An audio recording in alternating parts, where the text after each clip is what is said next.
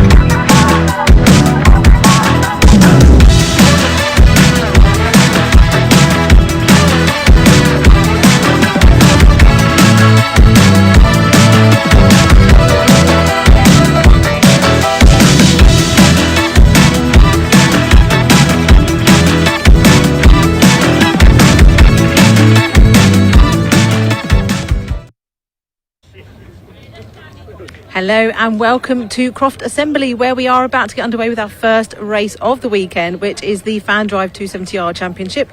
So the cars, we've still got quite a few cars to come in the assembly area here, 24 cars in this race. So there's a lot of cars to park up in this assembly. So we're just going to have a quick walk around. I want to see Ryan. Now Ryan's actually round here because Ryan went out for qualifying. He's never driven this circuit before. So Ryan, let's have a quick word with you. First... Oh, Jimmy. Hello, Jimmy. Ryan, you went out in qualifying this morning, having never driven around this track before, and you qualified 19th out of 24 cars, which is amazing. I'm kind of happy with that, thanks, Sam. I'm having such fun, and fortunately, I've got a quick son who I just watched his onboards and it gave me there. But I've got 2 firsts this weekend. One is driving at Croft, and the other is turning 50. So I celebrate my birthday this weekend as well, which I'm super chuffed about. Amazing. Well, we're Lovely going to get you on air tomorrow and wish you happy birthday. Thank Got to you. be done. Any Thank you. celebrations this evening? Not too many, obviously, with I think racing it might tomorrow. be a surprise tomorrow. So Okay. I hear, but I'm not allowed to say because it's apparently a surprise. So we'll see. But yeah, we're taking it easy tonight. Then we've got one race today and then an easy afternoon. So I'm looking forward to watching some of the racing amongst the 420s and road sport later. It's very close, so should be good. It will be. And do you like Croft? How you I find? love the circuit. Yeah, it's so great, isn't it? fast, yeah. And you have this wonderful fast lap until you get to the back section that's quite technical, and then you can throw it all away, which is exactly what I was doing. So there's a bit to master, but it's so much fun when you're on it and the car's just on sort of tippy toes. It's fantastic. Yeah. Brilliant circuit. Excellent. Well, enjoy it. Thank you, Sam. Enjoy. And Thank you. right, let's go and have a few words with a few other people. Let's see. Let's move over this way and have a word with Christian Bond. Oh, and Steve Lorriman. Why not? Steve, stay there. Hello. Let's have a chat with both of you, Christian and Steve. Okay, hi. So, views on Croft so far. We've obviously raced here a few times. Did you race here in Academy last year? Yes, I did. Yeah, it was the gravel traps are lovely. Yeah, that's right. Yeah. What about you, Steve? I really like Croft, despite my first experience here where I stacked it. So, but I love it. I love really badly in qualifying. In qualifying, yes. Didn't even race. In Academy, that was, wasn't it? But I love the circuit. I just think it's really good fun, and I'm looking forward to the first race. It's dry. It's going to be fun. And you've had your best qualifying in Yep. 270. Best qualifying ever, P9. So I'm super happy. So it should be good. If I can keep P9 to the end, I'll be over the moon. Well, clearly you've got the pace too, so yeah. We'll see what happens. All right, well done. And I'll look forward to watching the race. Let's have a quick word with Chris Morling here. Chris, Hi, Sam. good afternoon. How are you? Very well, yeah. Chuffed to be sat here. Yes, well done. So qualifying worked well for you. Yeah. Last 2 laps, it all came good. Good. Thanks to Andy, gave me a lovely toe. Bless See, him. the toe is really important around here, isn't it? Yeah, it gives you another 1 second, I think. But yeah, it's going to And be. what do you think of the 270 then after Road Sport last year? I love it. Well, I love them all. Yeah, I'll be honest, they all feel the same to me. But they're I fantastic. think it's as your ability gets better, the car gets better, so it sort of levels itself out. Okay, I'll take that. Thank Yeah. you. Cheers. Yeah. Well, looking forward to the first race of the weekend then? Yeah, gonna love it. It's I'm surrounded by people very similar speed to me, so it's going to be full on. But all you can do is your best. We'll see what happens, right? Yeah, brilliant. Well, look forward to it. Good luck. Thank you so much. Right, I'm going to have a quick word. Andrew Davison just here in his new orange car for this year. He's had an aluminium car for the last 2 years, and I've raced with Andrew quite a lot over the last couple of years. It's been great fun. Won't get to do it with you this year, but you're doing well in the 270 this weekend. I'm doing okay. I haven't done much testing, so literally did yesterday. So I think where I am 14th, kind of where I should be, given the lack of testing. So happy with that, and then see where we get to in the rest. That's it. Yeah. And 3 races a weekend. You learn quickly, don't you? You do, but 2 are in the wet tomorrow, and the weather's awful. So, and I don't like the rain. Turn that around. You do like the rain. I will. I have to like it at some point. Do you know what? I never used to like the rain, but you sort of have to get on with it, don't you? And I think once you're sort of get used to the car moving around beneath you, you've got to trust in it, haven't you? You do, and that's the bit I haven't quite got used to, is the car moving around a lot, and then particularly tomorrow it's quite cold as well. Yeah. Maybe I need to do a few drift days with you, and then I'll be an expert. Come and do one of our Caterham drift experiences. That's what I need to do. Brilliant. Well, have a good race, Andrew. There we go. Caterham drift experience. That's what he needs to come and do. That's why I don't mind the car running around, moving around beneath me. Alistair, I'm good, thank you. How are you? Yeah, all right, thanks. And how's this weekend going for you? You've done a few days testing prior to today? Yeah, did the 2 test days Thursday, Friday. It's been good. It's a really fun circuit. Not quite where I hoped to be in qualifying, but you know yourself, it's all about getting the toe at the right time and not hitting traffic, and got a little bit unlucky with that, but you know that's racing, isn't it? It is. It's really hard here. I think sometimes you can be on a flyer and get caught up at the complex or the last exactly hairpin. what happened. I found about 4 cars fighting in the complex, but yeah, looking forward to the racing. Obviously, I think tomorrow is going to be very different to today, so let's make the most of the conditions today and see how it goes tomorrow. That's it. I think we're getting called out. Yeah, getting called. Okay, I'll let you get ready. Let's just have a look behind. Oh, they're going out. And he hasn't even got his helmet on yet, so don't want to get in the way of anybody. But look, lovely to see all these 24 cars in this assembly. So we're looking forward to seeing what can happen. And there are some people that I think, because of qualifying, some people are probably not in the usual places. So it'd be interesting to see people moving up through the grid. So it'd be an eventful one. Let's hope no one ends up in that gravel trap at turn 1. So I'll hand over to David now, who's going to go through the running list of this grid. See you in a bit.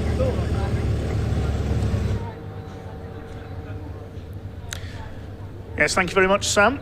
Very good afternoon, everyone, and welcome to Croft Circuit, the home of motorsport in the northeast of England, here on BARC TV for Speedfest North. 2 days of race action and a total of 17 races with the British Automobile Racing Club. My name's Dave Goddard, and I'll be taking you through the action this weekend, accompanied by Andy McEwen, who will take us through the TCR UK touring car action. They have their qualifying session a little bit later this afternoon. We have 3 races, first of all. The FanDrive Caterham 270R Championship making its way out now.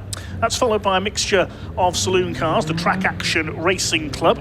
They have 2 races today, and then the Bilstein Caterham Roadsport Championship have a 20-minute race. They have 2 races this weekend. The FanDrive Caterham 270Rs have 3.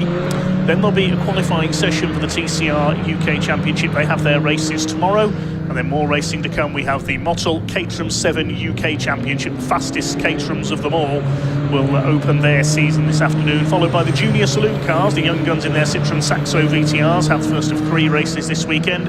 We welcome the Scottish Mini Cooper Cup. We saw them a few weeks ago at Cadwell Park. Another foray across the border from their home base at Knockhill for this weekend. And then the Track Action Racing Club close out day 1 here at Speedfest North on the 2.1 mile Croft circuit. Here at Croft Aerodrome was a rallycross circuit for many years, upgraded in the 1990s, and the British Touring Car Championship came here for the first time in 1997. Breezy but dry conditions here today, but rain is forecast for tomorrow to make things a little bit more of a lottery. But our first race coming up to the grid then. It is the 4th race of the year for the Caterham Seven 270R Championship, sponsored by FanDrive. They had 3 races at Cadwell Park last month. Brian Thornton, the Irishman, won the first 2, but he retired from race 3, and Paul Oglesby it was who took the win, and he leads the championship by 4 points ahead of Oliver White. Consistency putting him into second in the championship coming into this second meeting of the year, and it is Oliver White who has set pole position with a lap of 1:31.964 for this 2.1 mile circuit. Brian Thornton, double winner at the opening round, starts alongside, but he's only 7th in the championship after that retirement in race 3. Second row, Craig Evans, number 86, and 18, the championship leader Paul Oglesby in the bright green car. Aaron Oliver and Luciano Caruso start on row 3. Then it's Henry Speaks and a good effort by Jasmine Shaw up there on the 4th row. Completing the top 10, Steve Loriman and South African Sebastian Thulle. We just heard from his father Ryan down in the assembly area.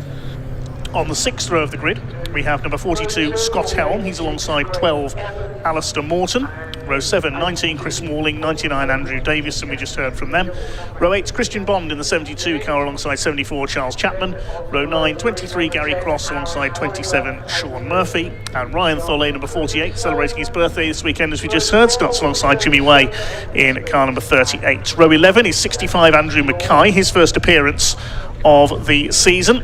Starts alongside 58, James Platt. In the final row, 2 more drivers who weren't out at Cadwell Park make their seasonal debut. 66, Tim Newman, and 47, Alistair Kinnear.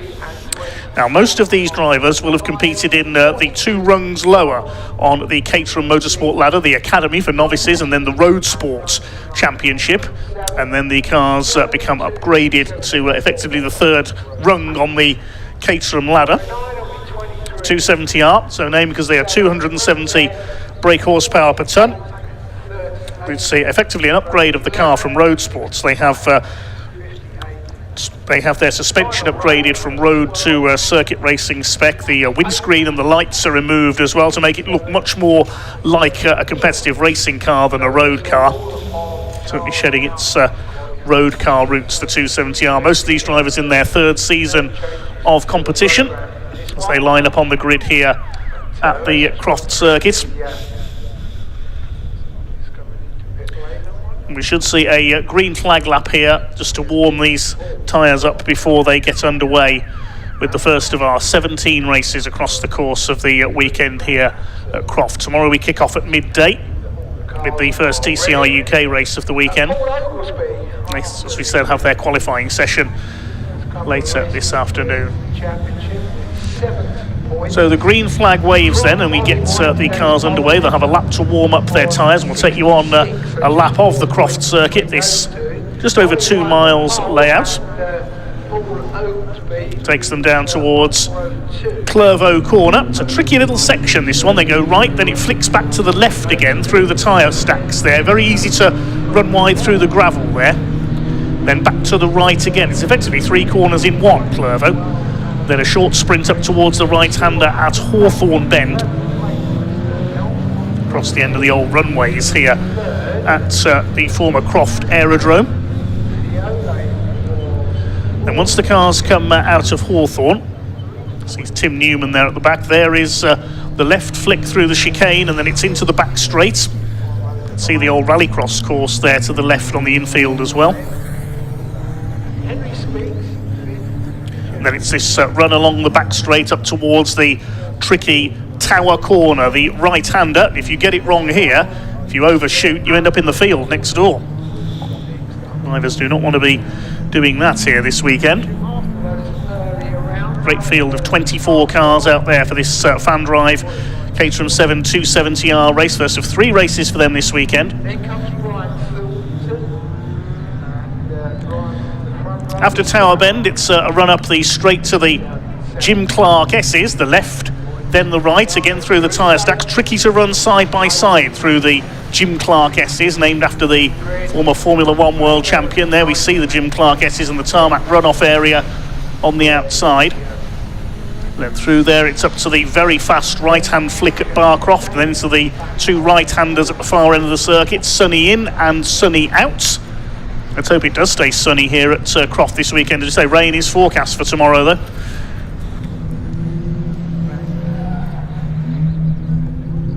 This is sunny in and sunny out. Then the cars turn back towards the paddock area and then up to the complex. Then they finish the lap with the very tight left-handed hairpin, the slowest part of the circuit. One of the tightest hairpins, I would say, on any UK circuit. This is the complex. The left, then the tighter right-hander. And then into the hairpin. I think the only tighter corner in UK motorsport is Shaw's hairpin at Mallory Park in Leicestershire. Croft circuit just to the east of the city of Darlington.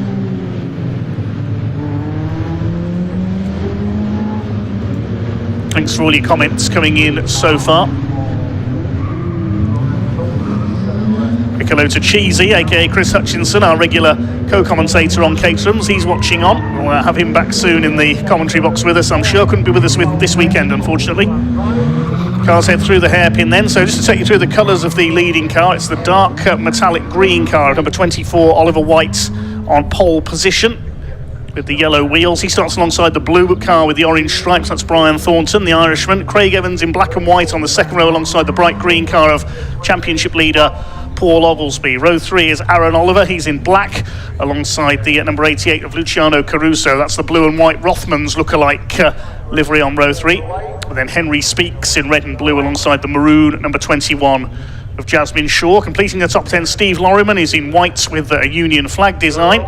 And Sebastian Thulle completes the top 10. The 5-second board is held aloft. It's time to go racing here at Speedfest North, here at the Croft circuit, with the Caterham 7 270R Championship, sponsored by FanDrive. Oliver White's on pole position alongside Brian Thornton. Away they go down towards Clervaux for the first time. Decent start by Jasmine Shaw from the outside of the 4th row, trying to move through the middle. Side by side between the 2 leaders. Paul Oglesby's moved ahead of Craig Evans up into 3rd place into Clervaux. Let's hope nobody runs wide. A couple of cars go slightly wide, just brushing the edge of the gravel trap there, but they've all made it round so far. There's Andrew Davison, number 99, the orange car up on the outside of Chris Morling. They've dropped back a little from the 4th row of the grid, but they head down the back straight for the first time. Oliver White under fire from Brian Thornton for the lead of this race as they go down towards Tower Corner for the first time. Thornton up the inside, he takes the lead away from Ollie White. It's Oglesby in 3rd place. Luciano Caruso's got away well. The number 88, the blue and white car, he's up into 4th position, and Jasmine Shaw did get a good getaway up behind Aaron Oliver in P6 as they head out into the country for the first time. the speed of these cars, you can really see there on the wide angle through the Jim Clark S's as they go up towards Sunny in and Sunny out for the first time. It is Oliver White and Brian Thornton fighting out. Thornton took the lead up the inside, coming through Tower for the first time. We'll pick them up as they reach the complex. This time it is Thornton who has the lead ahead of White. Oglesby in third place. Has been Shaw under fire from Henry Speaks in the number 37 as they make their way around the hairpin for the first time. That's number 20 Steve Loriman having a look up the inside on the back of Speaks. They head out of the hairpin for the first time and across the stripe to complete lap number 1. Thornton leads by just under half a second ahead of Ollie White. Oglesby under fire from Evans as they go into Clervaux for the second time over the curb on the outside, try and straight line that almost double second part of the corner. There's Davison, he's in 13th place in the orange number 99 ahead of Chris Morling. Down the back straight they go. Craig Evans trying to make a move on Paul Oglesby. No, that's Caruso trying to make a move up the inside there. He'll take Craig Evans on the inside. He's up to P4. He's just ahead of Evans at the line. You can see on the timing tower there. A couple of cars run wide. Oglesby was one of them. Jasmine Shaw's been shuffled back a couple of places in there as well. Aaron Oliver, the number 10, has got ahead of her as they go up to the Jim Clark S's, then up towards Barcroft. This very fast right-handed flick then into Sunny in and Sunny out. The leader running a little bit wide there. Oglesby still under fire from Caruso. Nice fast-paced start to this Speedfest North. Steve Loriman coming under fire there from, I think that's the 28 of Sebastian Thole, the South African. They swing their way through the complex for the second time. Look at them queuing up behind Paul Oglesby here. Doesn't seem to have the straight line speed of his rivals ahead of them. There's Thole moving to the outside, going into the hairpin. He won't get round there. They've got Alistair Morton, the number 12, black and orange car on their tails. 2 laps completed then, and Oliver White has done the fastest lap of the race. Look out for slipstreaming to start now down the straight, particularly down into Clervaux on the pit straight and on the back straight up towards Tower as well. A little bit unsettled there, Brian Thornton's car. You see him get a little bit sideways, the tail just kicking out. Craig Evans has dropped a place. Aaron Oliver in the black number 10 car has got ahead of him. Behind them Shaw and Speaks. Oliver White's going to try and go for the lead on the back straight here. Somebody kicks up the dust in the background. Craig Evans tries to do the same thing. And Oliver White got the move done before they reached Tower. I was going to say he'd be on the outside for the right-hander, but he's already got the move done. Jasmine Shaw up on the outside there of, I think that's Evans. Yes, the Blood Records car, number 86. Henry Speaks on their tail in the number 37, who works on hypercar projects for Aston Martin during the week. He gets to play in his Caterham at weekends. Here are the 2 leaders. White now ahead of Thornton. Luciano Caruso is up into P3 as well. He's got ahead of Paul Oglesby. This is the best I've seen Caruso run so far this season. Steve Loriman coming under fire. That's Thole on his tail. Morton and Scott Hell in behind them. And Brian Thornton's got the lead back again, going into the complex there. Good move up the inside on the left-hander. Engaging duel here, developing for the lead. There's Chris Morling being chased by Christian Bond in the number 72. Who's that up behind them? I think that's Ryan Thole. Yes, the number 48's car closing in. That's the battle for P14 and 15 at the moment. Tail of the field turns its way out of the hairpin. Here come the leaders. Brian Thornton from Ollie White. Caruso going with them. It's Oglesby under fire from Aaron Oliver. Jasmine Shaw still going great guns up there in 6th position. Craig Evans has dropped back to 8th now behind Henry Speaks. Craig Evans just doesn't seem to have the pace he had in qualifying. Along the back straight, and Ollie White's going to try and do what he did on the previous lap. Will he get the move done? Yes. The back straight just kinks round to the left there slightly, and White using that to his advantage to get the move done before the right-hander at Tower Bend. Here comes Paul Oglesby fighting back in the green car, trying to take P4 from Aaron Oliver. Behind them, Jasmine Shaw in the maroon number 21 car with the white roll cage. She's got Henry Speaks on her tail in the number 37. The midfield starting to spread out a little now. But this lot certainly aren't. Oglesby's gone wide there at Sunny Inn.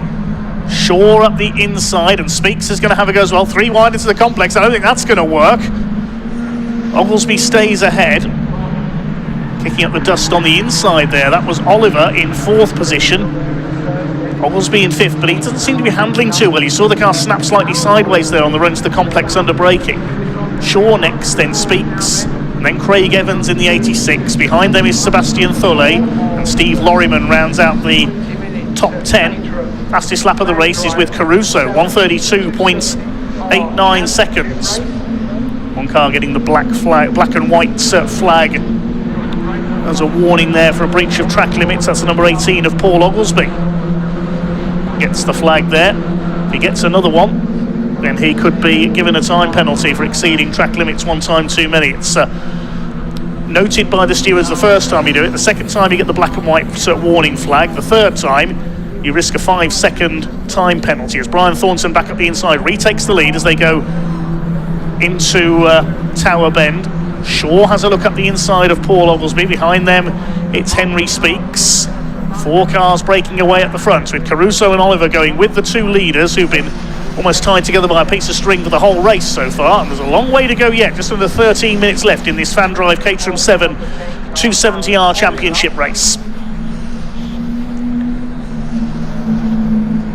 There's the breakaway at the front, the first 4 out of Sunny out. Up the short straight towards the complex. Oglesby is next. Doesn't seem to have the speed of his rivals, the championship leader. Jasmine Shaw behind, then Speaks. There's Evans. And Sebastian Thulle closing up as well, the number 28s. Through the hairpin. Next in the order behind them is Alistair Morton, then Scott Helm, Davison, Bond, and the rest of them. Across the stripe come the leaders. 5 laps completed. Less than a second covering the top 3. Luciano Caruso looking for his first podium in 270R. Paul Oglesby. Somebody running wide there, Steve Lorriman through the gravel. First of most likely quite a few drivers who will do that at some point this weekend. Very easy to overshoot there into Clervo. He's got it through the gravel and keeps the Union flag liveried car going. All 24 cars still running at the moment who started this race. There's Caruso in the white and blue car, reminiscent of the Rothmans colours made famous by Porsche at Le Mans in the 80s and by Williams in Formula 1 as well. Second group headed up by Oglesby. There's 5 of them together, and then the third group is now headed up by Alistair Morton, who'll be up into the top 10 as a result of Steve Lorriman making that mistake. There's the second group, 5 of them together. There's Alistair Morton. Lorriman's lost 2 places there. Morton and Scott Helm in the 42 car have got through. There's the lead group. There's group 2, and that's now headed up by Henry Speaks. He's got ahead of both Shaw and Oglesby.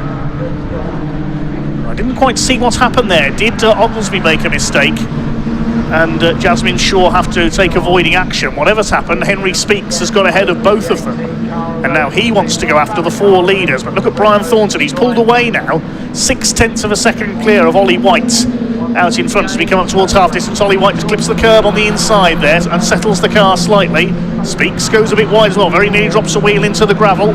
If you do that, you could spin out. Craig Evans trying to fight back, chasing down Jasmine Shaw. There go the leads. Look at them weaving about down the straight there with Henry Speaks trying to hold off a retaliatory attack from Paul Oglesby there. He's going to go and try and go around the outside into Tower. Doesn't quite manage it. Very difficult corner, that one. Said earlier, if you run wide there or go straight on, you're in the field next door. And quite a few British touring cars ending up in there over the years.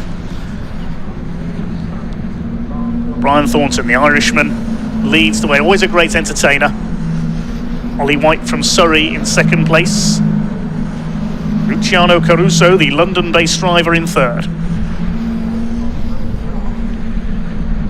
Caruso kicking up the dust there on the inside. He works hard to hold off Aaron Oliver in the number 10.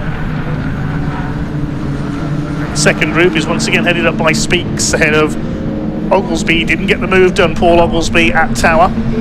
Jasmine Shaw has a nose down the inside of the 18 car as well. They almost make contact. And behind them, Craig Evans. Behind him, Sebastian Tholet and Scott Helm completing the top 10.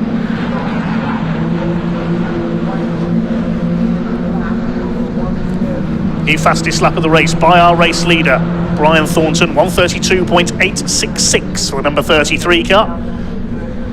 Weaving across, you see, to try and break the toe there to prevent anyone slipstreaming past them down the straight. Steve Lorriman recovering at the back of that group after running wide at Clervaux earlier on, and up the inside, Speaks holds 5th position.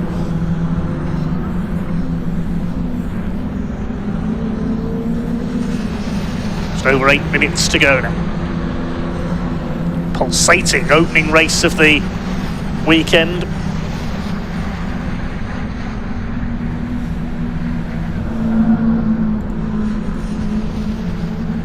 Jasmine Shaw all over the back of Paul Oglesby now, trying to take 6th place away from the championship leader. Ollie White was only 4 points behind Paul Oglesby in the championship coming into this weekend, so it's going to be interesting to see who's on the top of the points chart following this race. White with a good chance to try and take the championship lead even without winning a race so far this year. There's a nice little sort out there going on a little further behind. That's Sebastian Tholet and Scott Helm battling it out for 9th place coming through the complex. Lead gap is 0.545 a second. Ollie White's responded to Brian Thornton. He's just set the fastest lap. Ollie White with a 132.742. There is White in the green car with the yellow wheels and roll cage. Out of the chicane. It's where the Rallycross course heads onto the infield. Sadly, Rallycross no longer held here at Croft. 99 Andrew Davison under fire for 14th place from Ryan Tholet, birthday boy in the number 48 car. There's the chicane. Very easy to cut that chicane too tight and clip the tyres there, as a certain James Thompson knows, and Gabriele Tarquini, both former British touring car champions. The first time BTCC visited here, they both did that and smashed into the back straight barriers in the Honda Accords, I remember. Davison is chasing, I think that's the 72 of Christian Bond just ahead of him there. The next 3 behind Ryan Tholet, Chris Malling, Charles Chapman and Jimmy Way. Scott Helm, he's got ahead of Alistair Morton. Steve Lorriman chasing them. That's 10th, 11th and 12th. There go the leaders. 4 of them still line astern. P5 is still Henry Speaks ahead of Paul Oglesby. Jasmine Shaw in 7th. Craig Evans, who started on the 2nd row of the grid, didn't make a good start, back in 8th place. Weave their way through the hairpin. Across the line they go. The lead gap has come down again. It was 0.54 of a second. It's now 0.358 between Thornton and White. Brian Thornton's under pressure. A bit sideways there through Clervaux. This could be Ollie White's opportunity. Watch what they do on the back straights here. And Caruso says, I'll have a bit of this as well. And Aaron Oliver hanging on to their coattails. What's going to happen here for the lead as they come down the straight? Is Ollie White going to try and make a move towards Tower Bend? He pulls out to the left as one car running wide. That was Henry Speaks getting a wheel on the grass behind. But Thornton covers the inside line for Tower. White has to tuck back in behind him as they head out of the right-hander, out into the country towards the Jim Clark S's. Through the chicane they go. Can Ollie White make a move up at Tower? Will he get the inside line away? Into Sunny. Caruso under fire from Oliver now for 3rd place. A little hump there in the straight and up towards the complex. Still no change in the order between this quartet. Just over 4.5 minutes remaining. There's a battle further back in the order. There's the blue and orange, the Golf livery car, number 38, Jimmy Way.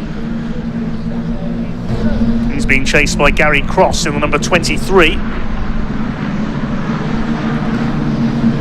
Chris Malling ahead of them, and also that's Charles Chapman, the sky blue and yellow car. Head of this little train for 16th place. Number 23 has been given the black and white warning flag for exceeding track limits. That's Gary Cross. He's at the back of this group. There's Jasmine Shaw in the 21.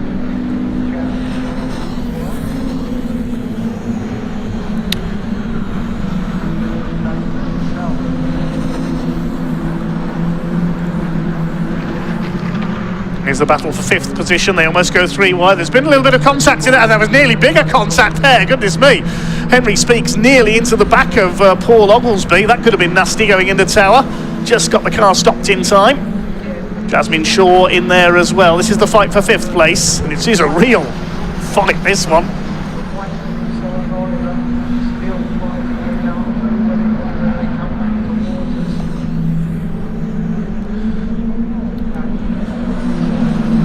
Here come your leaders then, down towards the complex, just over 3 minutes to go, so we get a couple more laps out of this one for the FanDrive Caterham 270R Championship, and Brian Thornton, if anything, has pulled away just a little bit from Oliver White now. The gap was 0.7 of a second last time around. Oliver White's still got the fastest lap though, 1:32.742 for the 24 car.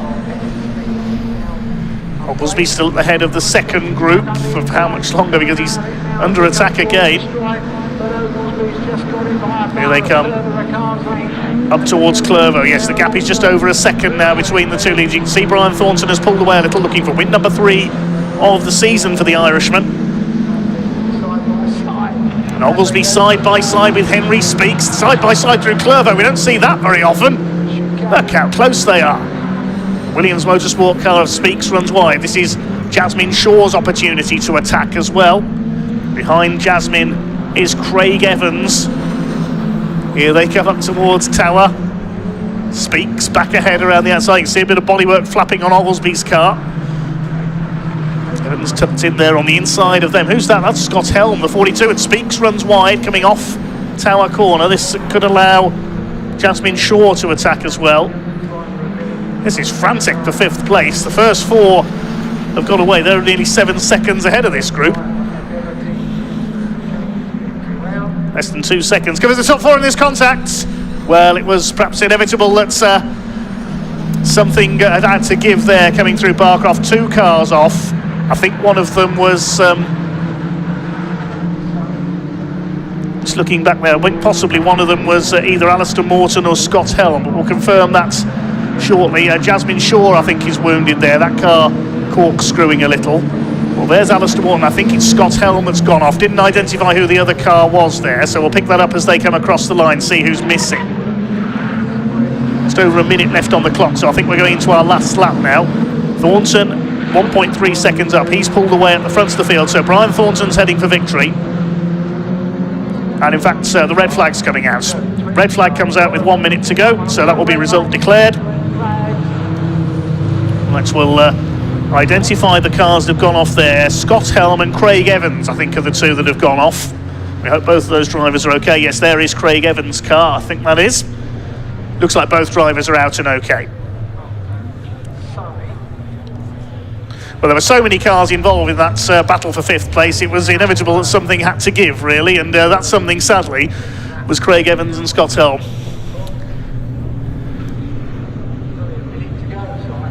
And we've already said on the TSL timing screen, this session will not be restarted, so results will be declared at the last completed lap, which will be a win for Brian Thornton, his 3rd win of the season, 2nd place for Oliver White, all provisional at the moment, of course, and 3rd place, well done, Luciano Caruso. Congratulations to him. I believe that's his first podium in 270R.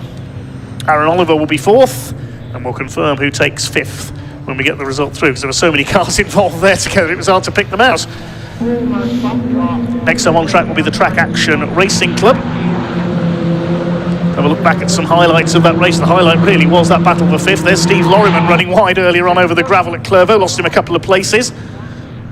Brian Thornton having an absorbing scrap with Oliver White in the early stages at the front of the field. Another car that nearly got it very wrong at Clervaux was number 66 at the back of the field. That's Tim Newman. Almost big contact into Tower Bend as Henry Speaks had to lock up to avoid the back of Paul Oglesby. Great fight it was for 5th, but then it all came apart, sadly, coming through at Barcroft. Yes, contact there the 86 and the 42, and wallop straight in they went into the tyre wall.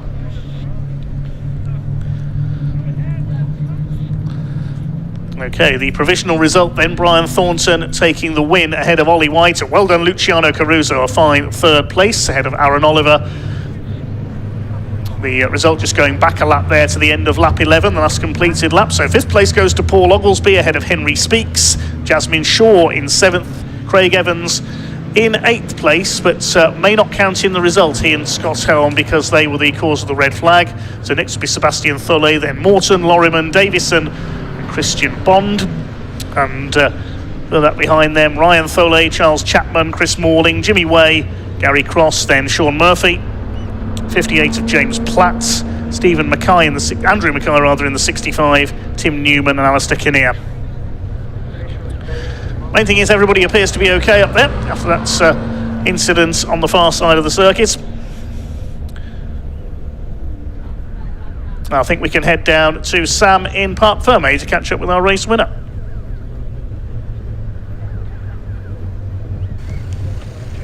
Well, it's a Caterham Trackstar lockout. So all of these guys are with Caterham Trackstars, their little team, and they will be delighted. What a brilliant race for them. I expect them to get their helmets off. And I bet it's rather warm. Exactly. It's really warm down here. Brian, well done. Absolutely amazing. Oh, that was tough. And the lads were on me, and I was like, there's a bit of gap. I was like, 2 more laps, 1 more lap, red flag, yes. I hope the guys are okay. I see Scott and Craig got into it, so hopefully they're okay. But great racing with, sure, look, my 2 mates. What better podium? Caterham Trackstar lockout. Oh man, full grid lockout. Yeah. Trackstars are taking over. Hi to Jane, Sean, Joshua and Lucy at home. Hi guys, they're not here. Look, thank God, this is great. Unreal. What a way to finish it off. Just, Ollie gave me immense battles. And then Luciano popped in out of nowhere, and then he was second for a bit, and I was like, what the hell? And they started fighting. He's Italian, right? He can't just let it go. So it was just great. It was just brilliant. Yeah, great to be out. Hope the guys are okay.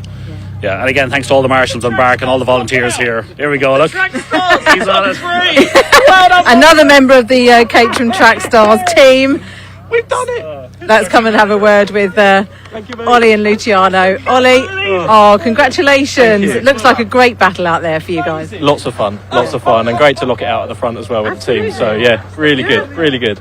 That's what it's about though, having fun with your mates in a race. I mean, what more could you want? Yeah, nothing more than that really. But yeah, no, thank you to all the guys and HW and Caterham and everyone. So yeah, really good. Excellent. Well done. Thank you. And 2 more races tomorrow. Absolutely, yeah. Not in this lovely weather, unfortunately. Hopefully that will change. Well, fingers crossed. You never know. I don't mind the wet, to be fair, so we'll see. No, you're quite good in the wet. Yeah, look forward to it. Excellent, well done.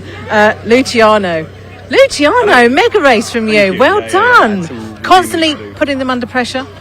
I tried. They had obviously a lot more pace. You saw in qualifying, they were super fast. But I thought if I could try and hang on to the back of them, got past Ollie once. Yes. But that was a bit optimistic. But you had Aaron behind you as well, putting you under pressure. You know what, Aaron's a great racer. I think he's got some of the best racecraft in the series. So it was really tough keeping him behind, and got really close. I was really worried, especially when I was battling with Ollie. But Aaron drove a great race, and he didn't put foot wrong. So fair play to him, and well done to these guys. And we get a bit closer.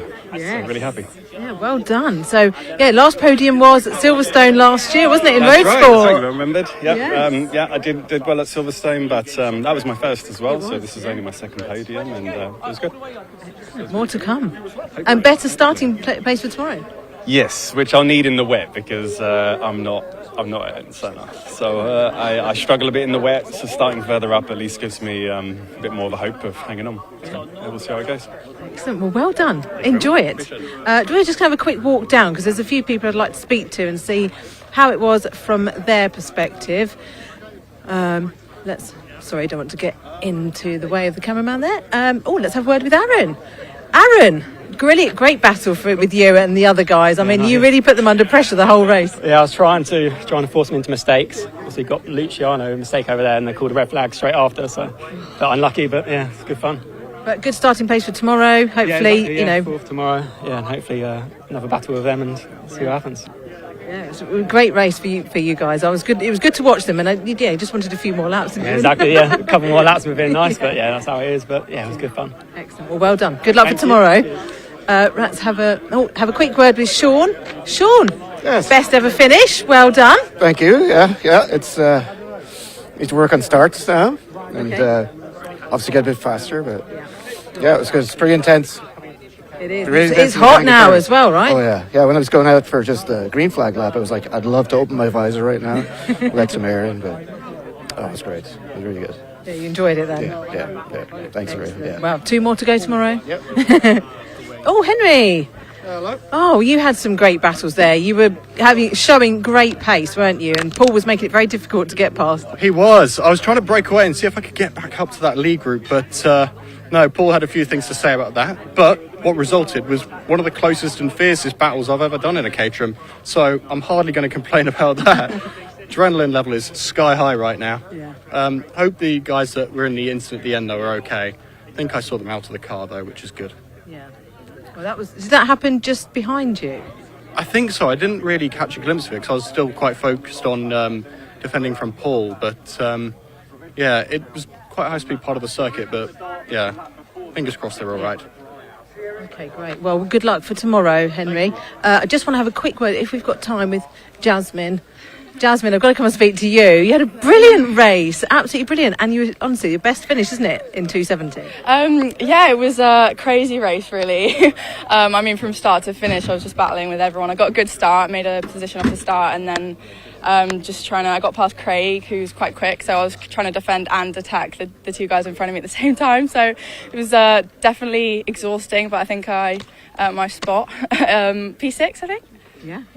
Yeah, I'm happy with that. Absolutely. Yeah, it's brilliant. Great starting place for tomorrow as well. Yeah, I think qualifying didn't go to plan. I think we definitely could have been a lot higher up the grid, so I was a bit disappointed with that, but just knew we had a bit of work to do today. So making a couple positions does definitely help for tomorrow with the rain as well. Yeah, exactly. Yes. Well, good luck for tomorrow, and well done. Thanks. Sam, hello, Ian. I've come to join you. Yes. We're going to stay live a little bit longer, just whilst they do a bit of clean up here at the track. But they're going to do the podium now, and I don't think we've ever done a Caterham podium live. So should we go down and... Let's do it, because this one will be fun. You've got the characters of the group are all on the podium, so it's going to be a good one. Just a word of warning to everybody, of course, if the clean-up does get done and the track action cars make their way onto track, we will have to cut, obviously, to the on-track action. Yep. But we'll get ourselves into a good position. Ray, we'll let you go first, so we guide you. And Sam, I've got a question for you, actually. I'm going to ask this to some of the junior saloon car drivers. With Caterham, right, who is the one driver you would least like to be stuck in a lift with? Oh my gosh, that's too many. No, joking. I actually, do you know what? I don't think there is any. They're all brilliant. That's a very diplomatic answer. Okay, who pick me 2 drivers you would more than happily, definitely love to be stuck in a lift with? Brian and Steve. It would be non-stop laughing. Can we have a look at these trophies over here as well? Let's just... Oh, we're going into it. We're going into it. Okay, I was going to say these trophies are very, very nice. They're new for this year. Tell you what to do. Let's we pop the camera over on Alex. Have a round of applause in 3rd position for Luciano Caruso. There we go. Let's put the camera on the drivers. There we go. Big thank you to our series sponsor FanDrive. So Sean Murphy will be handing out the trophies today. He also has just been in the race, which is why he looks slightly out of breath. But yeah, thanks to FanDrive for sponsoring the series. In 2nd, we have Ollie White.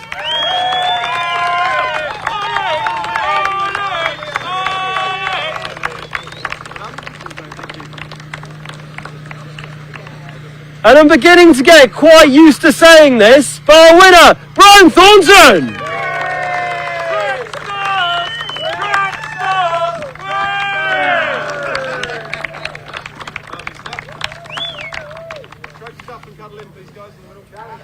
Well, they're just going to have some of the photos taken now, and then, of course, the champagne coming up as well. More Caterham action coming up for you throughout the course of the day.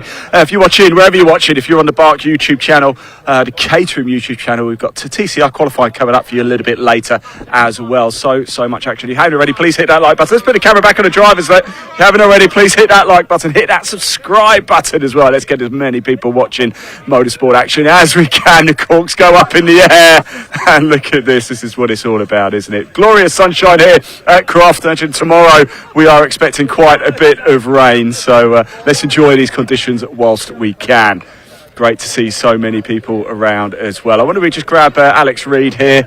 Alex, very quick chat if we can. So I know we spoke at length, didn't we, at Cadwell Park, but so that weekend's done. We're here at Croft now. Beautiful sunshine. We couldn't have asked for better conditions, could we? No, it's a great venue, especially when the sun's out like this. I'm not sure we're going to have the same for tomorrow, and a really good first 270 race. You know, these guys are at least in their third year of racing, and you're starting to see some really fantastic racecraft come through now. So it's exciting to watch for us, for the spectators.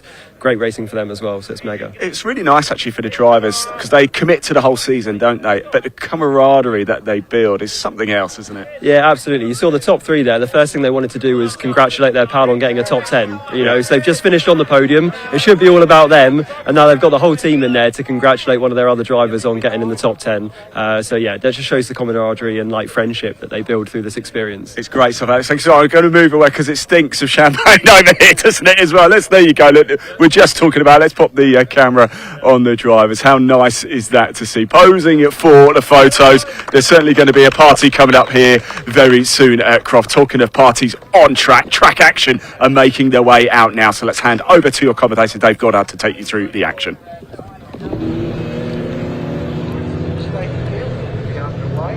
Yes, thanks very much indeed, Ian. Track Action Racing Club on their way to the circuit. 2 races for them today, with their mixture of different saloon cars. Let's see what we've got for this one. It is a series, not a championship, so you tend to get a fairly different entry for each round. It is Chris Kuma in the Performance Brake Solutions VW Golf, who set pole position earlier on with a 1:31.429.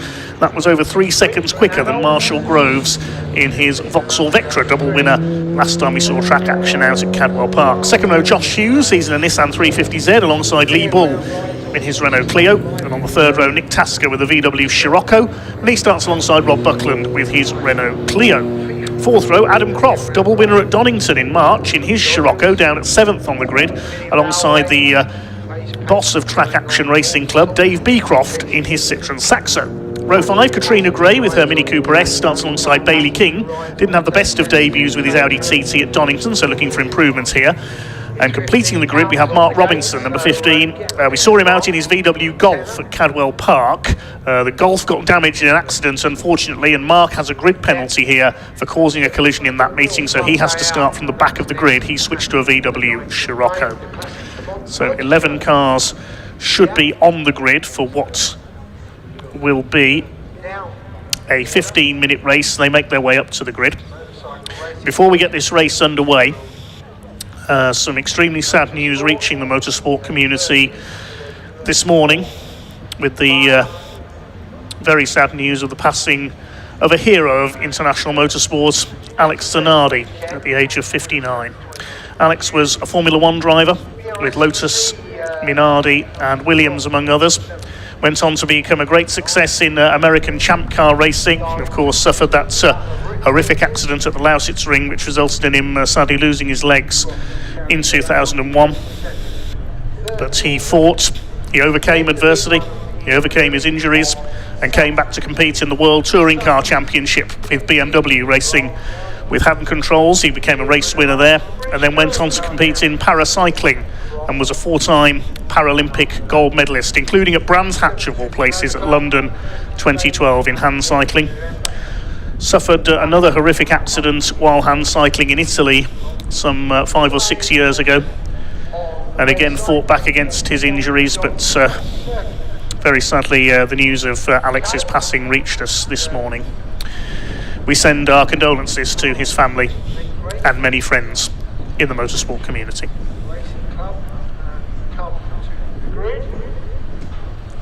So the grid forming up then, ready for the green flag lap. It is the Performance Brake Solutions Golf of Chris Kuma, his first time I believe with the Track Action Racing Club, who is on pole position alongside Marshall Groves in the Vectra Challenge car. The Vectra Challenge, of course, supported the British Touring Car Championship back in the 1990s. 30-second board is held aloft, so the green flag lap is about to get underway. I suspect we're going to see Chris Coomer clear off in front in this one, because he was over 3 seconds quicker than everyone else in qualifying. Bit of a shame we haven't got the Peugeot 206 GTI Cup cars with us for this round.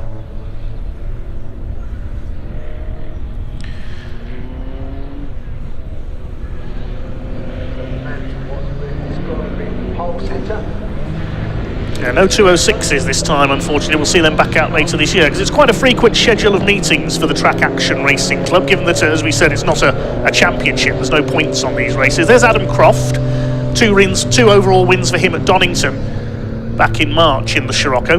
Behind him, Dave Beecroft's Saxo.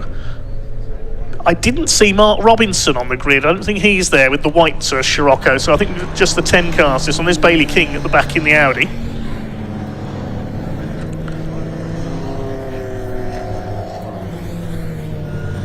A couple of our commenters coming in, thanks to you.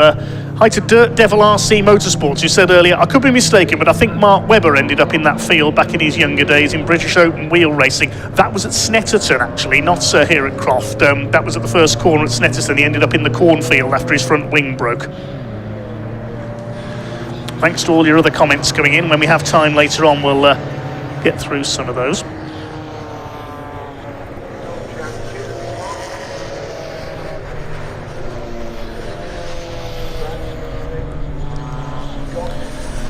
Big hello to Bethan Lloyd watching in South Wales.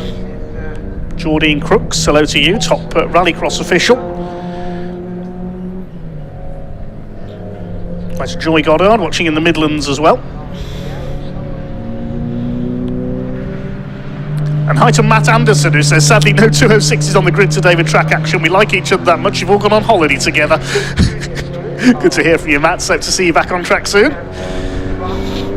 Hello to Dan Hughes, Colin Ware, Track Day Motorsport, who says they're on holiday with all the 206 drivers as well. See you back at Pembrey in June, says Track Day Motorsport, who runs several of the 206s.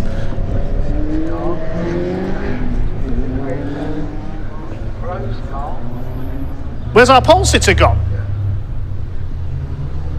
Chris Coomer's pulled into the pits. What has happened? Has Chris Coomer got a problem, or is he starting from pit lane? It looks like he's going to start from pit lane, I think. So that makes things a little bit more interesting, because he'll have to come through from the back. So Marshall Groves starts alone on the front row of the grid in the Vectra. Josh Hughes in the Nissan 350Z on the second row. Away they go. And down towards Clervaux for the first time. It is Marshall Groves, 2 times a winner at Cadwell Park last time out in the Vectra Challenge car, who leads the way.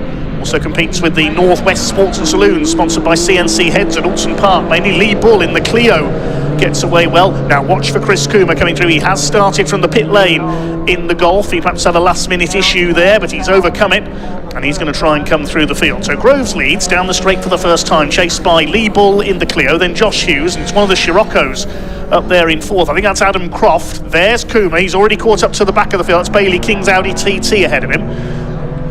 Up the inside there, Rob Buckland in the blue Clio with the red wheels. Coomer's already made up one place, past Bailey King, newcomer to racing this year. Through the Jim Clark S's, the white Vectra streaks clear. Started from the outside of the front row. One non-starter, Mark Robinson, had problems in qualifying, I think, with the Scirocco. Look at Lee Bull, the Clio leaning its way through. It was a bit too quick there into Sunny Inn, I think. Rob Buckland up ahead of the number 20 of Nick Tasker, the second of the Scirocco's. There's Coomer, he's already up through about 50% of the field. There's Katrina Gray in her Mini Cooper. Groves from Bull. A bit of a lock up there again. Lee Bull is pushing hard in these early stages, but so is Chris Coomer as well. We'll see what his lap time is this time through from the pit lane and see where he's got up to. He's on the tail of Nick Tasker in the black Scirocco with the orange bonnet. Coming through to complete lap number 1 for the Track Action Racing Club. This 15-minute race. Across the line they go. Groves 2 seconds ahead of Lee Bull. But Kuma's already gained 5 places from the, well, 4 places, because of course one of those cars was a non-starter. He's up behind Nick Tasker now. There's Lee Bull, who's been racing, not Lee Bull, Rob Buckland, sorry, the blue Clio. Getting my Clios mixed up there, I do apologise. Rob Buckland's been racing with the Track Action Racing Club for a number of years now in their Tricolore Trophy Series for French cars. The German cars compete in the Deutsche Marks category, get it? And the Japanese cars in the Nippon Challenge. Got one Japanese car up there, the Nissan of Josh Hughes, the 350Z. And the Vectra, of course, is in their British car division. Slightly different way of doing things, organising the cars by their nationality. Through the Jim Clark S's. There's Adam Croft under fire from Josh Hughes. This is the battle for 3rd place. Adam Croft didn't have a best of times in qualifying with his Scirocco. These two had a bit of a scrap at Donington as well. I think that's the ex-Callan Trump Nissan 350Z there being driven by Josh Hughes. Josh based in Stockport near Manchester. Still leading the way Marshall Groves in the Vectra. Didn't get very far at the opening CNC Heads Northwest Sports and Saloon car round at Alston Park last weekend. His car sadly broke down on the green flag lap. Lee Bull in 2nd in the Clio, the man from Derby. Adam Croft up to 3rd. Late entry for this weekend's races, but it's turning out nicely for him up there in 3rd place. Hughes next, and Chris Kuma, I can tell you, has come back into the pit lane, so he has got a problem with the Golf, unfortunately. See on the timing tower, pits, it says next to Chris Kuma's name, so he has got problems with the Golf. There's Dave Beecroft, promoter of both Track Action Racing Club and the Junior Saloon cars, hence probably why he's in a Saxo. His young charges will be out later on. Wait to see if Chris Kuma rejoins here. Tries to catch up with the field all over again.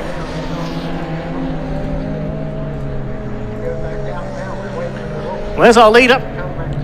Out in front at the end of the 2nd lap by 2.5 seconds, Marshall Groves ahead of Lee Bull, and then Croft and Hughes are catching up with Lee Bull now for 2nd place. If Adam Croft wins here, how many drivers in UK club racing have won on a circuit that shares their name? There's one for the statisticians. Will we see Adam Croft win at Croft?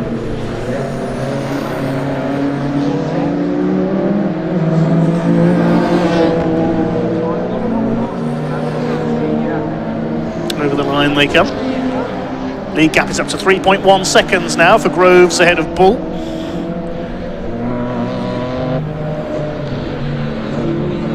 Off 3rd ahead of Hughes. Buckland is now 5th in the Clio with the demise of Chris Kuma, so he made it up to P5. Nick Tasker's Scirocco is 6th. 7th behind them is Dave Beecroft. The other runners, Katrina Gray and Bailey King.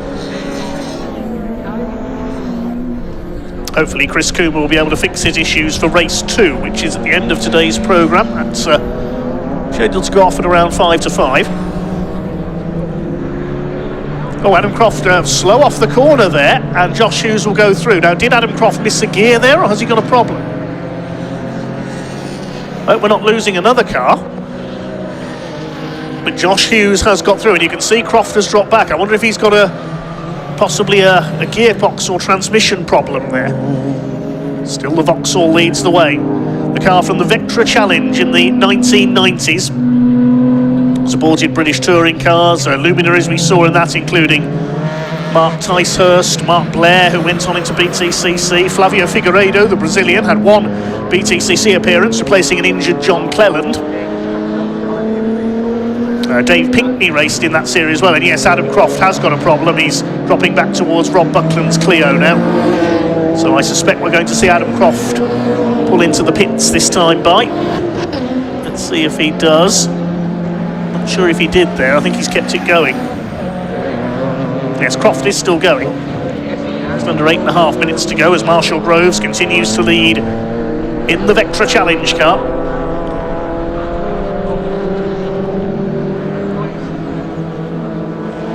through the chicane, nicely clipping the curbs through there.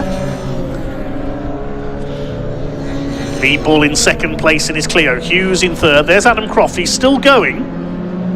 Lost about 3 seconds on that last lap. Well, his lap time was about 3 seconds slower than his personal best at 1:36. So 9 cars still running. Is Hughes catching Bull for second? No, their lap time's about the same at the moment. Groves dropped back by a couple of tenths on that lap. Lee Bull with the personal best cut the gap to just under 3 seconds. There's Hughes third in the bewinged 350Z. Racecarwings.co.uk is the sponsor. See, he's got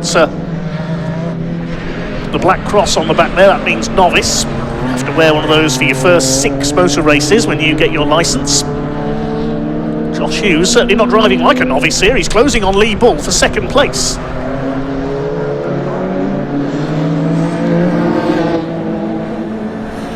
Out of the hairpin. 7 minutes to go, so we're just past halfway. And Josh Hughes has just done the fastest lap, 1:34.306. That's 3/4 of a second quicker than Groves that time through. There's Adam Croft, who's back up to speed. I don't know what his problem was on the previous lap. Perhaps just missed a gear coming out of Tower. He's got the momentum back now in the Scirocco, but he's got Rob Buckland's Clio behind him as well. Croft sponsored by Team Scrumpy Racing. If he gets a win today, we know what they'll be celebrating with. No drinking and driving, of course. To Tower. Is Hughes still catching Lee Bull? And it took a second now to him on that last lap. It's a good run by Josh Hughes up there in that third place.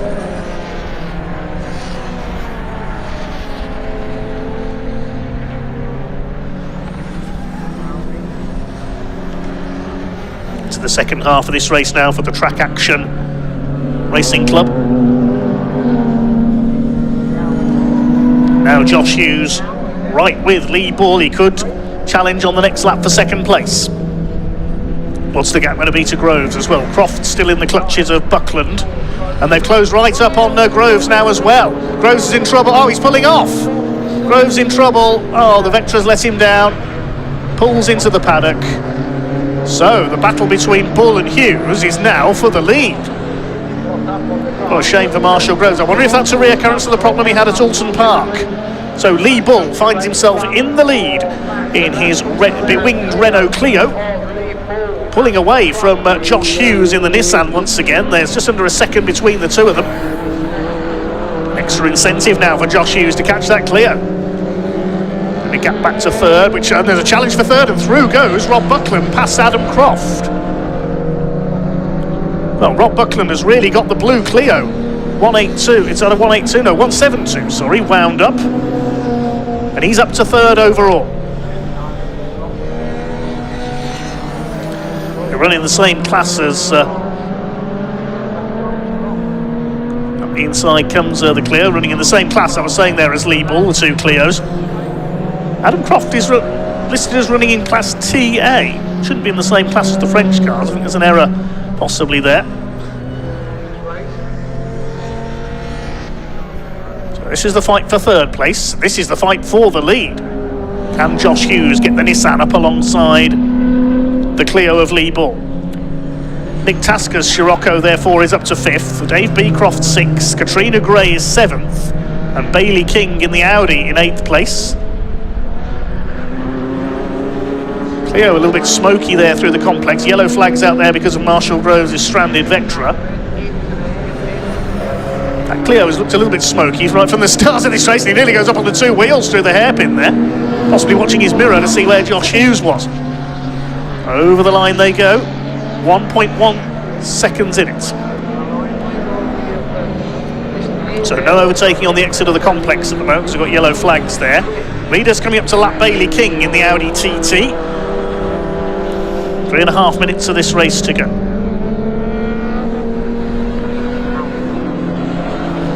Out of Hawthorne, through the chicane. Clio seems to have the straight line speed advantage, pulling away from Josh Hughes. Then Buckland in third. And there's Croft trying to close back up on him in the orange and white Scirocco.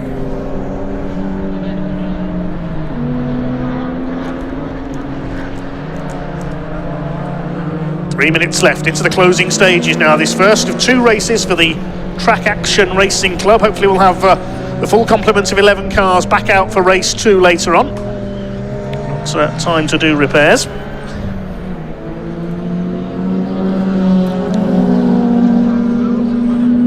Out of Sunny out. 350Z. You can see how much stronger it is in the twistier bits of the circuit. He's right up with him there as they come into the complex.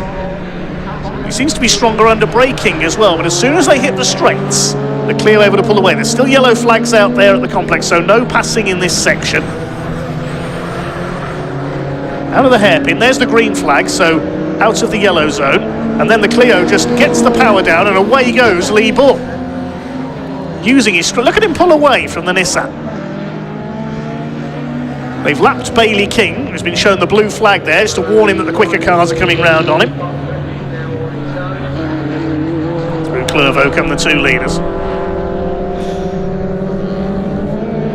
Must be all those aerodynamics on the 350Z that give you the advantage in the turns. But then they hit the straights.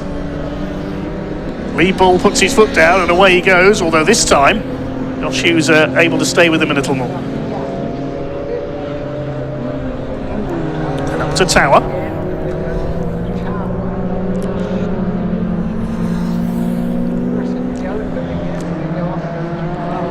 Through to the Jim Clark S's. This is the section of the circuit where Josh Hughes is slightly stronger. Through the two right-handers at Sunny in and Sunny out. Here they come into them now. You can see that little bit of smoke from the Clio once again.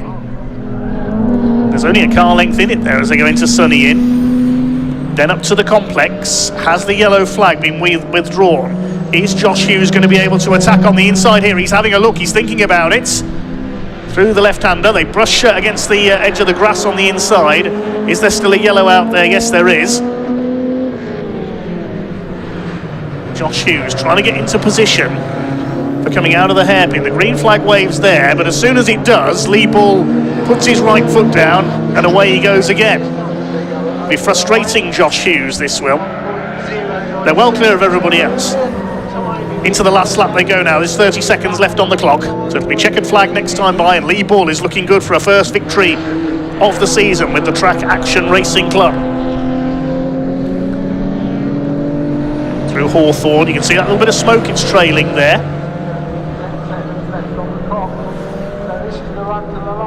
Josh Hughes keeps with him this time. Bull not able to pull away down the straight. There's Buckland in third ahead of Croft. And yes, Hughes staying with him. You can see there at Tower. Out of the right-hander, cuts to the inside. He'll be hoping that the yellow flag at the complex has been withdrawn and he can mount a last bend attack on the Clio ahead of him.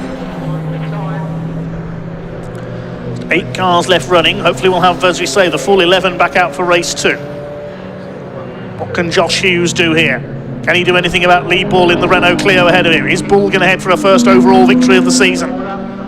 Hughes gets himself into position in case those yellow flags have been withdrawn at the complex. He'll try to have a look down the inside. He doesn't manage to do it on the left-hander. Then the tighter right-hander and up towards the hairpin. Looks like the yellow flag, yes, is still out there. Is he going to get a chance here on the outside? Lee Bull moves to cover. The 350Z spins onto the grass. Oh, what a shame for Josh Hughes. He tried his hardest there, just got out too wide, and he's going to lose second as well. Lee Bull wins it in the Clio, and it's going to be a Clio 1-2. Rob Buckland comes through for second. Adam Croft is third, and poor old Josh Hughes ends up in 4th place. Trying so desperately hard there. He knew he had to get the power down as quickly as he could once he was out of the yellow flag zone, but he put the power down too hard, went out on the grass, and the back end came around on him. Nick Tasker comes over in 5th in the Scirocco, and Josh Hughes in that copper and black 350Z will be turning the air blue inside that car now. He will be so frustrated with himself. Bailey King comes across the line to finish 8th, a lap down.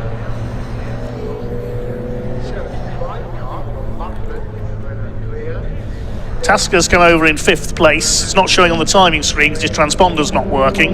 So 6th is going to go to Dave Beecroft. There he is. We haven't seen much of the Saxo man in this race. He's got Katrina Gray in the Mini Cooper chasing. Oh, what an eventful race that was for the Track Action Racing Club. Plenty of action, living up to their name. You have to feel for Marshall Groves as well, who was clear at the front when the Vectra sadly let him down. And here they come towards line. Katrina Gray, is she going to get up to the back of the Saxo? No, not quite. So Beecroft will take P6. And P7 will go to Katrina Gray.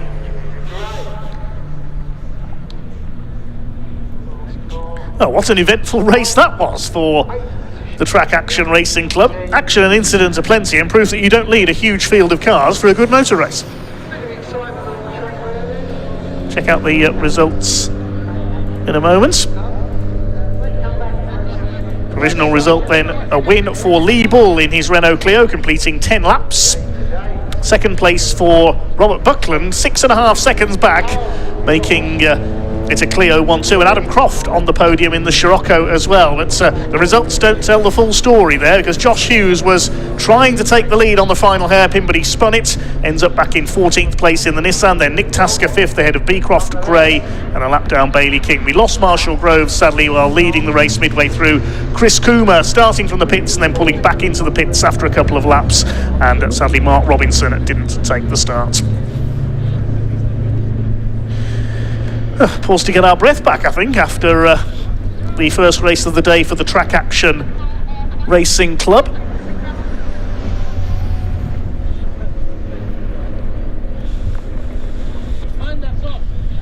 And we'll await the cars to head into Parc Fermé, where Ian Waterhouse is down there waiting to have a chat to our race winner.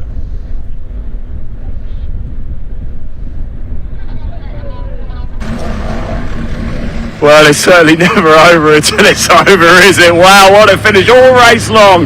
Lee Bull going toe-to-toe in his Clio with a Nissan 350Z, but dramatic finish there. I think Lee was going to take the checkered flag in first anyway, but let's have a quick chat with him, shall we? Very shortly, Adam Croft coming up. I don't think he realised that he's in 3rd place either. What a finish.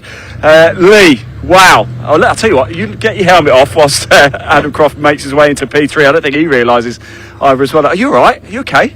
You get your helmet off, have a breather, get your helmet off. That was hard work. Adam, this is you here. This is you here. It was brilliant, wasn't it? We'll grab Robert Buckland for a chat as well.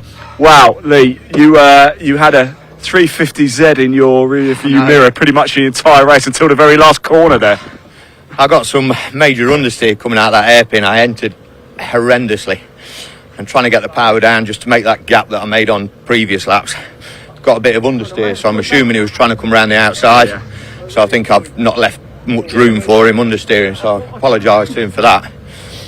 But my God, from start to finish, it was just on it for the whole lot. Unfortunately, Marshall went off.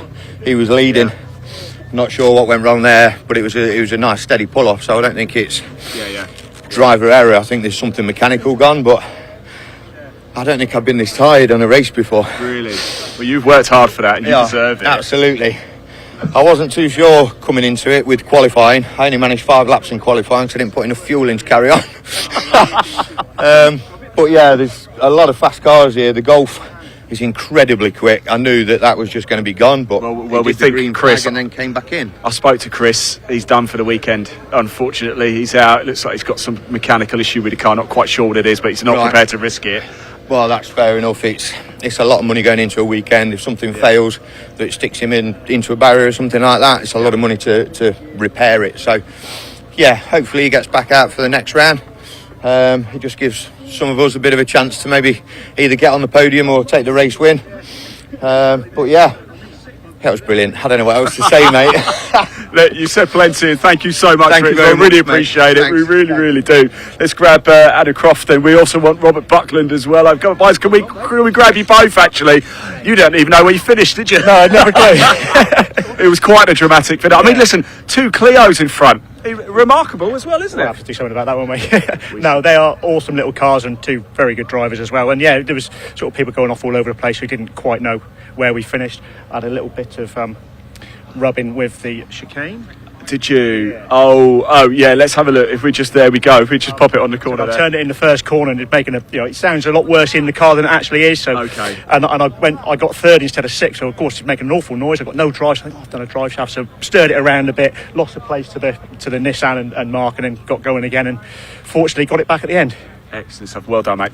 Congratulations. No doubt we'll chat a little bit later.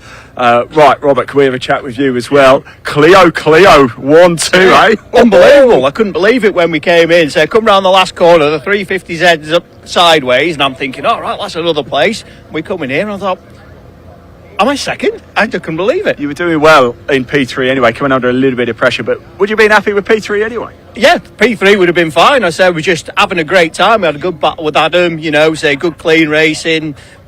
I said I knew I had the legs in a few places for him, and so once I got past, as long as I held him for a few corners, I knew that I'd have enough gap then. I wouldn't have to watch my mirrors. But yeah, cracking battle. Nearly outbraked myself a few times towards Sunny in and nearly went off the track, but managed to keep it on and keep him behind me. So yeah, chuffed a bit for that. I'll tell you what, sometimes numbers don't matter, do they? The racing was thrilling. Oh yeah, that's it. It's just door-to-door racing. It doesn't matter where you come. When you have races like that, it makes it all worthwhile.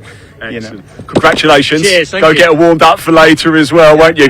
Right, we've got cars heading out. The Caterham Bilstein Roadsports. That's the next race. So let's hand over to commentator Dave Goddard to take you through the action. Enjoy. Well, we'll move on to that in a moment. There was so much going on in that last race. Let's have a look at one or two of the salient moments. Not highlights, really, for Marshall Groves. His Vectra sadly pulling up while leading.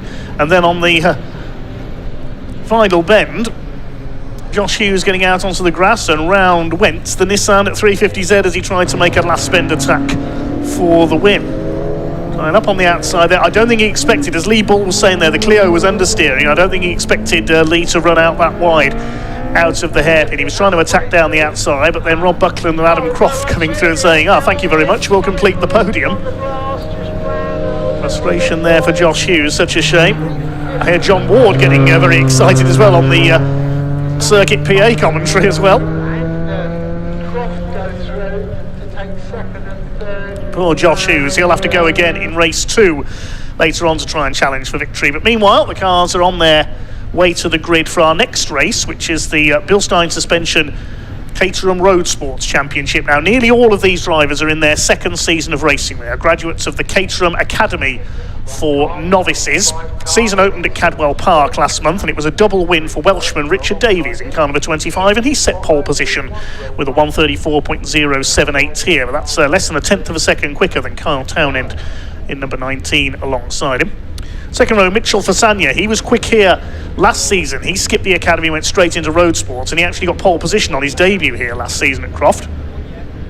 Sadly crashed out of the race, hoping to avoid a repeat here. He starts alongside Matt Fox. He'll be a challenger in the number 99. Row 3, number 12, John Bond, alongside 89, Ollie Smith.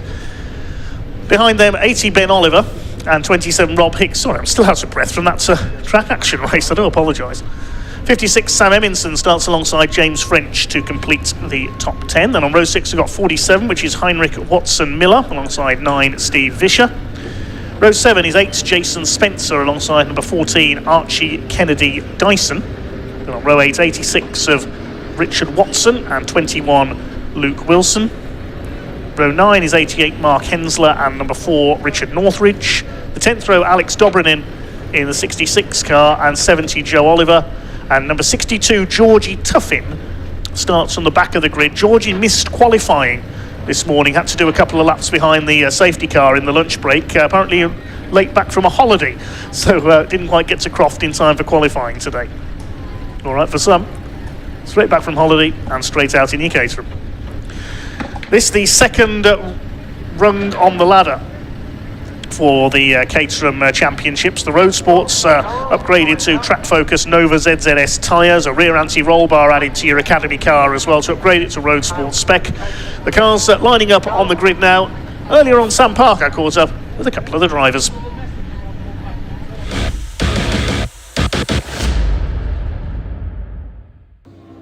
Right. Your first race for the Road Sport Series is up next. We've already had two. Oh, you've already had two. No, of this weekend. Of this weekend. This yeah, weekend, yeah. Okay, yes. I thought you meant the season. Yeah. Oh no, you had Cadwell. Yeah. How was Cadwell for you? Really good for me actually. I enjoyed the track. I had an eighth place and a ninth place finish. I was very happy with that. Really good. Yeah, good weekend. How about Croft then? How are you liking Croft? I've struggled with Croft last year and I'm struggling this year with it. It's a really tricky circuit. You've got to get a good run out of Tower. You've got to get a good run through the complex to really make your lap, and getting that every time is tricky. And toe's very important here as well, yes, isn't it? it's huge. Yeah. It's huge. And lots of people trying to jostle for space in quali too. I had a good toe and then they wanted to get some space and cost me a bit of time. But yeah it's fun. Good. Well, I hope you have you've got two good races this weekend, so hopefully you'll enjoy it and have got fun battles. Yeah, really hope so. In fact, every race I've had throughout my time with Academy and Road Sport, I've had good battles every race, enjoyed it. So looking forward to this weekend. Excellent. Well, good luck. Cheers. Thank you. Right, we'll just have a little walk around and have a chat with Archie. Archie didn't do Academy last year like a lot of the people on this grid, but he joined for Road Sport. And how's it going so far? Not too bad. It's the third race, so yeah, just trying to learn a lot as I go and figure out how to qualify and how to do all that. So did alright for the first second qualification, so kind of happy with it and see how the race goes. Kind of excited. And how are you enjoying racing Caterhams? Because Caterhams are quite different to a lot of other things, aren't they? It's so much fun. I mean, honestly, there's no real comparison. I've done Clios and like Honda Civics and stuff like that, and it's just a lot more fun. I feel like you've got way more, you're lower to the ground, you've just got more open to the elements, so yeah, lots of fun. You feel the experience a lot more, don't you? 100%, yeah. Excellent. Well, have a good race today. Thank you very Enjoy. much. Thank you very much, Archie. Cheers,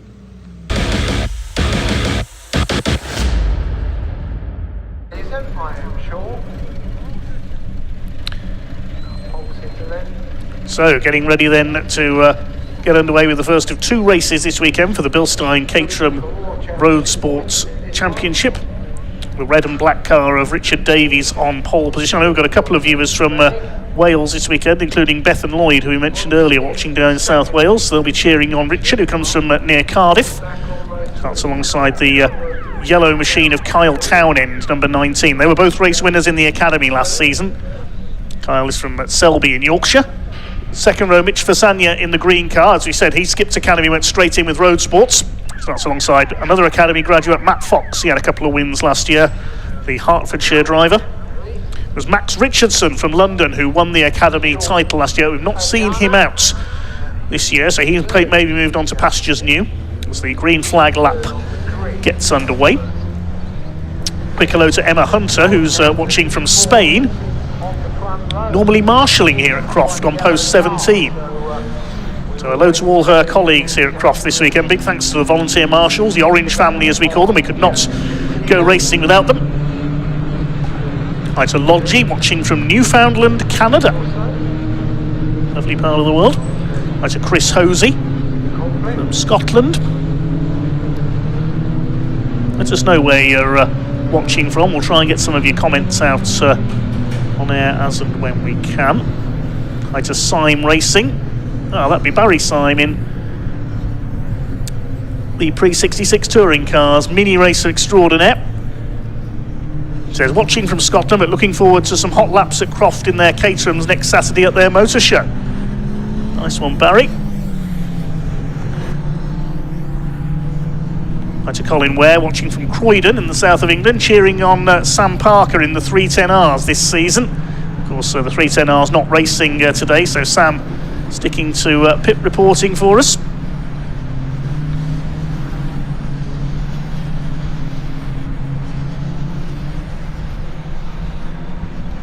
Viewers from Finland, from Spain, Canada, and the USA. Great to hear from all of you. Ilvron7515 says I put in 45 laps in at Croft on the PlayStation on Toka 2 touring cars before watching this. My record lap at Rady Croft 1:15.91. What car were you in, Toka 2 player? Hi to Josh McCarthy, says go Ben and Joe Oliver. Imi and Josh watching from France. There's Ben Oliver in this race with the number 80, I think is on the 4th row of the grid, yes, and Joe Oliver, number 70, towards the back. Had an off in qualifying, unfortunately. There's Joe, the blue car, back of the grid. The pale blue car behind is Georgie Tuffin, who, as we said, missed qualifying. Didn't quite arrive at the circuit in time.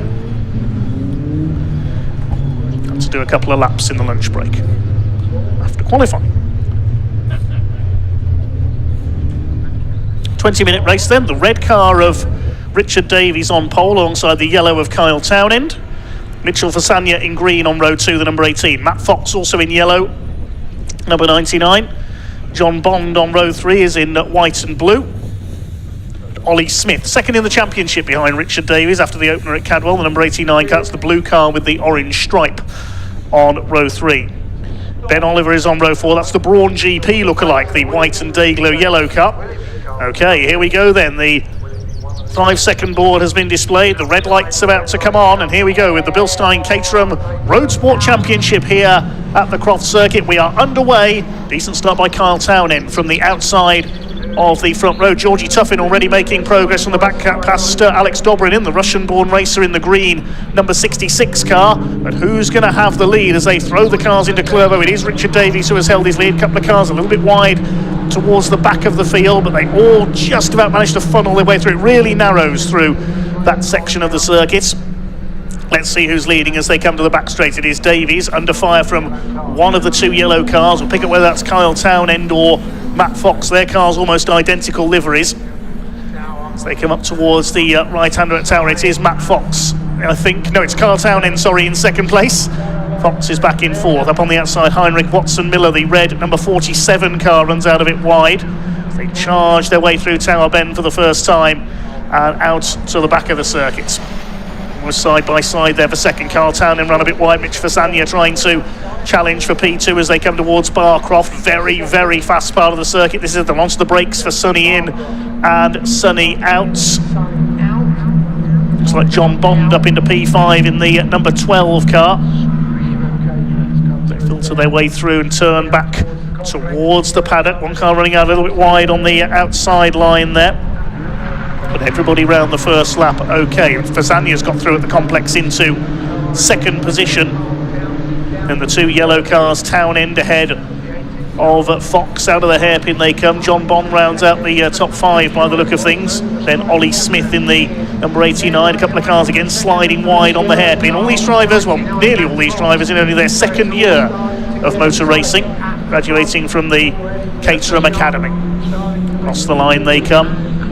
There's the battle for 5th. John Bond ahead of Ollie Smith with the orange stripe, and behind them it is Sam Evinson, the green number 56 car. It's made a good start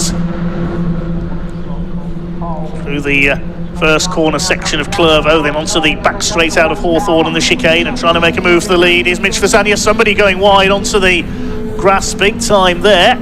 Trying to identify who that was in a moment. I couldn't quite tell. Fasagna on the outside, Davies on the inside. Fasagna sticking to that outside line. It's working for him coming out of Tower Bend. That's good. Not very often we see the outside line work there, but I think Fasagna, has he held the lead? No, Davies back at the inside, the Jim Clark S's, and he hangs on at the front. So battle is joined early on between Davies and Fasagna. There's Fasagna in second place, then the two yellow cars in behind. It is Townend ahead of Fox, then John Bond in the white and greenish blue car ahead of Ollie Smith. Going with them is Sam Eminson. Heine Watson-Miller is next in the number 47. Then it's the number 80 of Oliver, and Stephen Vischer rounds out the first 10. Minor Stern through the complex for the first time, for the second time I should say. There was a green flag showing there, I noticed. Has somebody hit problems at the complex further back possibly? We'll pick up on that in a moment. 2 laps completed by our leaders. Fastest lap by Kyle Townend in third place, a 1:35.911 as they come across the line. I think we've lost Heinrich Watson-Miller, the red number 47. He must have had a moment at the complex. He'd come through in 18th place, so he's still going, but has dropped 10 places, so he must have gone off at the complex. There's Ben Oliver, the Brawn GP lookalike, the white and Dayglow yellow, running in 8th place. Now Fasagna is going to try and attack again as they come up towards Tower. Can he get the move done before the corner. He's up on the outside again. They're still side by side on the run through the corner. The rest go streaming through behind. The 27 there, that is Rob Hicks. Blue car with the yellow stripe. Now, who's going to emerge from the Jim Clark S's with the lead this time? They are still side by side. There's just no quarter asked or given between these two. And Richard Davies will have the inside line for Sonny. He just about holds his lead. But Mitchell Fasania, he went fantastically here at Croft last year until he sadly tripped over another car and crashed out of the race on his debut in Caterham racing. He was in the fight for the lead up to then. Could we see a new winner in Caterham racing here, or is it going to be 3 out of 3 this year for Richard Davies? All over the back of him is Fasania. There's Townend in third, Matt Fox in fourth. They're starting to queue up behind them now. That's a quick lunge up the inside there. Kyle Townend tries to have a look for second place. Now, this would be exactly what Richard Davies wants. He wants the rest of the field behind him to start fighting each other so he can escape at the front of the field. Fastest lap of the race this time by number 80 Ben Oliver in 8th position, 1:35.377. Shows how evenly matched the group at the front of the field is. Davies, Fasania, Townend, Fox, then Bond, Smith, Sam Eminson up there in 7th. Oliver, Hicks and Vischer round out the top 10. Richard Davies, who led by 7 points ahead of Ollie Smith coming into this round of the championship. Fasania third and Townend fourth, as Fasania again tries this wide line through Tower. Can he go all the way round Richard Davies this time? Up towards the Jim Clark S's. He's got to get the overlap done there. He's done it! Oh, excellent bit of driving by Mitch Fasania. He really is a fearless young racer. That was a superb piece of driving. So Mitch Fasania leads it. Richard Davies has a look on the inside at Sonny, but the move has been completed this time. Mitch Fasania, your new race leader in the number 18.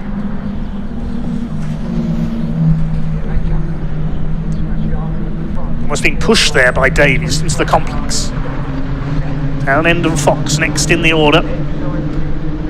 John Bond has a grandstand view of all this in that white and blue car as Townend has another look up the inside trying to take Richard Davies. They're side by side, the old academy rivals coming through the hairpin, but Davies gets his boot down on that throttle pedal and holds that second place. Down towards Clermont, 4 laps completed. Ben Oliver still has the fastest lap of the race. Matt Fox looking on from behind in 4th, then it's Bond 5th, there's Ollie Smith in 6th. Sam Eminson in 7th place.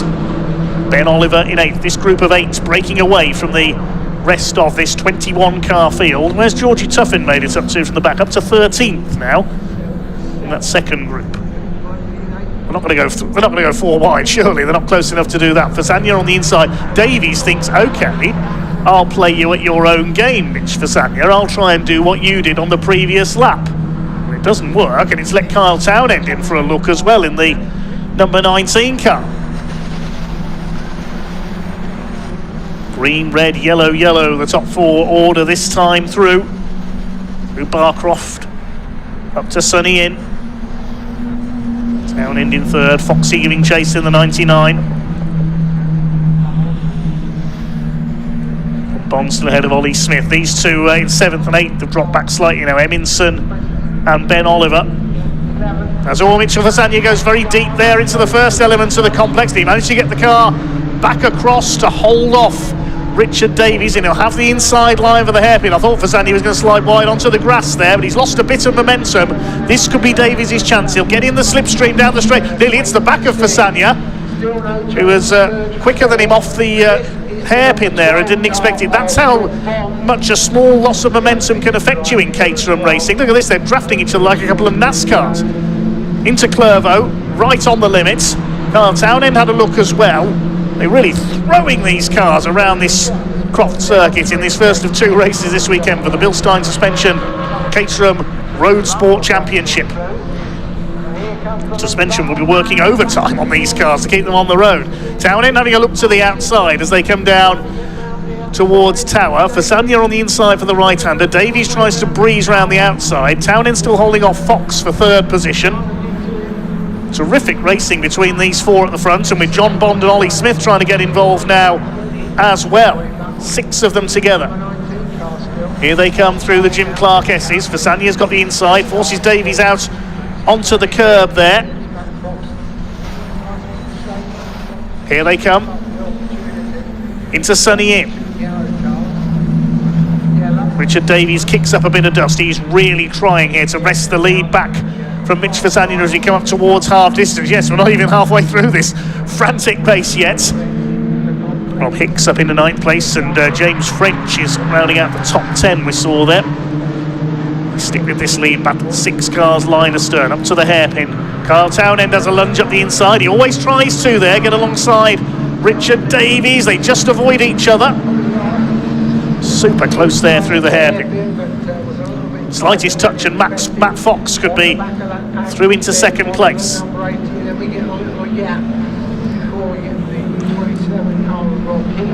Into Clerva, into lap 7. Ben Oliver still with the fastest lap because everybody else in this group are taking time off each other. Rob Hicks in 9th position. Somebody running a bit wide there. That was the number 8 of Jason Spencer. And off, I think that's Spencer that spun it there, actually. I couldn't quite see the number. Yes, it is the number 8, Jason Spencer, spinning out. The man from Warwickshire gets it going again.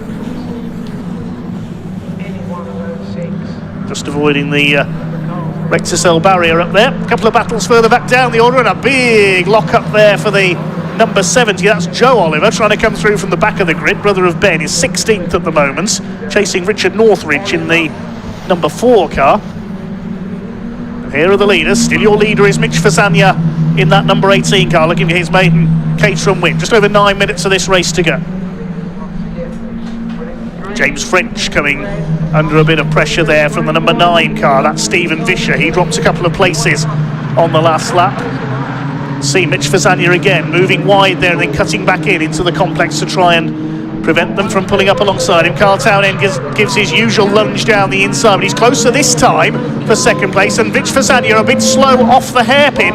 Kyle Townend, if he's lucky here, could make up a couple of places, but no, he's going to be squeezed out by Richard Davies. This is going to allow Matt Fox as well. The 4 of them, look at this, almost on top of each other as they come down into Clervo, and Townend's lost out, in fact, because Fox has gone through. Fasania flicks the tail out there as they come into Clervo. He's held his lead, Davies 2nd, but a change between the 2 yellow cars. It's now Matt Fox up into 3rd position. So Kyle Townend thought he had a chance to get up alongside the leaders coming down into Clervo, but he ended up on the outside line, and Fox found the gap to come through into P3. Fasania on the inside. Davies briefly got his nose in front there, I think, down the straight, but Mitch Fasania's got the inside for Tower. This is absolutely frantic. And now it is a group of 6, because that's a little sort out between the 2 yellow machines has allowed Bond and Smith to close up as well.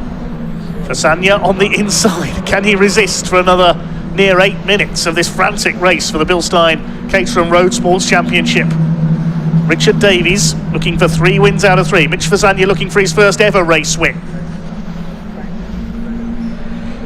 It's incredible stuff. And now Ben Oliver's closing up. He's got ahead of Sam Eminson up into P7. Side by side for 2nd. Here comes Foxy. We said he'd get involved. He tends to take a few laps to get fully warmed up. Matt Fox. Oh, no, you don't, says Richard Davies. Oh, yes, I do, says Matt Fox, coming into the hairpin.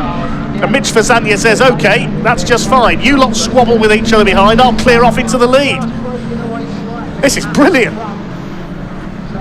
Side by side now, the 2 yellow cars. Kyle Townend trying to get back into this, and you can see that's allowed Fasania and Davies to pull away slightly. Now, who's in 3rd place? It's Townend. He's got back ahead into P3. Recognise Fox's car from the back, it's got the black stripe down the centre. At a distance, those cars almost identical. John Bond is 5th, then Ollie Smith, Ben Oliver towing up as well, and Sam Eminson. This group of 8's over 6 seconds ahead of everybody else now. Through Tower. Mitch Fasania still hangs on at the front of the field. Through the Jim Clark S's. Up towards the right-hander. James French, I think, had a moment on that last lap. He's dropped down to 19th place out of the top 10. So he's had a spin somewhere, I think. Just looking at the timing screen. Leaders head out of Sunny, out up towards the complex. Trying to make a run down the inside there is Matt Fox. Doesn't get the overlap on Kyle Townend. John Bond trying to attack as well in the white-fronted number 12 car. Through the hairpin, just over 5.5 minutes remaining, so still a few laps to go. Mitch Fasanya still clings onto his lead. What can Richard Davies do if he's going to make it 3 out of 3? New fastest lap for Davies. He's starting the push now towards the end of the race. Just on a 134.611. Somebody going wide, that's Sam Eminson in the 56. Over the gravel at Clervaux, rejoins. Won't lose any ground. The next group are a few seconds back.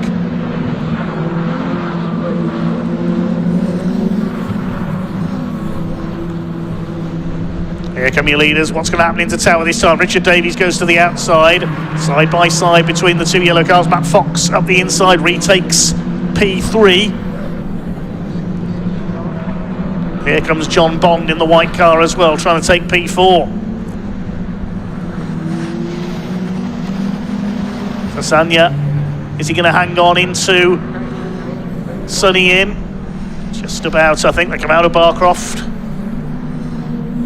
Right on the edge of adhesion through the right-hander, then up to the second right-hander, back towards the paddock they come.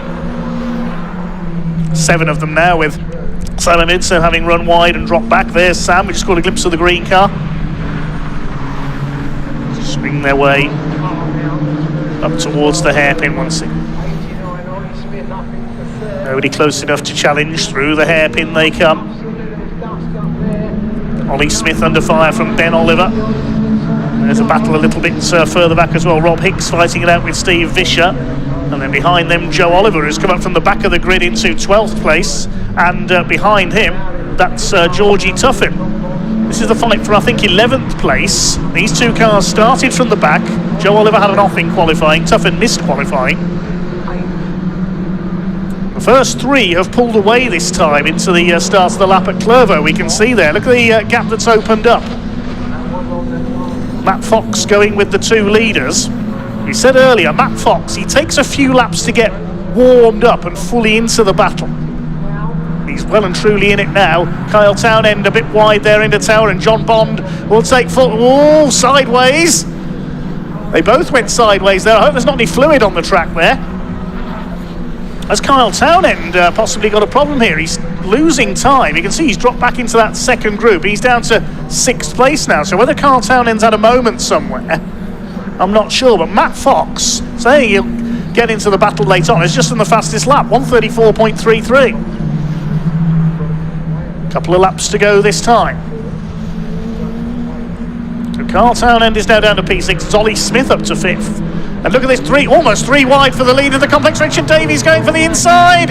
Can he get through there? They are 3 wide. Look at this up to the hairpin. This is never going to work. And Fasanya's been shuffled back to 3rd place. Davies has got the lead. Matt Fox is never going to get round the outside there. He could set himself up for the straight. No, Davies gets across the front of him and has taken the lead. That was terrific racing coming out of the complex. Brilliantly done. Great driving by Richard Davies, and he's got the lead back again. And now here comes Fox. What did we say again? Towards the end of the race, Matt Fox always comes on strong. He's up to 2nd now. It's red, yellow, green at the front of the field now. Fasanya down to 3rd, Bond up to 4th. Townend's back up into 5th place ahead of Ollie Smith. This is terrific stuff. Race of the weekend so far, certainly. So here come your leaders. Matt Fox is going for it. Up towards Tower. He's going to try and go around the outside on the road. Look how late on the brakes he is, sliding the 99 car around there. Doesn't quite get ahead of Richard Davies. The Welshman still leads the way in the Williams Motorsport car. Mitch Fasanya lurking, ready to pounce once again. Townend back up into 4th place as well, recovering. He must have had a moment out of our sight on the previous lap. He was down to 6th at one point. Now to Barcroft, up to Sunny in. Now it's Matt Fox, the man to watch. He's done the fastest lap of the race.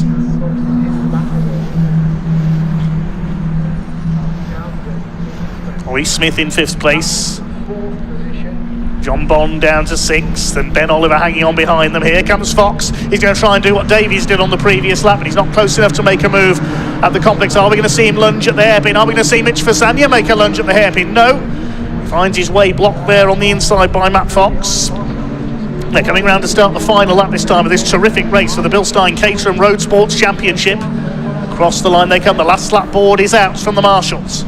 Kyle Townend trying to get back onto level terms with the 3 leaders as well. Matt Fox thinking about a look up the inside there, but he's not close enough into Clervaux. Richard Davies continues looking for that hat-trick of wins this year. Double winner by a clear margin at Cadwell Park, but this one has been much, much tougher. Dust is kicked up there by Fasania. Here comes Matt Fox. Will he get the move done before Tower Bend? To the inside goes Fasania. They could go 3 wide here. Fasania very late on the brakes. He's up the inside. He could get second from Matt Fox, who was sticking to the left-hand side. He didn't know Fasania was so close, I don't think, there. They're side by side for second up to the Jim Clark S's. It takes a brave driver to go side by side through there, but Fasania has split them. He's up to second.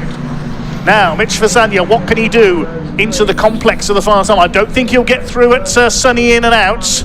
You very rarely see overtakes there. Richard Davies hangs on. The checkered flag will be awaiting him in just a couple of corners' time. Kyle Townend's closing back up as well. Here they come towards the complex for the last time. They're absolutely all over each other. Richard Davies leads into it. He's locked up. He runs Fasania out wide. Fasania keeps his foot in. He holds second place ahead of Matt Fox. Is Fox going to lunge up the inside into the hairpin? Here they come into the hairpin for the last time. Davies, I think, has done enough. They swing it through for the final time, and it's going to be a win. 3 out of 3 this year in the Caterham Roadsport Championship. For number 25, Richard Davies takes the win. Second for Fasania. Matt Fox is third. Then Townend, Smith, Bond and Oliver as quickly as that. 2.8 seconds covers the first 7 drivers home. What a brilliant race. Margin of victory 0.62 of a second for Richard Davies. There's still battles further down the back. Richard Northridge here under fire from Richard Watson in the 86. That's for 14th place. I said I was out of breath for the previous race. I'm exhausted just watching that one. What a terrific motor race that was from the Bilstein Caterham Roadsports Championship. Just waiting the last couple of cars to come in.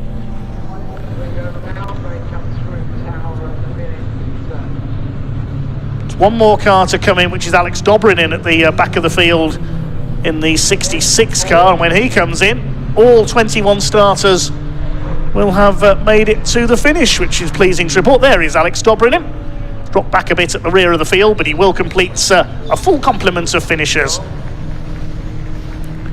And from what I could see down that race, there were a couple of spins, but from what we saw anyway, not a single bit of contact. 13 laps completed by our race winner Richard Davies. The Welshman makes it 3 out of 3 this year and extends his championship lead. A magnificent race with Mitch Fasania, Matt Fox and Kyle Townend. They finished covered by 1.2 seconds. Matt Fox got the fastest lap of the race with a 1:34.33. So provisional result then of the Bilstein Caterham Roadsport Championship. Richard Davies keeps up his unbeaten run this year ahead of Mitch Fasania with Fox and Townend next, and a small gap back to Ollie Smith in 5th. He got home ahead of John Bond. Ben Oliver in 7th. Sam Eminson recovered from running wide at Clervaux to take 8th. Then Joe Oliver up from towards the back of the grid in 9th that day, so that's a good run through the field. Rob Hicks rounding up the top 10. Georgie Tuffin started last, finishes 11th. Well done, Georgie, ahead of Steve Vischer, Richard Northridge and Richard Watson. Behind them, Heine Watson-Miller, Archie Kennedy-Dyson, and then the 21, which is Luke Wilson. 88 of Mark Hensler. James French, who had a moment dropping him down the field, was 19th. Then Jason Spencer, we saw him spin at Clervaux, he was 20th, and Alex Dobrin completed the finishers. Shortly hand over to Ian Waterhouse and Sam Parker down in Parc Ferme to talk to some of the drivers in that terrific race.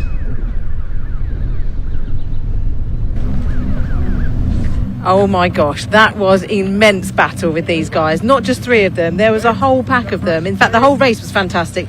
All 21 cars finished.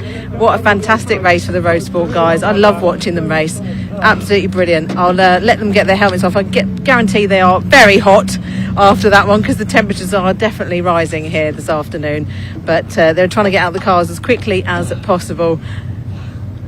Sorry. That's okay. You take your time. I'm sure you want to get it off as quickly as possible. Very hot. Oh my gosh. That was incredible. Mitch and Matt as well. That was incredible. Yeah, he did a brilliant move on me on the outside of the tower. And then I think he made a bit of a mistake down into the fast left after Sonny out. I managed to get around the outside of him, I managed to hold him off. But yeah, that was a cracking race.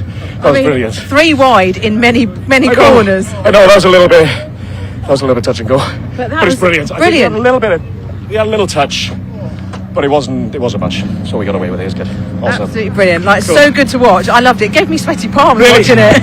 Think about me. Think how I feel. I know. Yeah, absolutely brilliant. Well done. Well deserved. Thank you.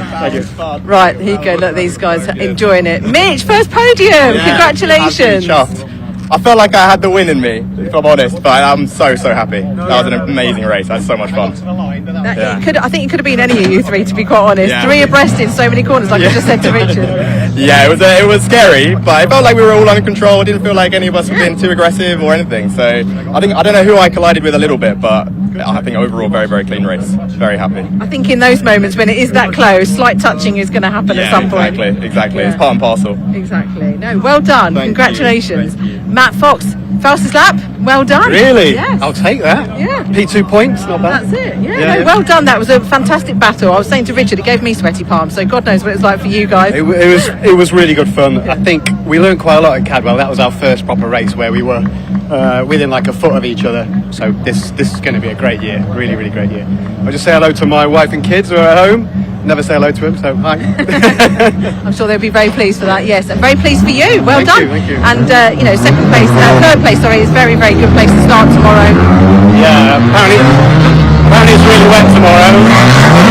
Not my favourite thing, but I get the car set up and do it properly.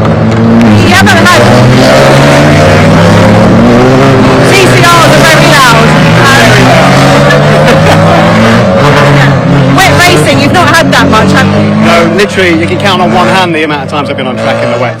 So it's a new experience. Obviously, Cadwell is notorious if you go off there's no runoff. Whereas here it's flat, and there's quite a bit of tarmac at the back of the track, which is helpful. So yeah, hopefully it should be a lot more comfortable. I was about to say, it's a bit more for the confidence, isn't it? Yeah, that's it. Absolutely. Yeah. Getting the right setup, not on low, dry tyres, put some wets on. But somebody told me it might be dry for our race at 2 o'clock, so who knows?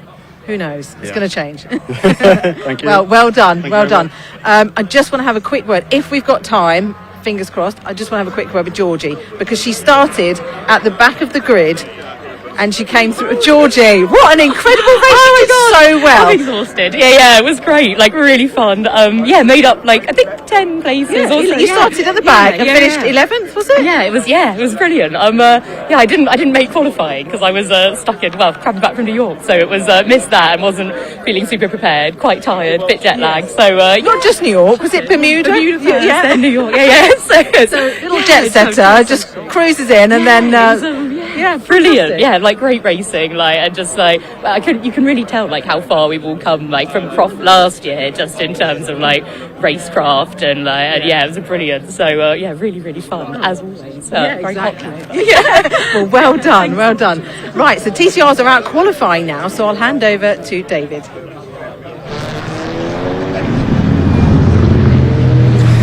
Thank you very much. Yes, TCR UK qualifying underway here at Croft. Dave Goddard's taking a well-earned break for the next 20 minutes or so, and you're in the, I'm going to say safe and capable hands of Andy McEwen and Henry Baudet. I can't speak for myself, but Henry is here to steer the ship in roughly the right direction as we talk you through qualifying for the second event of the season of TCR UK. And Henry, only a few weeks ago, we were at Brands Hatch for the season opener. 3 races on the Brands Hatch Indy circuit, and so much to unpack just from those 3 races alone. What a dramatic start to the season we had. Absolutely, and I know it's deep into the afternoon session. It feels as though the day has just started. It's just got here. Incredible. We're a couple of cars down. on Brands Hatch, but a dramatic start to the campaign. Only 2 races here this weekend, but I've got to say I really like this circuit. This is a real throwback. You've got this was designed by CAD. This isn't a Tilcadrome. This is, you don't get barriers where they are. You don't get a long back straight that sort of curves. It's very bumpy with a wall, 6 inches to your left, and then the runoff is nothing but cornfields. That's something you don't get with a modern circuit. So it's a very different set of skills and challenges for the drivers. You've got the very technical first section, and then you've got the aforementioned back straight, but then of course out the back, the Jim Clark S is one of the most formidable sets of corners in British motorsport.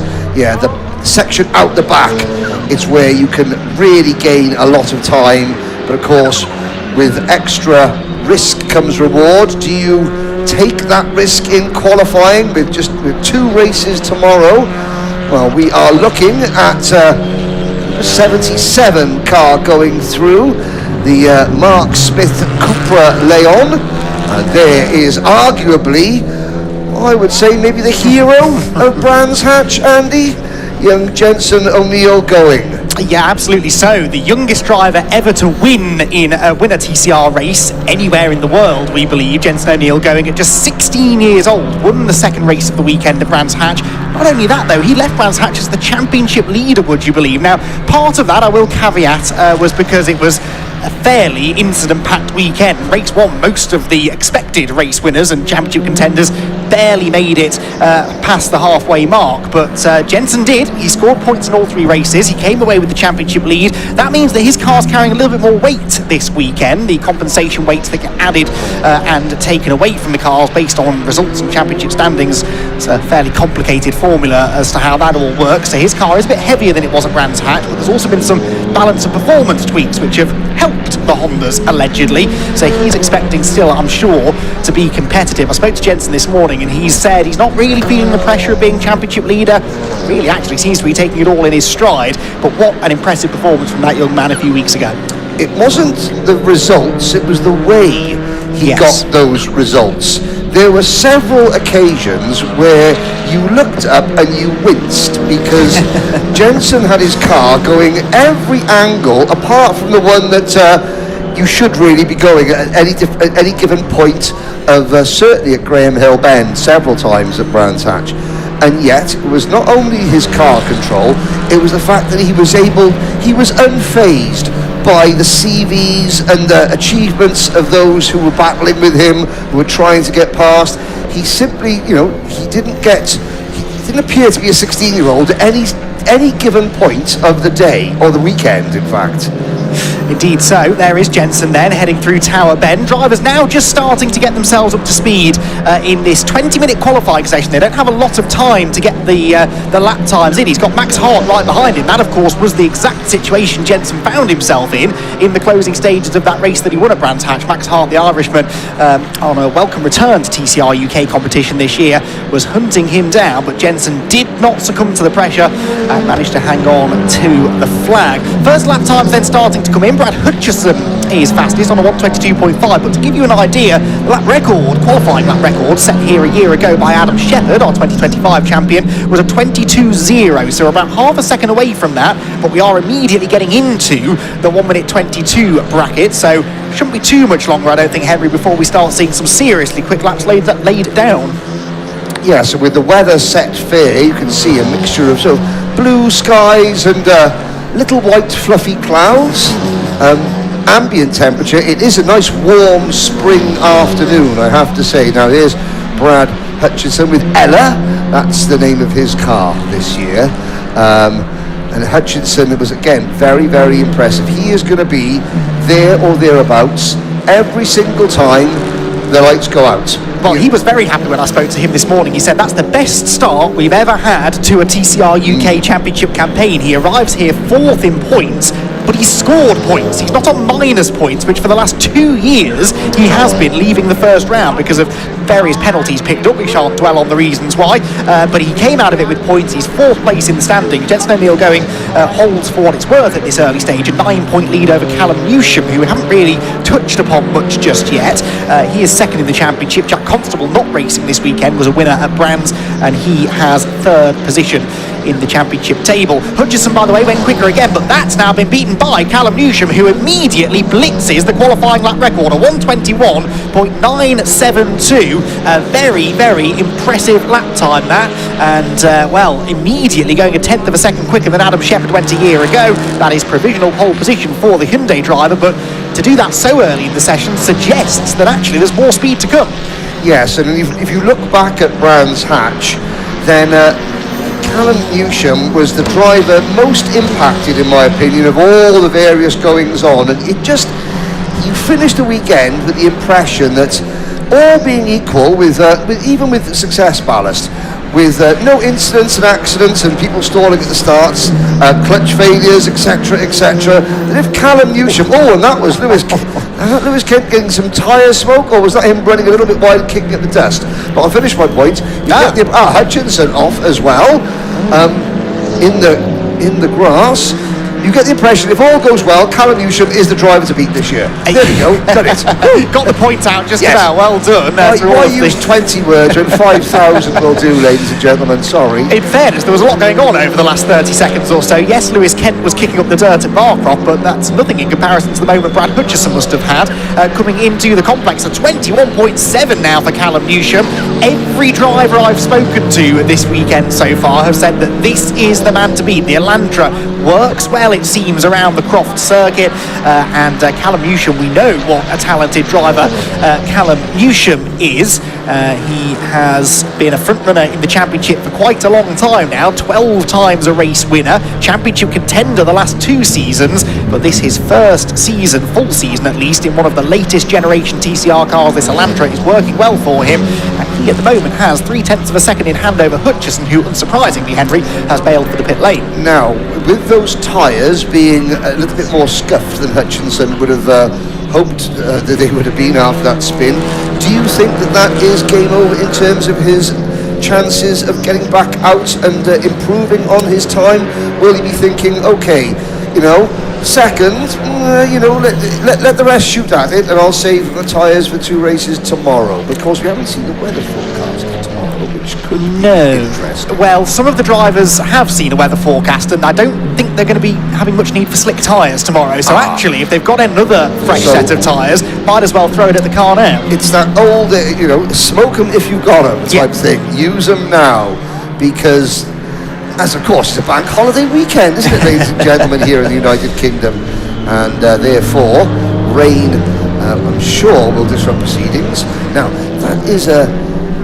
that car number 77 of Mark Smith, that Cupra Leon, was it gunmetal grey at Brands Hatch? I'm trying to think back. I think so, yeah. It's just very striking. Now, of course, here is another, if all goes well, Carl Bordley, they've moved teams. Nick Hart speaks to Nick Hart this afternoon. Andy from SVG has come across and has helped Carl Bordley. Oh my word. Carl Bordley, not only will he need Andy from SVG's help, he might need a local laundromat's help after that moment. Interesting that after Brands Hatch, I interviewed Carl after he got onto the podium in race number 3, I said, "Are you coming back?" And he said, "Well, this is supposed to be fun for me. I have to look and see if the family," because he brings his children, his wife with him, did they have fun? Did I have fun? Was it good? Obviously, it was. Yes, he's back. Which is exactly what we want to see. Carl Bordley, double former champion in TCR UK, had a year off last year. He's back very much so, but I tell you what, the back of that Honda doesn't look all that stable. In fact, all of the Hondas I've seen so far in this session, the rear end seems very skittish. Now, this is quite a bumpy circuit, Croft. They resurfaced it a number of years ago, but didn't really flatten it out at all. They just upgraded the tarmac, gave the circuit a bit more grip, but it's still very bumpy. You rely a lot on using the curbs here as well to get a good lap time, and I think these Hondas are proving to be a little bit of a handful. The best placed of the Hondas at the moment is Max Hall, 4th on the grid. Newsham at the moment has the provisional pole position. Brad Hutchison here, back out on track now, is still 2nd. Lewis Kent 3rd in the Lincoln Co. That's much more like it for the driver who had a nightmare weekend at Brands Hatch, of course involved in that start line crash in race 1, had a best finish of 10th all weekend long. Another double former champion. He lines up at the moment 3rd on the grid ahead of Max Hall, with Max Hart only 5th. So I don't think the Honda is right now the car to have. I have to say, I mean, the rear bumper assembly of the Hondas, they look a little bit scrunched in. I think if I get through 2 races without incorrectly saying, oh, is that rear bumper of the Honda got a bit of a knock to it? No, it's just the way that it is folded in. What I did notice from Carl Bordley when we were following him around that last lap, getting to the final hairpin, you know, the left rear wheel was cocked in the air and not rotating virtually the entire way around the hairpin. So Carl Bordley certainly using a lot of setup trickery just to try and get that car to rotate properly. Which is what you want here at Croft, but it's a difficult circuit. You've got these really tight corners, quite long corners. Hawthorne that leads into that quick chicane goes on and on and on forever. You need the front end to work, but as soon as you get out of this corner, Tower, it's now foot flat to the floor, absolutely flat out through the Jim Clark S's, through Barcroft, then you're braking into Sunny Inn on a bumpy, windy bit of racetrack, and that's where actually you need that rear stability. But if you dial in more rear stability, you lose that sharpness through the low speed stuff. It's always been a compromise circuit, Croft, and I think we are seeing a few drivers maybe just treading that balance delicately. Max Hart, by the way, has just jumped up into 3rd position. That's much more like it then for the TCR Europe front runner, who's doubling up this year, racing in Europe and in TCR UK, and his Honda, which arrived this weekend with no wrap on it at all. The team have spent the entirety of this morning wrapping the car. It is, I'm told, the same car that he raced at Brands Hatch, but they had the wrap taken off it. It's been put back on again, and he is now starting to go quickly. In fact, Max Hart has immediately put in a personal best first sector on the next lap, and he'll need to, because Lewis Kent has stolen that 3rd place away. Kent and Hart lining up together on the 2nd row. I'm all for that. Yes, now you can see how hard the drivers are working. The tarmac has been improved, you said, Andy. There has been some resurfacing, but look at those old curves. This is a very weathered, bumpy, old track, certainly coming down the back straight. You can see the bumps and the drivers really having to work. This, for my money, apart from, say, some of the corners out of the back of Thruxton, that is one of the hardest corners in British motorsport. That Jim Clark, Barcroft, it rewards the very brave. Like you see, there have been some huge accidents there, and drivers have to mitigate the desire for ultimate lap times with the reality of trying to fix a broken motor car if it goes wrong. Yes, just ask Steve Laidlaw, after all, after his huge accident there a year ago. Max Hall has just gone 3rd quickest with an outright fastest final sector. Max Hart actually didn't improve in the end, nor did Callum Newsham, who just followed through the final portion of the lap. But Lewis Kent is improving, and he's heading into the final corner now, I believe, in the Lincoln Co. So Lewis Kent, 4th at the moment, needs to find 0.2 of a second to gain position, but actually 2.5 tenths would put him onto the front row of the grid, as everyone seems to have arrived down at Tower Corner together. There is Max Hart then, the O'Driscoll whiskey liveried Honda, looking resplendent in its shiny new wrap. I don't think he'll be improving this time though, Henry. Quite a bit of traffic ahead of him. Yes, and he's catching that first bit of traffic. I think that was Russell Joyce in the 72 car at the worst possible moment. Interesting, Harry Blaw, only 10th. Honda, looking a little bit further up. Jens O'Neill going, only 7th. Honda. Max Hart, you could say he's 5th, but he is behind Maximus Hall. Obviously the best placed Honda at the moment in 3rd. But yeah, considering they are numerically superior, the Hondas are counting for nearly half the grid. The fact that not one of them is on the one of them is the fact that one of them is on the top 2 rows of the grid at the moment does lend to your point that the sweet spot is just a little bit tricky to find on the Honda around here, but it is maybe some of the other cars. We do always get this ebb and flow though in TCR competition where certain circuits favour certain cars, and as I said, we've had the tweaks made to the compensation weights, which will have no doubt had an effect with that as well. And so, yes, the Honda's seemingly struggling, although Max Hall is third and only 4/10 off pole position. That might be about to change. In fact, it does change as Lewis Kent goes third, 27 thousandths of a second away from the front row. Brad Hutchison hasn't improved since that early flyer that he put in, that at the time was good enough for pole position, and he's now starting to look a little bit more vulnerable. Callum Newsham, though, is going quicker again. The provisional pole sitter, fastest of anybody in Sector 1 in the Elantra. Callum Newsham is on an absolute charge on this lap. He's already got pole position by just over 3/10 of a second, but he is not done there. He wants to try and find extra improvements, as does Kent, who has gone personal best in Sector 1. I'm impressed, Henry, with how many consecutive laps Kent is putting in, where he keeps on finding improvements. Yeah, I think he might have understeered a little bit out of Tower then, but Ken, apologies if there's a slight audio issue. Normally people don't complain when they can't hear me, but for the purpose of this, then let's get the microphone sorted. But yeah, you know, Lewis Kent, 1:22.08 now.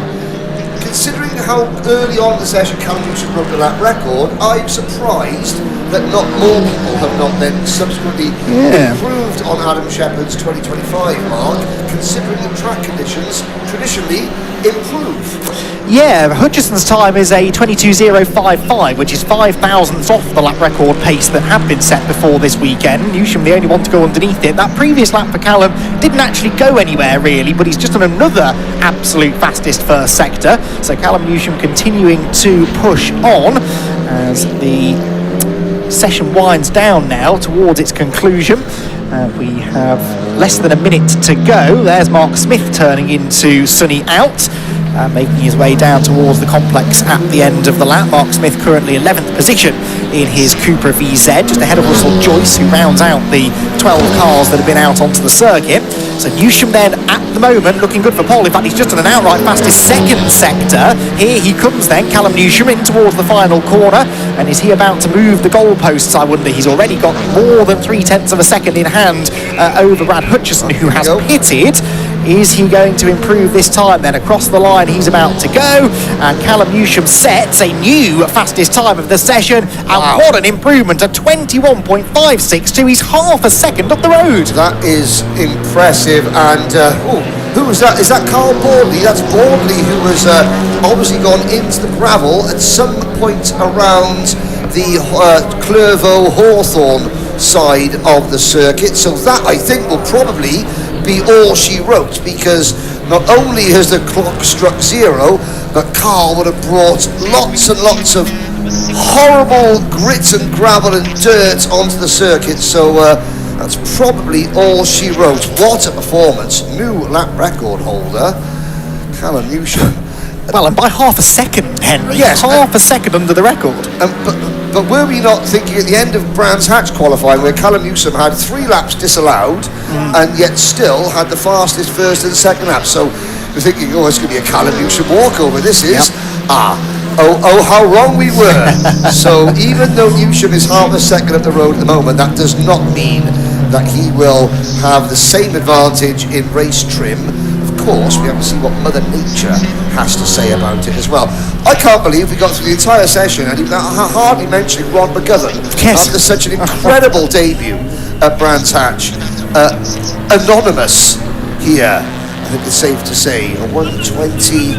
Let's have a look. Let's have a 123.6, just behind Alistair Kellett, who is the only addition to the field. We've lost a couple, but we've gained a Kellett. Yes, Alistair Kellett's in the car that was being driven by Barry John McHenry at Brands Hatch. And Kellett, I've seen racing very successfully in Ford Fiestas. He's a multiple former champion, I believe, in the Fiesta ST240 Championship. So a very, very quick driver in similar cars to these, front-wheel drive, 2-litre turbocharged, slick-tyred cars. And yeah, he is going to be an interesting one to watch over the weekend. So Callum Newsham breaks the qualifying lap record by half a second to take pole position provisionally here at Croft, with Brad Hutchison set to line up alongside him. and then it will be Lewis Kent and Max Hall on the second row of the grid. So, exciting stuff from TCR UK qualifying. They'll be out at around midday tomorrow for their first race. More racing, though, still to come here from Croft.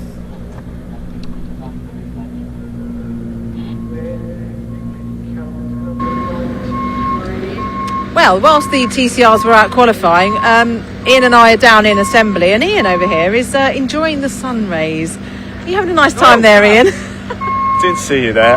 What a glorious day, isn't it? I'm catching the sun nicely, I have to say. I don't think we're going to have this tomorrow, though. Unfortunately not, I don't think so. It's meant to rain tomorrow, but who knows?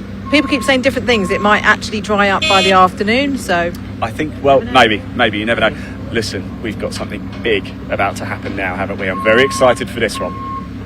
This is Caterham Seven Championship UK cars are going to go out for their first ever race of this season. So kicking it off, we have Harry Senior on pole, which is great for him. He'll be absolutely delighted with that. But obviously we've got a few new people joining that have come up from 310 and from other championships. So Taylor O'Flanagan has put it on third place, and he did 310 last year. He's won every single championship in Caterham, and his mission is to win this one as well. Do you think he's feeling a bit of extra pressure because of that? He's almost put an imaginary target on his back a bit here, isn't he? Maybe a little bit, yeah. Maybe we're just doing it for him. You're just doing it. Did you know something about Harry Senior? He lives literally 3 minutes from me. No way. Yeah, we're literally neighbours. Do you go down the pub together? No, I didn't know it until fairly recently, but we might do now, but we do go. We know we were listing all the same pubs when we go down for a Diet Coke or something like that. Do you know what I mean? Maybe go for a run together. You like a run, don't you? I do like a run, yeah, slow run. In fact, I'm even thinking of going for a run tomorrow because we won't start till 12 o'clock. So I'm thinking of running the circuit tomorrow, maybe. And you have got a paddle game tomorrow, haven't you? I have. Us at Caterham are playing paddle in the morning at Pure Paddle in Darlington, so that would be fun. So you're going to play a game of paddle and then coming to do an afternoon's work? Yes. I'm going to have to run now. Listen, I'm going to leave you. I know you want to go chat to some of the drivers, Sam. Enjoy, won't you? Thank you very much. Right, come with me. I'm going to go and speak to Taylor first. They're all very focused, ready for their race, but so I hope I don't interrupt too much. Taylor, sorry, I have to come and speak to you. Qualified third for your first 420 race. Amazing. How was it then? Yeah, really happy with that. I felt good in the car, but obviously you don't know where everybody else is coming into a new championship. So yeah, really happy that we're there or thereabouts, and now we'll see how everybody is in the race. But yeah, feeling good. Feel like I've finally connected with the car. So good timing ahead of the first race. So yeah, looking forward to it. Excellent. I can't wait to watch this race. Yeah, I'm sure it's going to be fireworks one way or another. So yeah, it'll be a good season. Yeah, brilliant. Well, I'll let you. Won't be long, and you'll be out. So good luck. Enjoy. And let's have a quick word with Charlie Lower. Charlie has raced a 420 at Alton Park, and it was a couple of years ago. Charlie, well done on the qualifying. P4, amazing. You obviously feel good in the car. Yeah, very happy actually. And we definitely P4 is basically where I wanted to be. I was happy to be behind these guys. Obviously Taylor, very familiar with from last year racing with him. But yeah, I know I've got the pace. So I had to look a bit of data, and the time was still in there. So I just have to execute it, which is good to know. It is. It's good that you've got more in the bag. Yeah, exactly. Yeah, that's not the most. Yeah, brilliant. Well, enjoy your first race. Thank you. Right, next up, I'm going to have to speak to Chris Fraser because he has a new livery for this year, which looks amazing. So good. Chris, loving the new wrap on the car, new suit, new lid, looking the business, and P1 in the AM class for qualifying. Yeah, thanks. Yeah, it's good. Good session, and yeah, P5, P1 in class. Hopefully I can remember which one's the brake and not the clutch this time after what I did last year. So, in turn one. Don't think about that. Well, everyone's reminded me. So no, go well. I always go well here, so hopefully we can have a really good, nice, fun race. Go fast. It's your local track, isn't it? Yeah, I'm only about 45 minutes, an hour away from here, so yeah, it's nice to come here and hopefully represent. Yeah. And yeah, the car looks great in the sun. And promoting the whiskey now then. So Dutch Barn Vodka is already, you've got that out into the world, and now it's the whiskey. Yeah, so 3 Ridings comes out later this year. So just thought it was appropriate to start, talking about that a little bit. And Plus, everyone could see me in my bright blue car. Now I'm a little bit more stealth. That's it. I like stealth mode. Are we going to get to sample this at any parties or anything? You going to bring any whiskey to any rounds? Well, I've got the 24-month aged available for testing in the garage at any time, so it's here. And then we've got one of the casks there as well. So a bit of fun. Brilliant. Wow. Look forward to that. Thank you. Good luck for the race. Enjoy it. And I'm going to go and speak to Steve Nuttall. Steve's come back into the championship after, I'm not sure how many years away now, but he's back. Hello, Steve. Hi, Sam. How are you doing? Enjoying your first, qualifying's done, so first race coming up. How does it feel to be back in the car? Yes, I'm just getting used to it again. Sort of jumping between the cars. They might look really similar. I've got a faster one. Just take a bit of recalibration, shall we say, but it's fine. I'm okay where I am. There's a lot of guys here I've not raced before, so I'm sort of feeling my way in to see what they drive like. But it should be good starting from here. I just need to get these front guys are fast, aren't they? So I need to get on the back of these 2 or 3 and see what happens. That's the plan anyway. Well, they've raced together, quite a bit, haven't they? Especially Harry and Matt. So it's getting, like you say, getting in amongst them, isn't it? Really, which is tricky. Yeah, I think the worst thing with sort of the front 2 or 3 get away, and sort of run off into the distance. So the job's got to be get on the back of those and then see what happens after that. That's it. Yeah, the toe's so important at this track, isn't it? Yeah, massively. And I think just not making mistakes. It's so difficult to overtake. You make a small mistake somewhere, you're going to pay badly for it and get shuffled backwards. So concentration and keep it in that zone. Yeah. Well, enjoy it. I will. Look forward to seeing you on the other side. And let's have a quick word with Tom Eden. Hello, Tom. Hi, Sam. Good qualifying for you, and obviously finished P3 in the AM class in the AM Championship last year. P2. Oh, P2. Sorry, yes, it was. So you obviously enjoy racing these cars. Yeah, no, it's great. It was a really good year last year, really good year. So yeah, really pleased with that. Yeah. Looking forward to the race, though, aren't you? I know you're looking forward to getting stuck in. I am, definitely. And to be fair, it's a good grid this year. Like, some decent drivers in, so I think it's going to be really interesting. Yeah. So, really quick. It's really good to see a big grid for 420s, and lots of different levels as well, because we've got people that returned after been winners, previous winners. Stephen next door, for example, so it shows the sort of standard that we're at. So yeah, it should be good. I think if we could just hang on to the lads at the front are exceptionally fast this weekend, so try and hang on the back to them and see how it goes. Excellent. Well, wish you all the best. Thank you very much. Cheers. Right, we have just got a few more minutes of clear up to do on circuit, because one of the TCRs went sideways through the gravel, which is quite spectacular. So kicked a lot of gravel up on the circuit, so they're just finishing up sweeping that. So I'm just going to come in and speak to Craig Story. Sorry, cameraman, you've got to get low down now. That's okay. You've got to keep cool, because it gets very hot sitting in these cars, doesn't it? Very warm, yes, indeed. But can't complain. No. Well, might not be as warm tomorrow. Yeah, I mean, it's going to change, isn't it? But we're not really sure. Some weather forecasts say it's going to dry up, and so who knows. But, we've got nice weather at the moment. And how are you getting on? Are you enjoying Croft? Not really. Having a bit of a pants weekend, to be honest with you, but trying to brush it off and, just learn from it and move forward. But, had some incidents yesterday that weren't ideal. But, we move on, see where we go. That's it. Go again. You dust yourself off, don't you? And carry on. Yeah. Got to learn from it all, isn't it? It's character building. That's what it is. That's what everyone keeps saying, don't they? Exactly. Yeah. But you're not out this weekend. So. No 310s this weekend. So we're out next weekend at Brands Hatch. Very good. Well, wish you best of thank luck you as well. very much. Oh, there's the whistle. Thank so you I'll let you get in the zone. Right. So the whistle's blown. They are ready to go out onto track now. So I will hand over to David in commentary.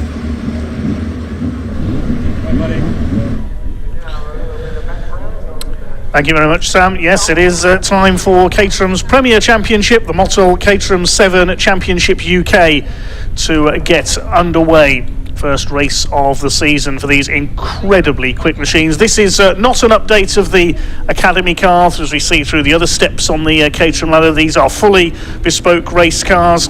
Caterham 7 420Rs, 420 bhp per tonne. They are incredibly quick, these machines, as we are about to see. Pole position going to Harry Senior in the 28, alongside the reigning UK champion number 1 Matt Armstrong. Second row, reigning 310R champion Taylor O'Flanagan. He will be one to watch in the yellow car, alongside number 21, his former 310R rival Charlie Lower. Quite a few of these drivers making the move up from the Caterham 7 310R championship.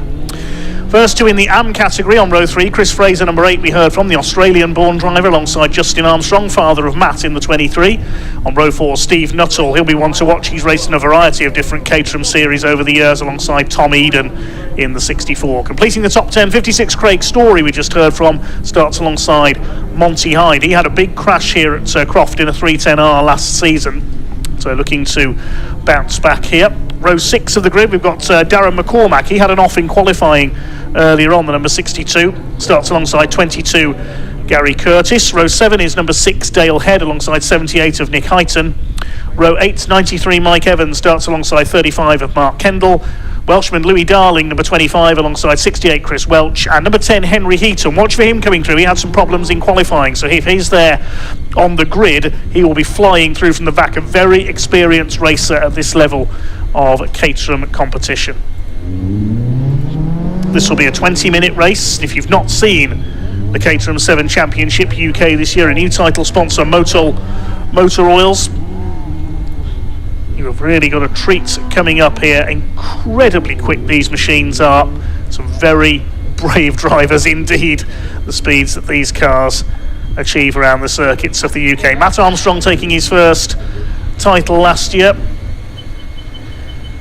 and he's on the outside of the front row, the blue and red number 1 car. His father Justin a little further back on the grid, but it's Harry Senior in pole position, the light blue car with the red cage. We've seen these cars support the British Touring Car Championship in the past at Brands Hatch last season. That was a momentous day for one of the UK's top club racing categories. Taylor O'Flanagan, watch for him on the second row. It's his first ever Caterham 7 UK Championship race, but he has won titles, Taylor O'Flanagan, at every other level of Caterham racing. He's the reigning 310R champion. It's a shame his arch rival from last season, Lars Hoffmann, hasn't moved up into the UK Championship, the German-born racer. But we've got Charlie Lower out there in the 21. He's a 310R star as well. He's in the black number 21 machine, just out of our view at the moment on the second row. Chris Fraser on row 3. I mentioned a new paint job for him this year, not in the turquoise Dutch Barn Vodka colours this year. The man behind Dutch Barn Vodka, long-time sponsor of Caterham Racing, now as we heard, diversifying into other spirits. Again, as always, we urge you not to drink and drive.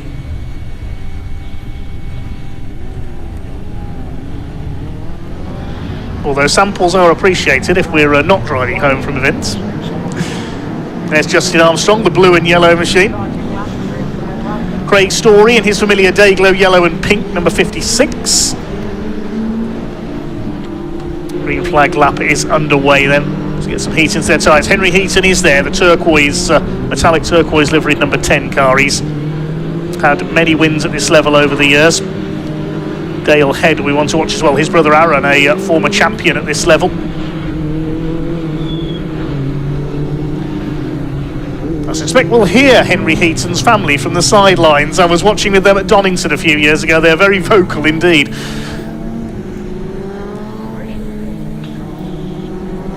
Final warming up session then.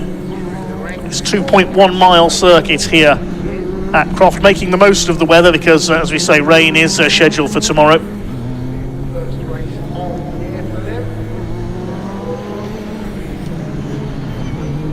Harry Senior, the runner-up from last year, looking to go one better than 2025.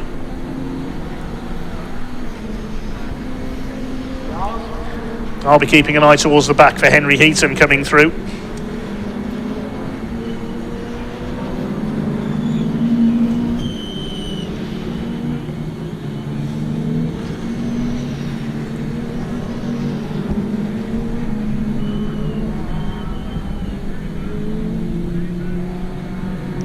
Steve Nuttall we want to watch as well, the black and gold number 46 car. He's won titles in other Caterham series, and now back in the UK Championship after a couple of years' absence.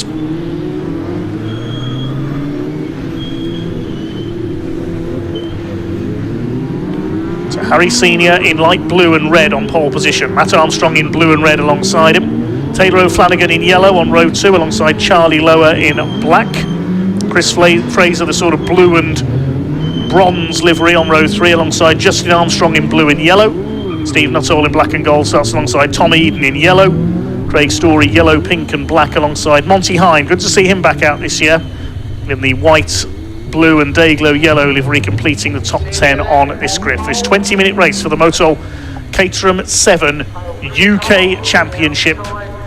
The fastest Caterham racers in the country. Many would say the bravest Caterham racers in the country. I am really looking forward to this race. As Caterham Motorsport's Premier Championship gets its 2026 season underway. Final couple of cars into position. The green flag is waved at the back of the grid. The 5-second board is displayed. Here we go at Croft Circuit with the Caterham 7 UK Championship. The red light's about to go out, and here we go. Charge up towards Clervaux for the first time. They're all away cleanly. It's a great start by our pole sitter Harry Senior in the 28s. He'll lead into Clervaux for the first time. One car running well, it's Justin Armstrong putting two wheels onto the gravel, but he's survived that. It's backed up a couple of cars behind him. Craig Story had to slow up there in the 56 as they charge their way through the first corner. There's Henry Heaton, the metallic turquoise car, but it's Senior who leads. Matt Armstrong in second, and on the attack is the black car. That's Charlie Lower, the number 21, trying to go for second place. They go into Tower Corner for the first time. Taylor O'Flanagan in fourth place, and Chris Fraser rounding out the top 5. Matt Armstrong runs a little wide coming out of Tower Bend, not to be confused with the car YouTuber of the same name.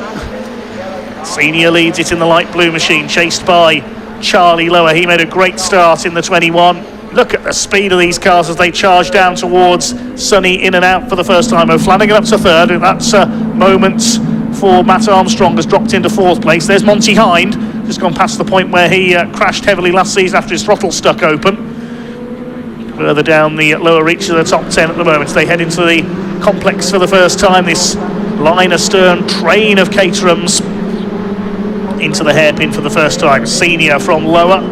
Matt Armstrong trying to move back up. Tom Eden moving up the inside there in the 64, going wheel to wheel with Dale Head in the number 6. Look how close they get to the pit wall down the straight there as they complete the opening lap. Into Clervaux for the second time. Charlie Lower giving chase to our race leader. O'Flanagan third, then Armstrong. And up into fifth is Chris Fraser. Justin Armstrong is in sixth position. Chris Fraser leads the AM category. The Pro-Ams holding the top 4 places at the moment. Henry Heaton, how many places has he made up? He's up into 17th place, so he's made up 2 spots. Somebody kicking up the dust there, coming out of the chicane. There could be a change to the lead there. I think Charlie Lower had got through. Yes, he has, around the outside, the little kink in the back straight there, coming up towards Tower. There's Heaton. He's got ahead of Louis Darling, the Welshman, in number 25, making the move up from the 310Rs this season, as are quite a few on this grid. And great to see an improved roster of 19 drivers on the grid for this first race of the season. Chris Welch dropping back a bit there. The red 68's car has lost the tow, if you like. Tom Eden still on the tail of car number 6 of Dale Head. They make their way into the complex for the second time. Charlie Lower now has the lead in his first ever Caterham 7 UK Championship race. And can his old rival from the 310Rs, Taylor O'Flanagan, make his way up into second position? Henry Heaton all over the back of the 78 of Nick Heighton, another newcomer to this level of Caterham racing. Up the inside there on the 93 of Mike Evans takes him wide in the green car. Henry Heaton could make up another place as well. They charge down the pit straights. There's Craig Story on the tail of Steve Nuttall in the 46. They fling the cars into Clervaux. Fastest lap of the race by Charlie Lower. 1:24.062. There's Louis Darling coming under fire from the 35 car. That is Mark Kendall. Here come your leaders. Lower leads it. Chris Fraser going through past Justin Armstrong there. Steve Nuttall past Craig Story at Tower as well.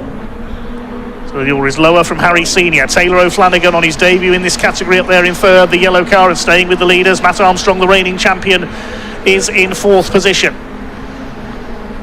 Into Sunny in. Little dip in the circuit there. A small gap pass back from Matt Armstrong to Fraser. Justin Armstrong. Next group headed by Stephen Nuttall. Into the complex.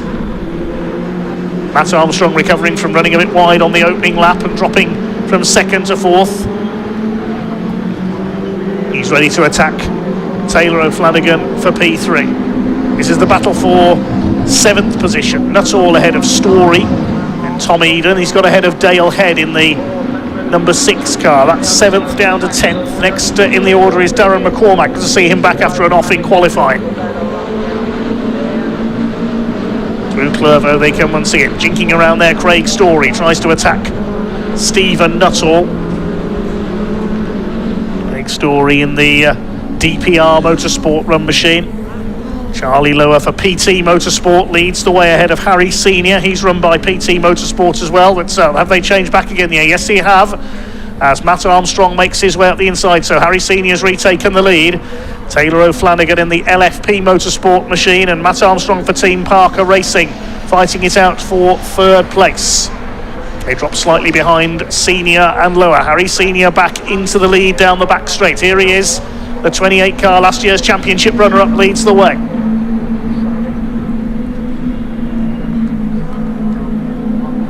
Chris Fraser leads the AM category in 5th position in the number 8s. He's chased by Justin Armstrong in 6th position, the blue and yellow car there. 3rd in the AM category was Craig Story, but he's lost a couple of spots there on this lap. So Tom Eden, 64, is now 3rd in the AM class. Craig Story's been shuffled back in that battle. Meanwhile, Charlie Lower is trying to chase down Harry Senior, but Senior's just done the fastest lap of 1:23.537. But Lower gets the better run there down towards Clervo. He's right on the tail of the leader now. There's Monty Hine, 76. Further back in the order, staying ahead of Mark Kendall, I think that was. Up the inside, Matt Armstrong through on Taylor O'Flanagan, up into 3rd place. Can he get the car turned back and complete the move? O'Flanagan fights back. Charlie Lower, meanwhile, has retaken the lead as well. Every time we look away from this lead battle, it changes between Lower and Senior. This is allowing Fraser and Justin Armstrong to close up as well. So Charlie Lower back in front in the 21. Look at O'Flanagan going as well in the 11. He's won the Academy, he's won the Road Sports title, he's won 270R, he's won the 310R title. Can he complete the set this year? Craig Story drops a wheel onto the grass there briefly in the 56. There go your leaders. Lower, Senior, O'Flanagan and Matt Armstrong, your top 4. Out of the head. 5 laps completed, and Harry Senior's done the fastest lap, 1:23.537, still his quickest mark. Personal bests coming further back in the pack. Monty Hind has dropped back down the order. He's not come through, in fact, has he? No, his transponder's not working. He's there in 12th place. Apologies. Louis Darling, though, has pulled into the pits in the number 25. Problems for him. The leaders disappear down towards Tower. Lower leads it from Senior. O'Flanagan back up into 3rd ahead of Armstrong. The grandstand view for number 8 of Chris Fraser, the 23 of Justin Armstrong. Charlie Lower leads. Settled down a little now. What am I saying? Of course things haven't settled down. This is Caterham racing. Things never settle down in a Caterham race. The leader runs a little bit wide there, puts 2 wheels onto the grass coming out of Sunny. Up towards the complex. Has that lost him momentum? He kicks up some more dust there, coming into the left-hander at the complex. That could allow Harry Senior up to attack and try and retake the lead. Taylor O'Flanagan shadowing their every move in the number 11 in 3rd place, as is Matt Armstrong. Down the straight they come. The pit boards held out, telling the drivers exactly where their opponents are behind them. The gaps are how many laps there are to go. 6 of them line astern. There is Justin Armstrong in the 23. Second of the Team Parker racing cars. 3rd of them is Nick Heighton further back, as here comes Senior attacking again. There's that little left-handed flick. That's where you can get through, and Harry Senior has. That's where you can get up the inside before Tower Bend and cover the move off. Tom Eden under fire from Stephen Nuttall. Good fight going on there for 7th place. It's just been taken by the man in yellow, number 64, Tom Eden. Behind them, Dale Head and Craig Story. So here are your leaders. Harry Senior's got the lead. Back again. Bruce Sunny in.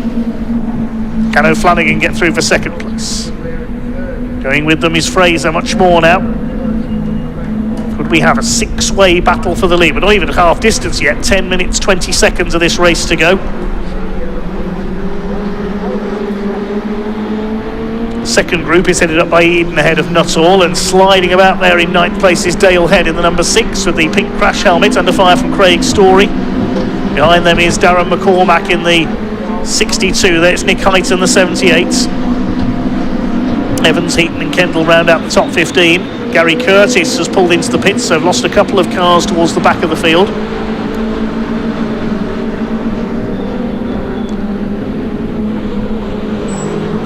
There's the second group, the 7th place battle, and Monty Hind has had some contact somewhere. One of his wheel arches flapping loose in the breeze. I suspect that will eventually fall off. Harry Senior continues to defend his lead from Charlie Lower. It's on this back straight, well, sort of straight. They usually swap places. Stephen Nuttall's got back into 7th ahead of Tom Eden.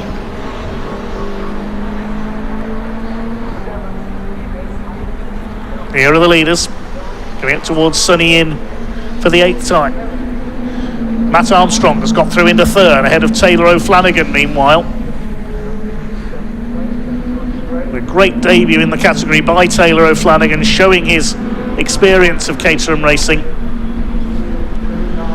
looking for success at the highest level. Fraser and Justin Armstrong keep pace with them. The gap between Armstrong and Eden is just over 4 seconds now.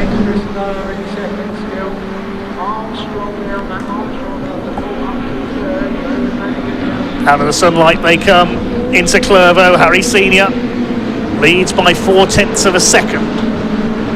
Armstrong up to 3rd. His last lap was a personal best, no surprise there. Still Chris Fraser leads the AM category in 5th place overall.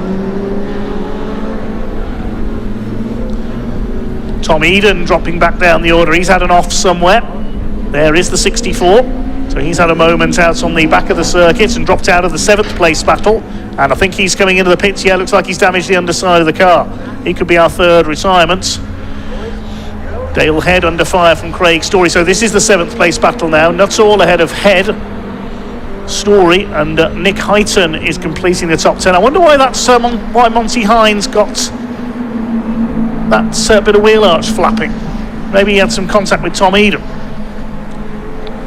Meanwhile, Charlie Lower is once again trying to get the lead back again from Harry Senior.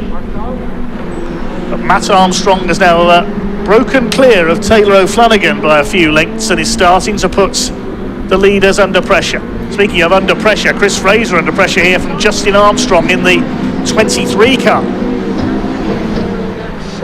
All happening here in this fantastic season opener for the Motul Caterham 7 UK Championship. That's Gary Curtis just pulling out of the pits there. He's rejoined a couple of laps down on the leaders.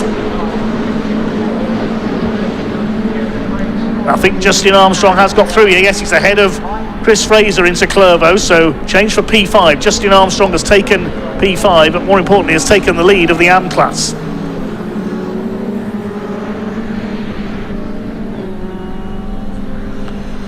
Leaders head their way into Tower Bend once again.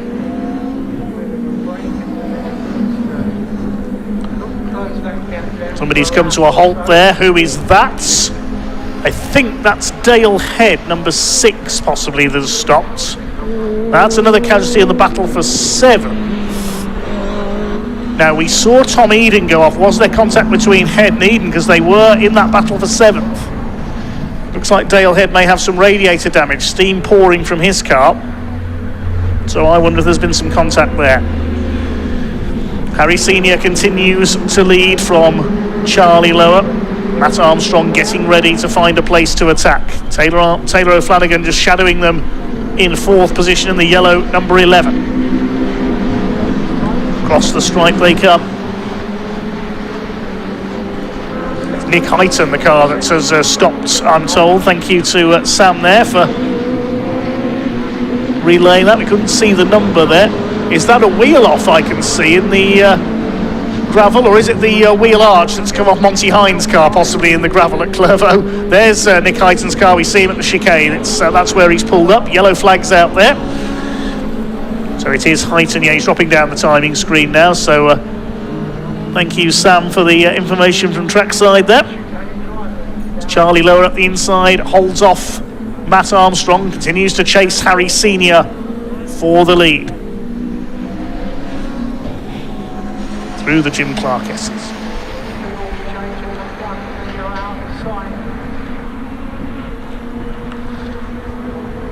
Charlie Lower back ahead of Matt Armstrong now up into P2. So be playing into the hands of Harry Senior, because if they start battling behind him, he's going to be able to pull away up to start his championship challenge in the best way possible.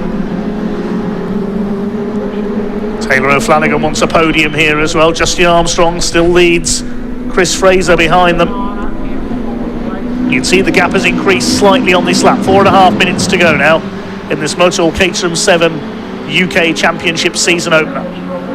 Across the stripe they go. Just under a second in it now between Senior and Lower. Lower's having to concentrate on his mirrors now because he's under pressure from Matt Armstrong for P2. Through Clervaux up towards Hawthorne. This is Hawthorne, the long right-hander. That feeds into the chicane. Yellow flags there for Nick Heighton's stranded car. Down this short straight up towards Tower Bend. Charlie Lower not able to get the overlap on Matt Armstrong, but as I say, that Armstrong runs wide. Taylor O'Flanagan wants to join in with this as well in the yellow car. Gary Curtis back into the pits, unfortunately, so more problems for him. Now Taylor O'Flanagan, I said he might get involved there with Matt Armstrong running wide. He's got through and up into P3 now, the newcomer to this level of Caterham racing, the 310R champion. The Armstrong family now left to battle for 4th place because Matt under fire from his father. All playing into the hands, as we say, of Harry Senior, who's able to pull away slightly.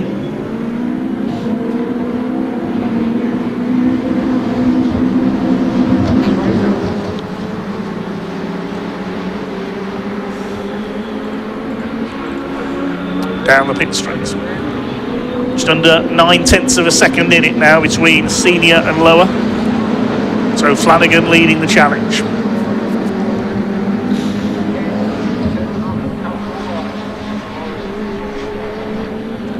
Out of the chicane into the back straight. They're not close enough to challenge Harry Senior this time at the front of the field into Tower. A family tie is going to be ditched here in the battle for 4th, I wonder, between the Armstrongs.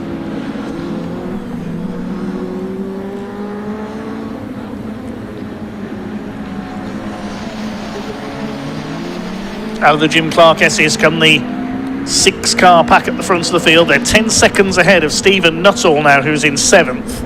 He's ahead of Craig Story, Darren McCormack and Dale Head. And there is Fraser in P6 at the back of this league group. Henry Heaton's made up another place. He's up to P11 from the back of the grid.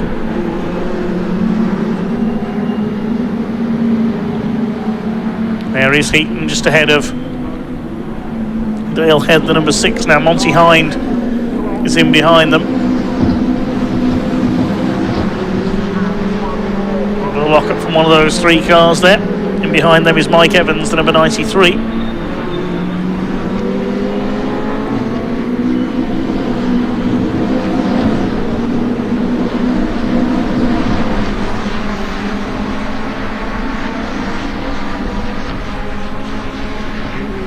Over a minute to go now, and Charlie Lower is not finished yet in this season opener for the Motul Caterham 7 UK Championship. Might have a look up the inside here as they come into Tower Bend. He's going through. Brilliantly done. He came from a long way back there. Good piece of driving by Charlie Lower. Couldn't believe it was his first race since moving up from the 310Rs. Likewise, Taylor O'Flanagan. But Harry Senior is not finished yet in the 28s. And the Berkshire driver having a look up the inside here as they come towards Sunny Inn. He won't get through there. Through Sunny out. Up towards the complex. Matt Armstrong weaving around on their tails slightly as well now. All over O'Flanagan. He'll have a lunge up the inside into the hairpin. Is this going to work? Yes, it does. And that shows just why Matt Armstrong is the Caterham 7 UK champion. Great move past Taylor O'Flanagan. Into the last lap we go. Battle is joined once again between these two. Look at Harry Senior. He's almost bump drafting Charlie Lower down the straight there. Into Clover. Matt Armstrong muscles O'Flanagan out wide to hold that third place. It's allowing Justin Armstrong to close up as well. Looks like he's going to win the AM category. Now, here comes Lower and Senior. They're side by side on the run up towards Tower Bend. And Senior's got it back again. Round the outside going into Tower. O'Flanagan's trying to do the same thing, but he's later into the corner, so he won't get through that time. Oh, this is going to be a really close finish between this group. Through the Jim Clark S's. Senior has it at the moment. Charlie Lower getting ready for one last fight back. I think he might just come up short. It's difficult to slipstream down towards the finish line here at Croft. It's not the longest run to get into the slipstream and then jink out and get alongside.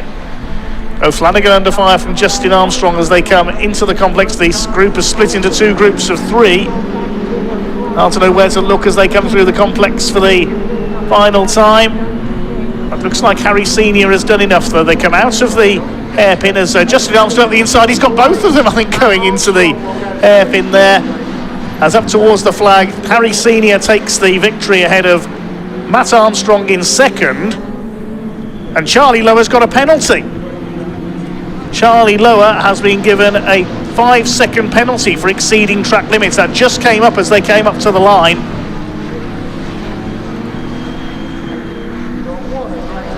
Okay, so we'll confirm the result in a second, but what a dive up the inside there. We saw into the final corner there from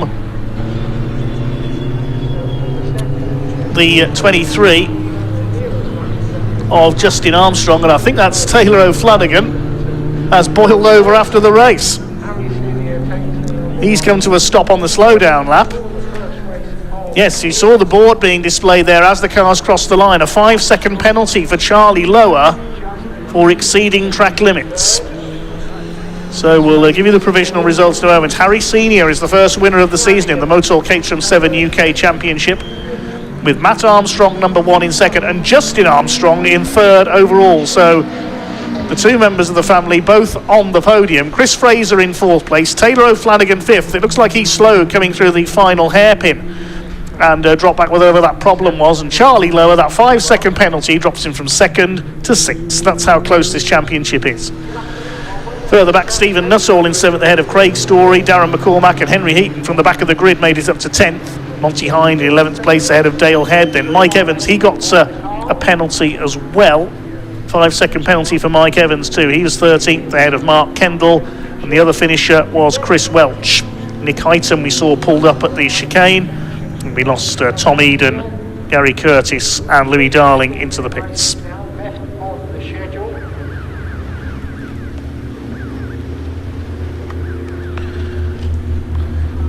Wait to see what the issue is with Taylor O'Flanagan's car. I hope that doesn't put him out for the weekend. There's 2 more races for these cars coming up tomorrow.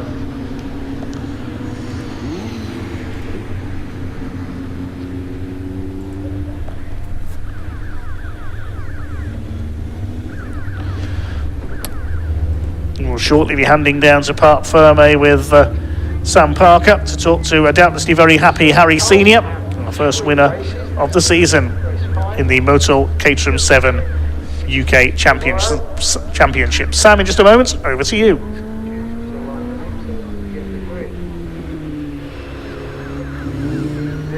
Wow, what a great race for the first 420 round. And there's a bit of confusion because there were some unfortunate track limit penalties. So where they win on the road, unfortunately their time, obviously they get the 5-second penalty. So Matt gets second, he's already in. So the rest of them, as you can see, are coming in now. Charlie, unfortunately, doesn't know. That's the problem. They don't know sometimes that they get these penalties until they come into Parc Ferme. But Matt's out the car, and Harry's got to make his way through into first place, if he can get through everybody. So he'll be delighted with that. And we'll just wait for them to get out of the cars in a moment and get their helmets off. And third place, I don't know if third place is going to be able to get down here, because that is Taylor, we believe. Taylor finished 5th on the road, but obviously he is a Pro-Am. We've got Am and Pro-Am in this class, so a bit of confusion there to get everybody through to their correct spot. So let's have a word, when he gets his helmet off, with Harry Senior, our winner of round 1. Hello. I will give you a moment, no problem. There's quite a lot to take off, and I guarantee they can't wait, because it's, like I said in the previous race, it's very hot this afternoon. So Justin's the winner of the Am class.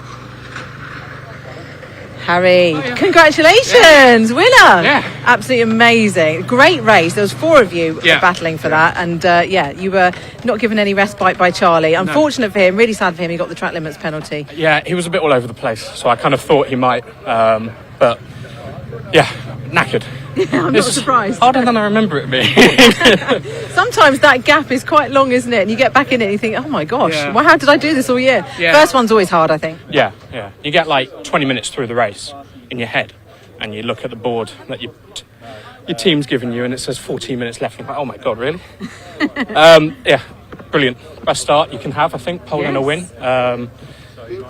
Wet tomorrow, so we'll see, but pressure's off a little bit now. Yeah. So I'll enjoy it.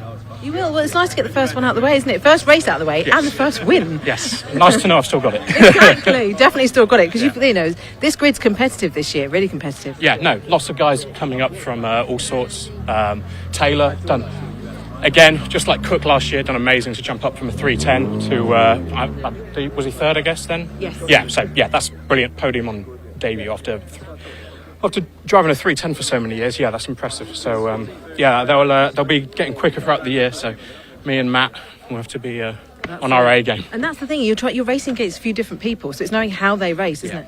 Yeah, no, new people to figure out, but so far I'm very pleased. No, nothing over the line, nothing scrappy. It was a great race. Excellent. Well done. Thank you. Let's have a word with Matt. Where has Matt gone? Let's have a quick scour round for him. Can't see him. Where is he? Where's Matt? Where's Taylor, in fact? Where are they? Where's Matt and Taylor? Oh, here's Matt. Matt. Oh, sorry. Hello. Don't wander off. Well, congratulations. Second place. Fantastic. Well, looked like quite a hard race. Yeah, we weren't very fast, so it was a bit difficult, but yeah, glad to finish third. Technically I finished third, so it's probably the best we could have done in that race. Yeah. Well, we've got 2 more to do tomorrow. It might be wet. How do you find it in the wet? We'll soon find out, won't we? So I'm normally all right in the wet, but it's a bit of a guessing game until you go out there. So hopefully a bit faster than I was then. Yeah, well, good luck for tomorrow. Thank you. Right, I've just been told Taylor stopped out on track, I think, so he's being towed back in. So, Justin, third overall then. Fantastic. Well done. How was it from your side? It was a good race, actually. It was clean, tough but clean. Just exactly how you want it. Thanks, Chris got tired at the end, so he tells me, and so he decided to back off. He thought I'd got a time penalty as well, so it wasn't me. So I didn't see Charlie's time penalty, so yeah, quite happy. I think unlucky for Taylor. Oh, Taylor, yes. Yeah, because it sounded like his throttle stuck open on the last lap, so I could hear revs, so I thought, he's obviously got a problem. He's lost and all that. But yeah, so quite happy with that. It's a good result. Definitely. Good start for tomorrow as well. Absolutely. Yes, bring it on. Thank you very much. Thank you. Well done, Justin. Right, now we're going to head to Ian, who spoke to some of the junior saloon drivers just a little bit earlier.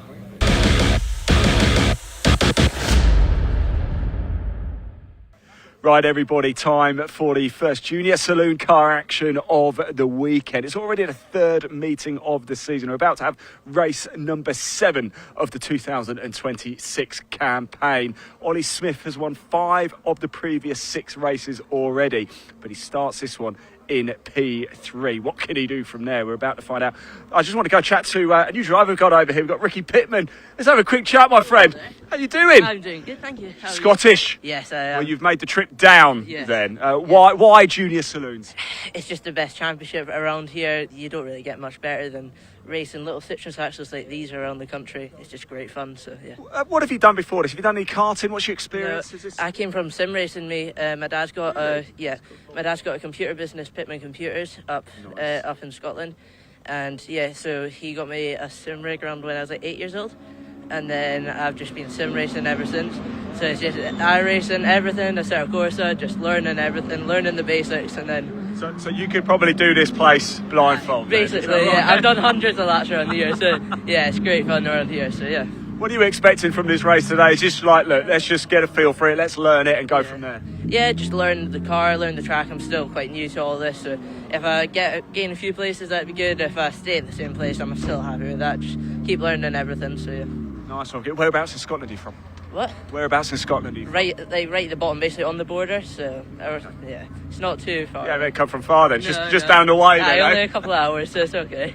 Top man, look, beautiful sunshine. Enjoy it. Thanks for talking to us. Really do appreciate it. Let's just move around a little bit. We've got Francis Lawson here. Let's just jump in and say hello as well. How we doing, my friend? Are you all right? How are we feeling? Good, thanks. Yeah. Tell us about your experience. It's great to have you here, by the way, in the Junior Saloon Car Championship. Have you done much racing before? Yeah, I know a few drivers got a bit of sim racing experience. What about yourself? Not really. I just did my hards like 6 weeks ago, and that was nice. Since before that, just rental karting, nothing awesome. else.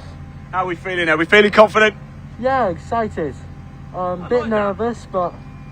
Listen, you know what you're doing. Go enjoy it. Thanks for talking to us. Really appreciate it. Yeah, good stuff. Great to have you. Thank you so much. Great to have you along. New drivers joining us this weekend for the Junior Saloon Car Championship. Look at this. What a great grid of cars. Time to go racing. Let's hand over to commentator Dave Goddard to take you through the action. Enjoy.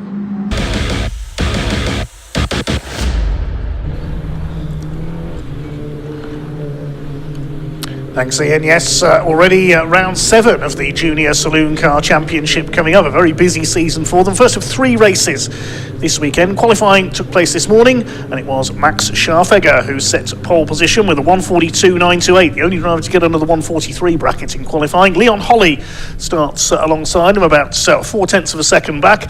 And then 5-time winner this year, Ollie Smith, will line up on the second row looking for his 6th win of the season. His unbeaten run finally ended by Max Scharfegger at Cadwell Park last time out. Lachlan Homer, number 94, lines up alongside him. Took a trip into the barriers at Cadwell, unfortunately. Row 3 of the grid, Jake Wardle, who took his first pole position last time out in Lincolnshire, but now starts back on row 3 alongside Martin Wright in the 14. Row 4, 27, Matthew Swatton, none the worse for a rollover at Cadwell Park last time out when he hit the tyre wall. Starts alongside Zane Quecker in number 44. Row 5, Tim Leonard, number 29, alongside William Omar in the 41. Then on the 6th row we have Charlie Allen at number 17, the son of Ollie Allen, the Ford Fiesta racing star, and racing his modified Fiestas in a lot of series over the years as Ollie. And the first of our 3 newcomers on the grid this weekend, Atta Huna, starts alongside him in the number 81 machine. I can see we've got a couple of our commenters cheering him on. Alongside Atta we will have Atta starts alongside Charlie Allen, on row 7 is Ralphie Branscombe, the scholarship winner in number 96 alongside 95. We just heard from Ricky Pittman making his debut, and Francis Lawson, number 11, the third of our newcomers this weekend, starts at the back of the grid. So 15 cars out there then, identical 1600cc Citroen Saxo VTRs, drivers as young as 14 competing in the Junior Saloon Car Championship. This is the training ground for the saloon car stars of tomorrow.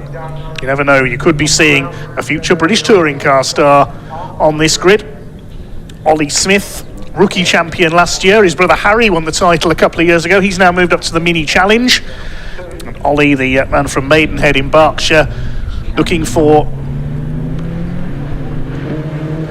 win number 6 out of 7 this year. Scored a hat-trick at Donington Park at the season opener, then 2 out of 3 at Cadwell Park. In race 3 at Cadwell, it was Max Scharfegger who took the win, though. The race was halted early after Matthew Swatton's accident. So Matthew was fine, and the Kersley Motorsport driver is back on the grid. We won't see his teammates, though Ben Ward, he has withdrawn from his drive, unfortunately, so we wish him all the best, Ben Ward, and we'll hope to see him back out and racing again soon. There's some of our newcomers from the back. The black and red car there at the back is Francis Lawson, the grey car Ricky Pittman, and then the white and orange there is Atahuna, our third newcomer this weekend. Lots of commenters cheering on Atta. Also Zane Quecker has lots of supporters as well. Francis Leonard says, go Tim Leonard, ducks in a row, I hope. Yes, we talked to him about that at Cadwell Park earlier this season. So here we go then, the lights go out and we're underway with the Junior Saloon Car Championship. It's the grey and yellow car of Max Scharfegger on pole. In blue, white and grey alongside him is Leon Holly. They'll lead the way down into Clervaux for the first time, and tucked in behind them is Ollie Smith, the green and blue car, number 80. As they make their way through Clervaux for the first time. Martin Wright in the blue car there on the outside line, under fire from Zane Quecker. Slightly different livery for him this weekend. We've got a bit of a contretemps there at the back. That's Atahuna involved in the number 81. Had possibly a bit of contact there, but it's Scharfegger who leads the way as they come down the back straight for the first time. Looking for his second win in succession. Second place, Leon Holly in the 87, the man from Devon.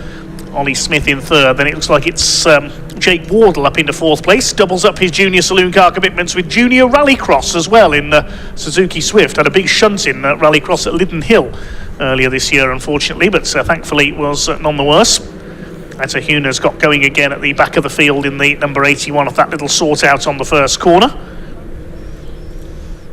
So it is Max Scharfegger who leads the way, lifting a wheel. Look at that through Sunny Inn for the first time. A few of these drivers have never raced at Croft before. Horsing his way up the inside there. That's the number 29 of Tim Leonard getting past Matthew Swatton. 17 of George Allen drops a wheel onto the dirt there. George Allen, not to be confused with the former truck racer of the same name, of course. As round the outside of the complex, good move by Ollie Smith. He's going to go up into second place into the hairpin. Nicely done there. You don't very often see a move around the outside on that right-hander. Past number 87, Leon Holly, who's got a new sponsor this weekend, Tool Zone, adding the blue to his grey and white livery there. Across the stripe they come for the first time. The pit boards telling the drivers their positions. Ollie Smith up the inside on Leon Holly. That's for second place. They're showing us first and second on the timing screen. That's because Max Scharfegger's transponder isn't working. So he'll have to be timed manually. He's showing his last at the moment because it hasn't triggered the timing loop as he's gone over the start-finish line. Now he goes to the top, leads the way down the back straight. Ollie Smith up into second place. Jake Wardle in fourth, the black and green car, under fire from Lachlan Homer in the white and black machine. Then a gap back to Martin Wright in blue. He's got Tim Leonard and Matthew Swatton behind him. Round the outside goes Lachlan Homer, side by side for fourth position there, out of Tower. The lead is with Max Scharfegger by 1.7 seconds, looking for win number 2 this season. He comes out to the back of the circuit towards Barcroft, and Sunny in and out. Looking perfectly steady there into the right-hander. Change for fourth place there. Lachlan Homer has got the move done on Jake Wardle for fourth place. Bit of dust being kicked up by Leon Holly, I think that was there in third. Then behind him, Wright's Leonard, Swatton. There's William Omar, the red number 41. I think that's Josh Salvadori's car from last season. Josh, another man who's moved up to the mini challenge over the winter.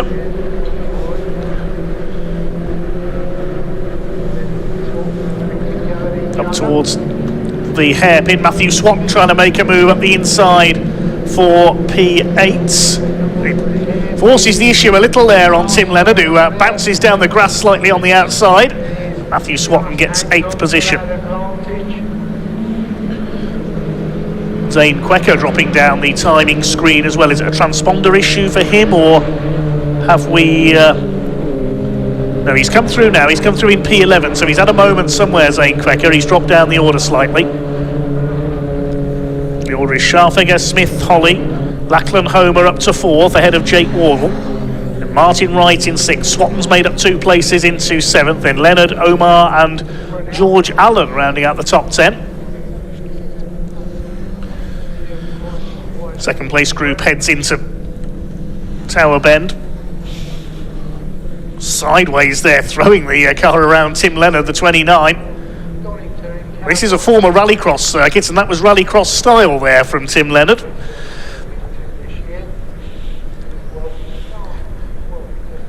Here's our leader. Max Scharfegger has increased his lead to just over 2 seconds now, lifting that rear wheel as he throws the car through Sonny in. Ollie Smith under fire from Leon Holly. Homer trying to go after them. Then Wardle, Wright, Swatton, Leonard, Omar. There's George Allen in P10, the number 17. Then a small gap to Ralphie Branscombe. He's running well in P11, the black car. Zane Kwekker's down to 12th. He's dropped back. Ricky Pittman, the first of our 3 newcomers at the back of the field.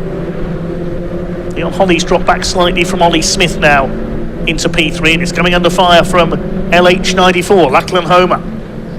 It's bringing Jake Wardle with him. The leaders head over the line. We'll wait to see what the lead gap is through this time. We have to wait, of course, because Max Scharfegger's transponder isn't working. He's being timed manually. Third place fight, I should say, heads into Clervaux. And yes, Lachlan Homer is getting closer in the 94, looking to make up for an off last time out at Cadwell Park. He's got Jake Wardle chasing him. Into the back straight go our leaders. Ollie Smith now breaking away from the 3rd place fights. 6th place battle headed up by Martin Wrights, being chased down by Matthew Swatton. Scharfegger leads by 2.5 seconds, and he's done the fastest lap of the race, 1:43.437. So Max Scharfegger is pulling away. Just under 9 minutes of this race to go.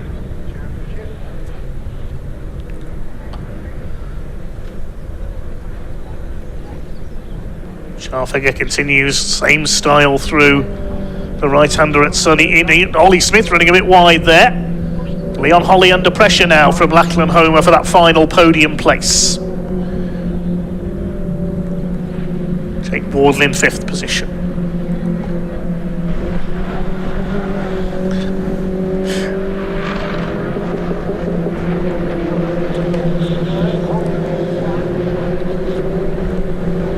Martin Wright slides his way through the complex, so does Tim Leonard. He's throwing that Oryx competition car around here. Up into the hairpin. He's in 8th position. Scharfegger completes his 4th lap.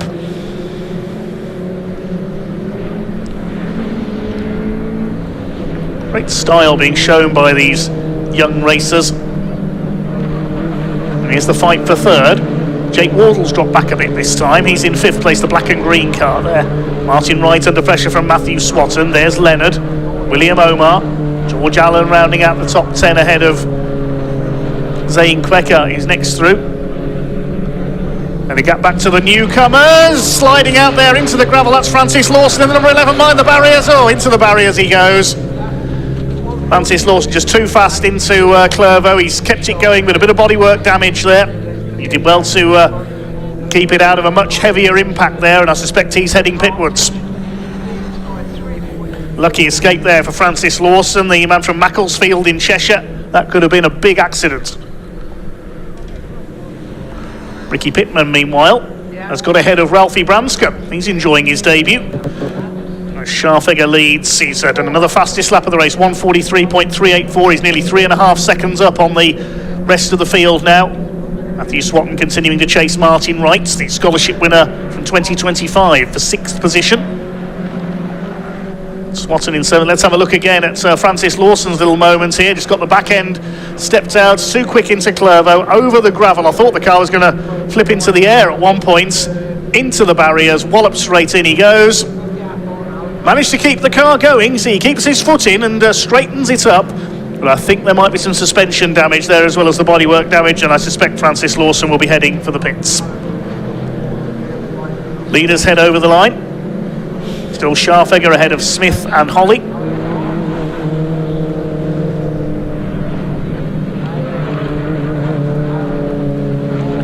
There's Matthew Swatton in the Kersley Motorsport car run by Alex Kersley, whose son Harvey has raced in this series in the past. He's now in the Hyundai Coupe Cup. Still see the dust in the air there from Francis Lawson's off. That's dropped into the rear of the field. Is he still going though? That's what we'll have to see. I suspect he will pull into the pits. And yes, he has. Leon Holly still under fire from Lachlan Homer, but he's not made an attack yet for P3.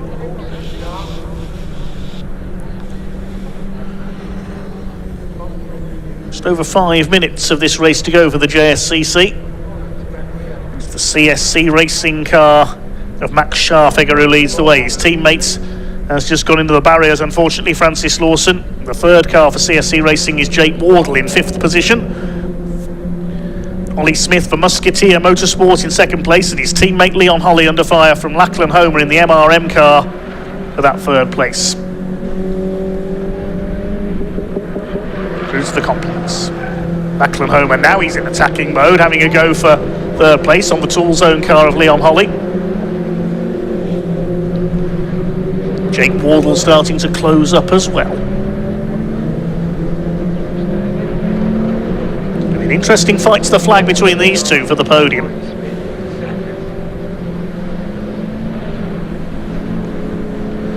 So 14 cars still running then. Hopefully the CSC racing team get Francis Lawson's car fixed for tomorrow's 2 races.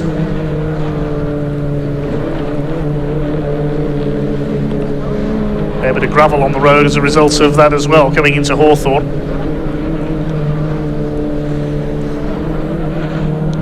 Head out onto the back of the circuit.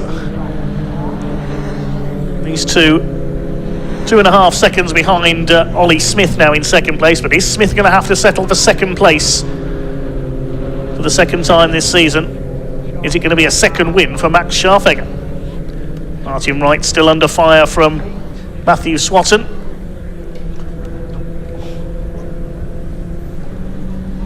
And a gap back to Tim Leonard, who's about 3.4 seconds back. The lead is over 5 seconds now for Max Scharfegger. This is a great drive by the number 23, the man from Warrington in Cheshire.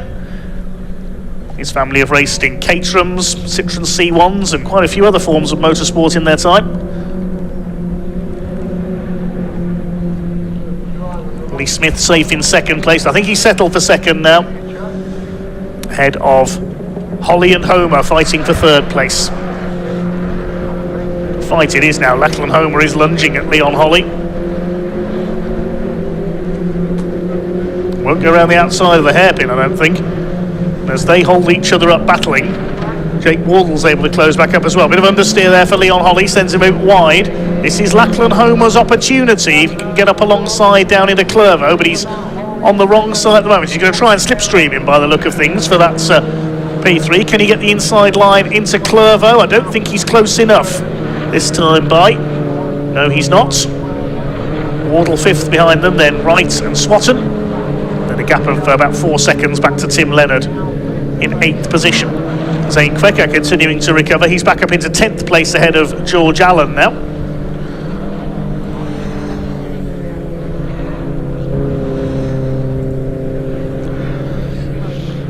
12th is Ricky Pittman. He's the best of our newcomers. There he is, the grey car. And Etahuna runs wide there onto the gravel. Goes wide again. He's going off. Oh, wallop straight in goes the 81. What a shame for Etahuna. One of our newcomers goes off. Now that might bring about an early end to this race. There's less than 2 minutes left on the clock. Just too quick there. Yes, I think the red flag is coming out. Indeed it is. I thought that might bring an early end. With only 1 minute 40 left on the clock, this race I don't think will be restarted. Such a shame there for Etahuna, just a bit too enthusiastic through Clervo. I thought he'd brought it back round, but the car just slid out wide again through Hawthorne into the Recticel barriers. We hope he's all right. I was just about to say he got a lot of supporters in our comment thread.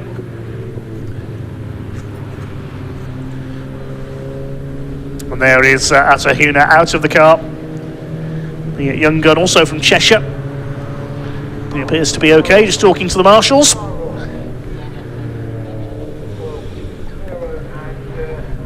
I'll just check the car is okay. Gutted there, looking at Etahuna. He ran wide, got 2 wheels into the gravel. It looked like he'd saved it. but then just couldn't slow the car for Hawthorn, slid out wide and walloped straight in. Such a shame for the newcomer, but hopefully the Oryx Competitions team will be able to repair that Saxo for race 2 tomorrow.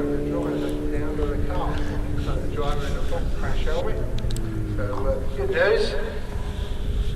Where are we at? 7 laps. 1:43. That could be the end of that one, which means Sharpie will be given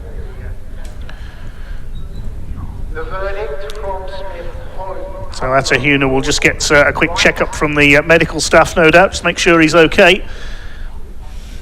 There was 1 minute 41 seconds left on the clock when the red flag came out, so I suspect that will be a declared result. No confirmation at the moment, so if it is, Max Scharfegger will be your winner. Second win in a row for him, following on from Cadwell Park. Ollie Smith in second and Leon Holly in third.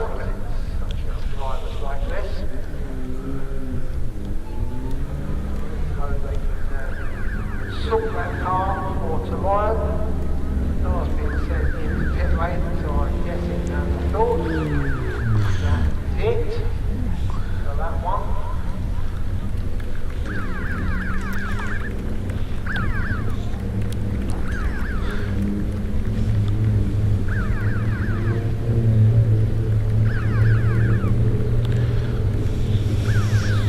Just awaiting confirmation that the race will not be restarted. In the meantime, let's have a look at some highlights from that race. Good battle between Ollie Smith and Leon Holly. A move around the outside there into the complex. Pretty impressive from Ollie Smith.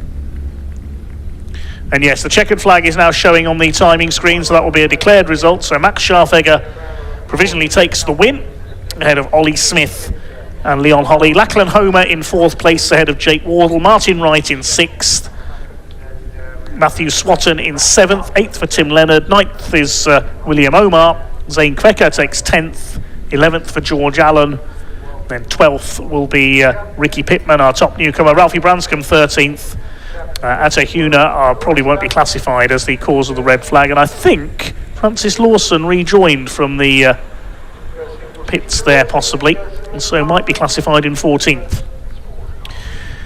That's to be confirmed. The results are taken back to the end of lap 6, the last completed lap by the full field. Let's in the meantime head down to Parc Fermé.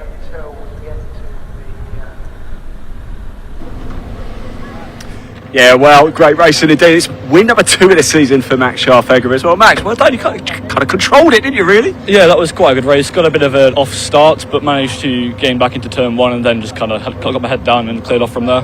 Have you been enjoying these conditions today? Because I've got a sneaky feeling tomorrow might be a little bit different. Yeah, I like the dry, but I love Croft, and I do like the wet as well, so hopefully it should be good. That's back-to-back wins for you, isn't it? Because you picked up the race 3 winner over at Cadwell Park. You're making your way to the top here. Yeah, 2 in a row. I'd like to get more. Top man, Max, well done, congratulations. Great to see you as well. Let's move over here. It's got Leon Holly and Ollie Smith as well, our championship leader, who's on the podium for every single race. Ollie, over you come, my friend. It's a good haul of points here for P2. Yeah, it was a really good race. Got a good start, stuck with the front 3, got into second, and yeah, just kind of sat there really. Max kind of went, so we were in our own space. Is this a championship race where you start thinking about that because you've been on the podium every time so far? Pick up points, right? Yeah, that's the main aim really. Get the points and then hopefully win the championship. Ollie, don't forget our little golf challenge a little bit later as well. That'll be a lot of fun. Yes, a bit of a clue. We'll be bringing you that later as well. Let's grab Leon. Can we grab you, Leon? Come on, let's have a quick chat. I love this livery, by the way. A podium, Leon. You happy? Yeah, I'm very happy. It's a great race. It was a really good race, wasn't it? Look, Croft, what do you make of it as a circuit? Have you enjoyed the experience so far? Amazing circuit, real fast, real flowy, and that's my type of circuit, yeah. Right, Lynn, whilst I've got you, okay, and I think we're just going to have a bit of a clean up on the track, got a question for you, all right? If you were stuck in a lift, which junior saloon car driver would you most likely to be stuck in a lift with? Martin Wright. Okay, and which driver would you least like to be stuck in a lift with? Lachlan Homer. Okay, well, that's why. Top man, good stuff indeed. Let's keep moving around, shall we, and have a quick chat. Look, let's go chat to Ricky up here as well, shall we? Hello, mate, you all right? Let's grab him, find out how we got on. Ricky, can I just borrow him again? How was that? I know we spoke before the race. How was that? That was amazing. Yeah. I don't even know what to say. I'm lost for words. It was a great race. Came from P14. I think that was P12 at the end, something like that. So yeah, it was good fun. Got a little bit of contact at turn 1, but just couldn't do much about that. But yeah. Are you kind of glad it's over now? Like you've done it. I got the sweat in my eyes. I couldn't see much. So yeah, but I love that. That was great fun. Have you got the bug now? You're like, right, that's it. Tomorrow, can't wait. I can't wait. Rain tomorrow, but we'll see what that'll do. So yeah. Yeah, worry about it tomorrow. Yeah, exactly. Well done. Congratulations. Let's grab Martin. Can I grab you for a second, if we can, please, as well? How was that? All right, mate. Yeah, not too bad. Just a bit of a punch up at the start caused us to drop back a few places, but strong drive back through. Did you, obviously learned a lot last year from the scholarship coming into this year. What's been the biggest difference for you over the winter coming into 2026? Probably doing a lot of testing, to be honest. A lot of time in the cars really helped, so yeah. Excellent. 2 more to go tomorrow, and it's going to be wet. Do you like the wet? Yeah, I do like the wet. Excellent, good stuff. Thank you indeed. Right, so we're going to make our way to the front. We're almost, in fact, I can see the car is just being towed off now. We've still got 2 more races coming up for you today as well. We've got Scottish Minis and the second track action race of the day. As if you haven't already, please hit that like button, hit that subscribe button. We're live, of course, on the BARC YouTube channel, live on the Caterham YouTube channel. Tomorrow we'll be back live on the TCR UK. 2 TCR races coming up for you tomorrow. Loads and loads and loads of content as well. Just before I do hand back as well, we have a producer, his name is Elliot. He's superb, by the way, he's really good at his job, but every time the Caterhams or the cars go out on track, he tries to replicate them. He goes meow as the cars go past every time, and Elliot, it cracks me up every time. Keep doing it, you're amazing. Thank you so much. Not too long to go before we get back onto the track action, so let's hand over to commentator Dave Goddard.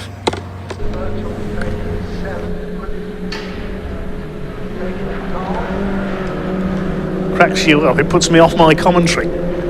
Only joking, of course, Elliot. Thanks for all your work behind the scenes. Let's have a look at some highlights from that junior saloon car race. Good battle in the early stages involving Tim Leonard and Matthew Swatter. We saw Ollie Smith make that move around the outside of the complex as well. Sideways style from Tim Leonard as he tried to recover, almost rallycross style here at this former rallycross venue. Francis Lawson, meanwhile, his debut didn't end as he'd hoped, sliding off over the gravel at Clervaux and clouting the Armco barriers. Did well to keep the car going. That could have been a much bigger accident for the young newcomer in the 11. Made it back to the pits. Bit of bodywork damage, possibly some suspension damage as well. But the race ended early because of this incident for Atta Huna. Bit of gravel bashing, and then couldn't slow the car down in time for Hawthorne Bend. Into the barriers he went, and that was the end of his race. Bit more saloon car action next then, and we welcome the Scottish Motor Racing Club's Mini Cooper Cup next up. The Scottish Minis, we've already seen them on BARC TV this year at Cadwell Park. It's another of their away rounds, and normally based up at Knock Hill, of course. But they're with us again here this weekend for a cross-border raid into England here at Croft. Identical BMW Mini R50 Coopers for this championship. We had 11 cars out at their opening rounds at Cadwell Park. The second race was turned into a bit of a crazy affair by wet conditions.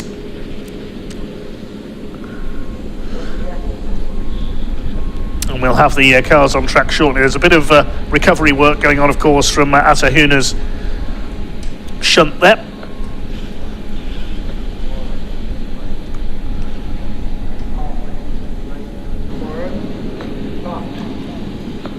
Got a bit of sweeping up as well. Quite a lot of gravel on the road too, so the road sweeper is out on circuit. Big thanks to our marshals and clean-up crews and recovery crews, medical staff and everybody else here at Croft this weekend.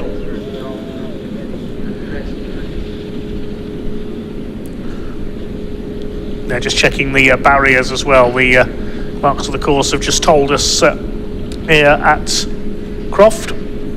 So the Scottish Minis will be out on track as soon as that is done. Ian caught up with some of the drivers earlier on.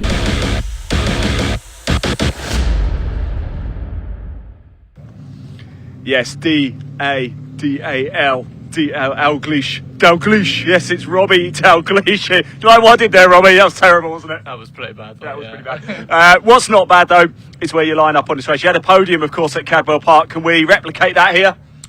Yeah, I'm purely going out for race wins, to be fair. Yes. That's what we're after. So, yeah, Cadwell was a bit gutting. Was feeling pretty confident I had that one in the bag, race 2, and then just unfortunate spin of events that happened in front of me and it caused me to crash out and not finish the race. So yeah, try to get some revenge in this one for sure. So redemption is on the cards then. Croft, what do you make of it? Do you like Croft? Yeah, been here a good few times now. Always enjoyed it. Good fast circuit.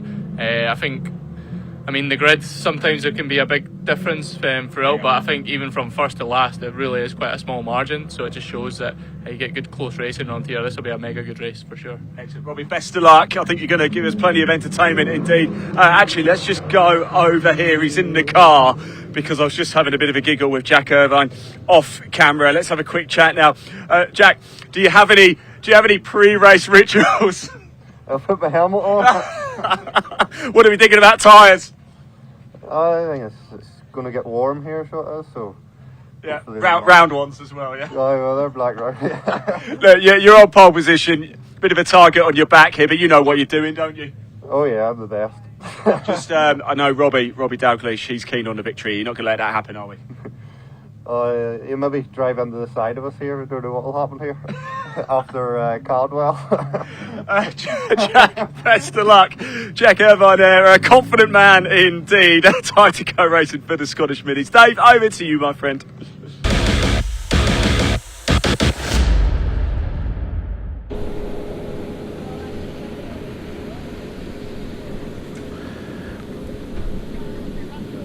Well, thanks so much, Ian. We await the clear up to be completed then for the junior saloon cars. You can see gravel still being swept off the circuit at Clervo. Once that's completed, the Scottish Minis will be released onto track. They were certainly entertaining at Cadwell Park. The opening race being won by Jack Irvine, number 65, and reigning champion Chad Little in his Dayglow yellow machine winning the second race.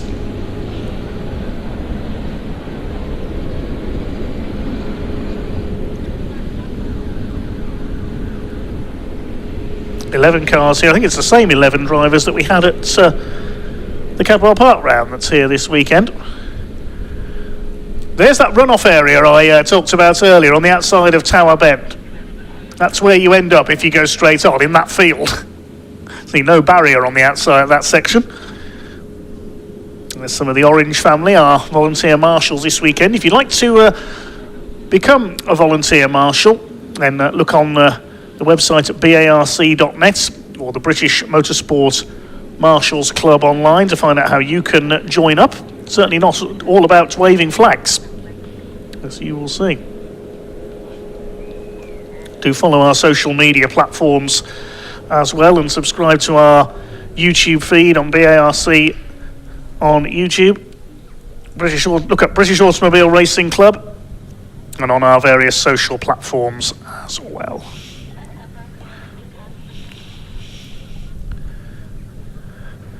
Slightly windy conditions here at Croft today. It can be a bit windswept. It is a former airfield, as we mentioned earlier, near to the town of Darlington, near Dalton-on-Tees.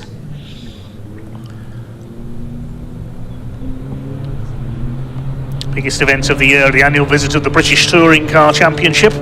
First held here in the mid-1990s in the Super Touring era. Good weather today, but that sadly might change tomorrow. Let's make things a little bit more interesting, as it did for the Scottish Mini Cooper Cup at Cadwell. They make their way onto track, then round to the grid before they'll have their green flag lap. It'll be a 15-minute race. They have a second race tomorrow just before the second TCR race. No lunch break tomorrow, incidentally. The action doesn't get underway here until midday tomorrow at Croft. Local restrictions prevent any running before midday at this circuit on Sundays.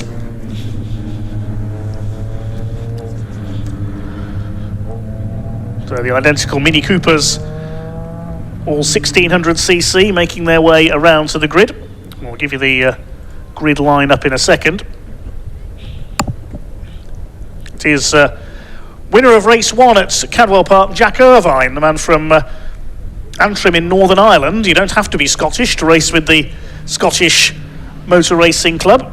This is the Northern Irishman who will line up on pole position in the 65 car. Looking at the standings, he's second in the points, 8 points behind Chad Little after the opening weekend of the season. He had a first and a fourth. That's at Cadwell Park. Alongside him will be number 52, Michael Williams. Now, he's only fifth in the points at the moment, based near Edinburgh, in the blue car there. He had a 7th and a 5th at the season opener. Second row, we heard from Robbie Dalgleish, number 91. He starts alongside Chris Coburn in the 17. Robbie Dalgleish failed to finish one of the races at Cadwell, got into some contact at the hairpin. But drivers can drop their 3 worst scores over the course of a season in the Scottish Mini Cooper Cup, so he'll count that as one of his dropped scores. Reigning champion Chad Little on row 3 alongside Martin Viatunga of Sri Lankan descent, I believe is where his name comes from, on row 3. Row 4, James Hitchin, number 271, the man from Cumbria, graduating from Citroen C1s this season to race in the Minis, alongside Presley Barrett in 47. Row 5, Barry Holmes, number 88, and 59, Liam Kelso. And at the back of the grid will be number 15, that's Campbell Scott. So 11 cars out there, 15 minutes of racing to come. There is a separate Newcomers Cup in this series as well. That's led after the opening weekend of the season by Presley Barrett. He took the Newcomers Championship wins in the first weekend of the year. Campbell Scott and Liam Kelso a joint second. They had a second and a third each. It is Chad Little who leads the points. He's on 47. There he is, the second of those Dayglow yellow cars, number 25. 8 points clear of Jack Irvine. A further 8 points behind is James Hitchin. First season in the Minis, but not a complete newcomer, so not fighting for the Newcomers Award this year. There's Liam Kelso, the number 59. Comes from Kinross-shire, up near Perth. Presley Barrett, he's from London. One driver from Northern Ireland and one from just below the English-Scottish border from Cumbria, James Hitchin.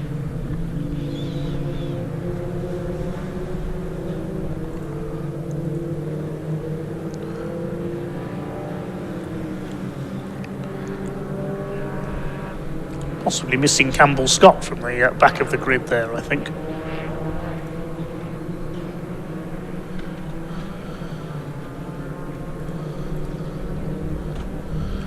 It's the blue and red number 65. Similar livery, I've noticed, to Matt Armstrong's Caterham at the front of the grid.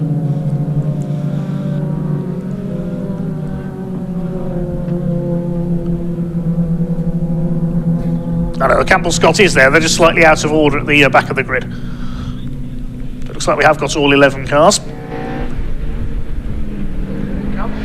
Big contrast to Cadwell Park, the very undulating circuit, as is Knock Hill, the regular home for these cars, a much flatter circuit than they're used to. It's the blue and red of Jack Irvine on pole.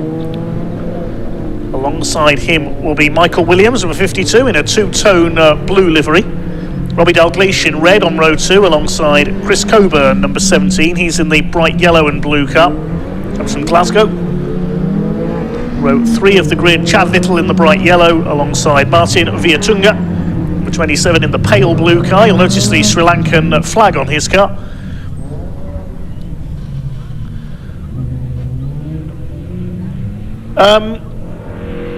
Where's Jack Irvine going? The race hasn't started yet, Jack. He's just taken straight off at the end of the green flag lap. I'm not sure what's going on here. I'm not quite sure what's going on there. Well, the rest of the field have lined up on the grid, but Jack Irvine seems to have decided that the race has already begun. I've never seen that before.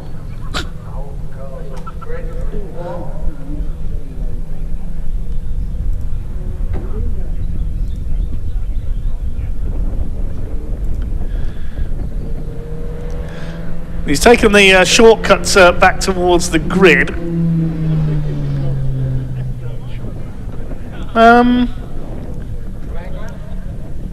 Now, I'm not sure after that he's allowed to come straight back round and take his pole position.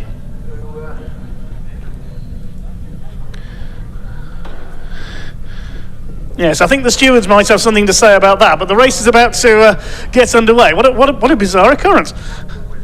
15 minutes of racing coming then. The marshals have spotted it. He can't come back and take his pole position after that. I think he's going to have to start from the back. I've never seen that before. What do we do now?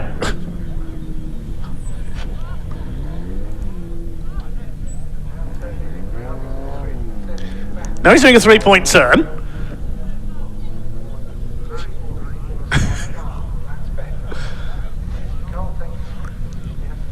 Yep, he's going to have to line up at the back.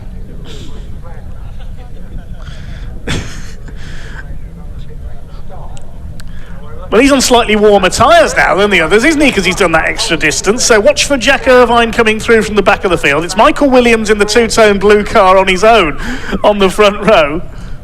I certainly can't remember ever seeing that before.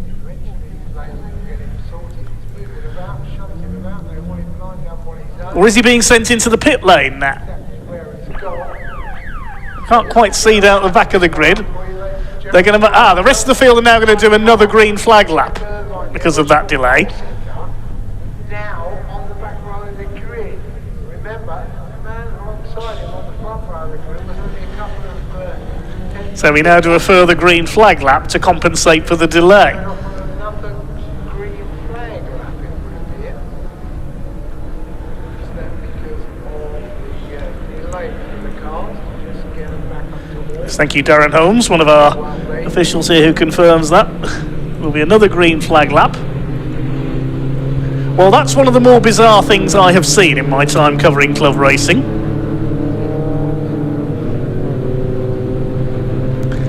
I wonder if Jack Irvine thought it was going to be a rolling start.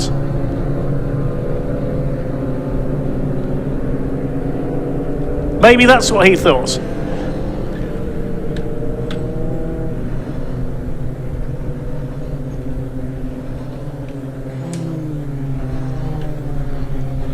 I'm wondering, yes, I'm wondering if Jack Irvine thought that was going to be a rolling start.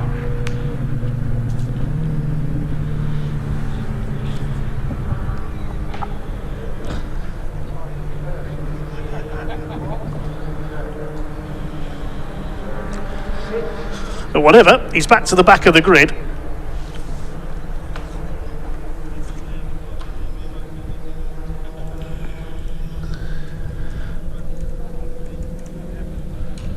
So Michael Williams will lead the field away in the 52, looking for his first win of the season. The best he had at Cadwell was 5th. Robbie Dalgleish won 3rd place to show for his efforts in Lincolnshire. Taken out in some contact in the second race in the rain. But the track at that stage was like a skating rink, to be fair.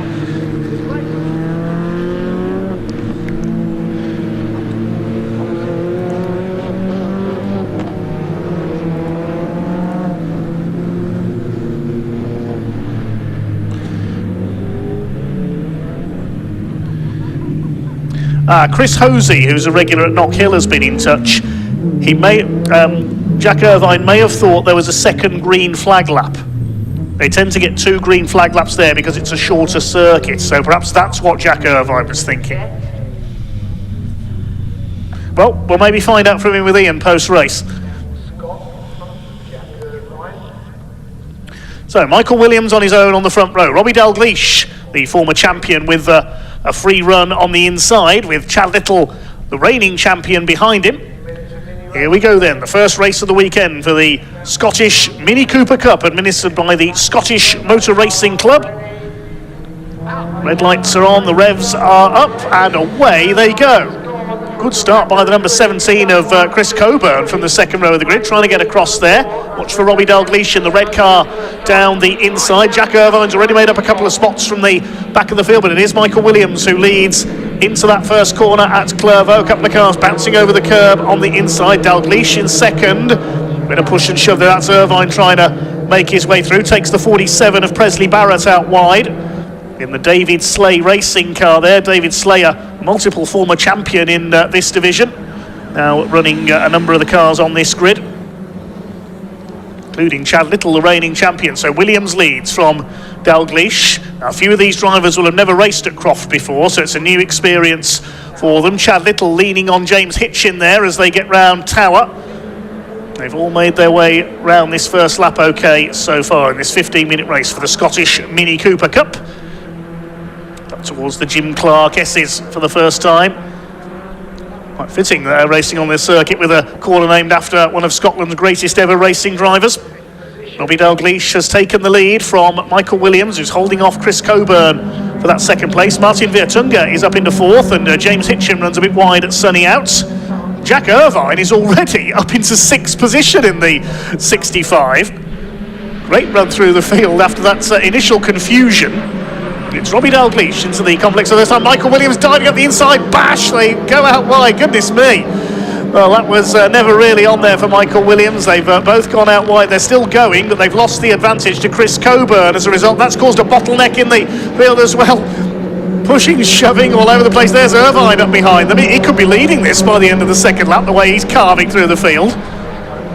So, what's the order as they cross the line then? Chris Coburn's got the lead. Michael Williams is still there in second place after trying to force the issue on Robbie Dalgleish, who's at the back of this group. Now Williams goes rally crossing and Martin Viertunga goes up into second. This lot are picking up exactly where they left off at Cadwell a few weeks ago. Viertunga now goes wide at Hawthorne. Jack Irvine's in second place from the back of the grid. How's he done that? Keeping his head while all around him are seemingly losing theirs, I think. Coburn leads it then. Everybody's bottling up behind Michael Williams here. Here's Viertunga to the inside with the eyes on the headlamps of his car. Dalgleish up there behind them. There's James Hitchin again, has Chad Little leaning on him in the 25. Then the 47 of Presley Barrett. The 88 is Barry Holmes. And then Liam Kelso, the 59. So the car that's dropped back there is Campbell Scott in the 15 at the tail of the field, one of our newcomers. Presley Barrett, the leader of the Newcomers' Cup at the moment. So Chris Coburn leads in the number 17, the man from Glasgow. But for how much longer? Because Jack Irvine has carved his way through the field. Everybody else is trying to be third. Michael Williams is getting shuffled back down the order. There's Chad Little going through in the high-vis jacket liveried car. This is great stuff. Through the complex. They're still at it further back. Up on the curb there, that's Presley Barrett bouncing into the air. He's under fire from Liam Kelso. That's for the lead of the Newcomers' Cup, I think. Yes, Kelso in the blue car going through on the inside of the red machine. And Liam Kelso could take the lead of the Newcomers' Cup.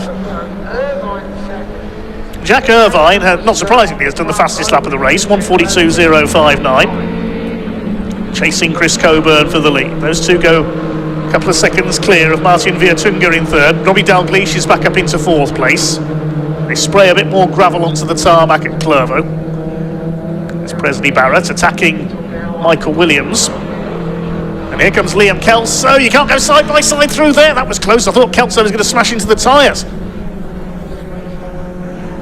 That's for the lead of the Newcomers' Cup. Third in the Newcomers is Campbell Scott. He's further back. And into Tower, Jack Irvine takes the lead.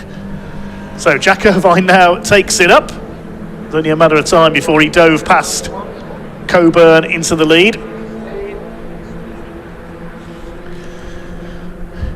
Well, things starting to settle down a little in this frantic race for the Scottish Mini Coopers. Chris Coburn looking to attack back again into Sunny Inn. Martin Viertunga loses it nearly there going into Sunny Inn. And Sunny out, he stops Robbie Dalgleish from getting through. Yes, he saved that very nicely. I thought he was heading off into the grass. Up towards the complex once again. The battle for third place intensifying. Robbie Dalgleish could get through here. Yes, he's got at the inside. Chad Little trying to do the same. Up to the hairpin. Viertunga in the pale blue car will have the inside on the reigning champion though, and he holds fourth position, but Robbie Dalgleish in the red number 91 is through into third. The black car is James Hitchin, the 271. He's going to get up alongside Little here. Four of them together for third. Irvine leads from Coburn. They're 3 seconds ahead now thanks to this squabbling behind them.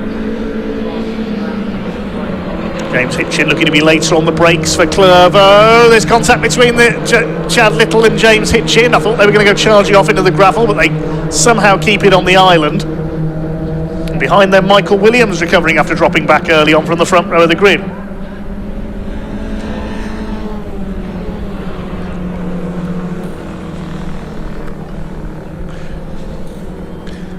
On the Scottish Mini Cooper Cup, the levels of action we're seeing here, this could be renamed the Scottish Touring Car Championship. This is brilliant stuff. Michael Williams up the inside, nearly gets a bash up the back from James Hitchin. Now he gets a bash in the side from James Hitchin. Get off, says Michael Williams. This is allowing Presley Barrett up the inside as well, the leader of the newcomers division. Jack Irvine, the Northern Irishman, continues to lead, having come through from the back of the grid. Chris Coburn goes wide onto the grass. That's what Martin Viertunga nearly did last time through, but he saved it. Let's drop Coburn back into second. There's the fight for third, three of them together now, because James Hitchin is back in the clutches of Michael Williams, Presley Barrett and Liam Kelso. This is brilliant.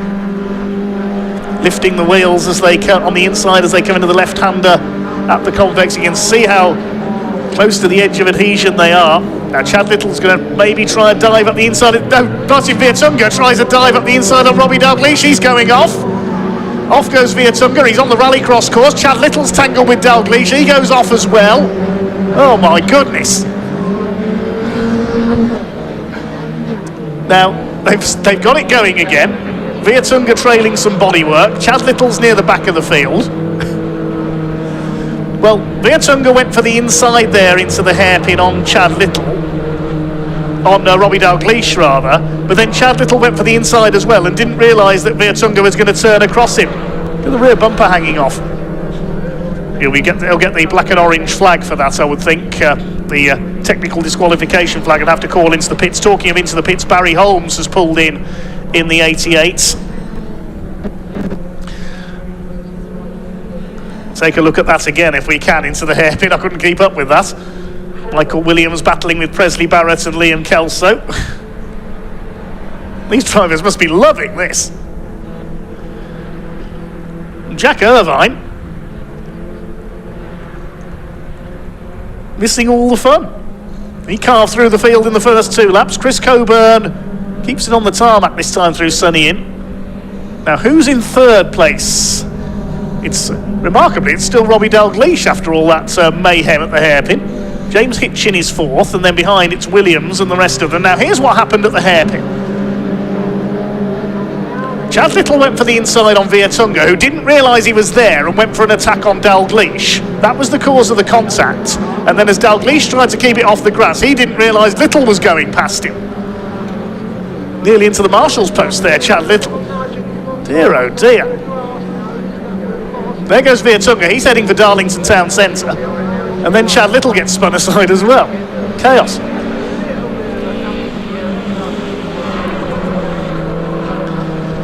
So things calm down again a little. 6 minutes of this race to go.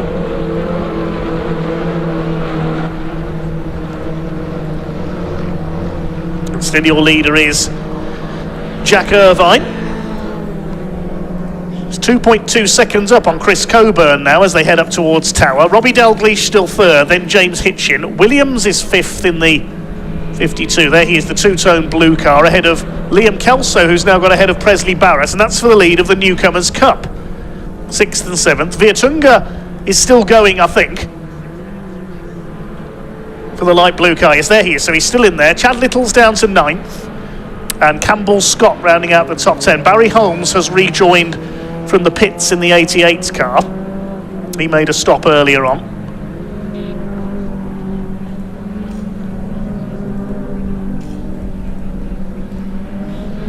Here's the battle for fourth place. James Hitchin says, "Excuse me, Michael Williams." Michael Williams didn't try and go around the outside at Sunny Inn there, did he? I think he did. You're never going to get round there. So he'll try the complex instead. Here they come. What can Michael Williams do here? James Hitchin took the inside line there, so Williams drops back into the clutches of Liam Kelso. Is he going to try a move on the hairpin? Not quite. Really is intensifying again in the midfield. 4.5 minutes of this still to go.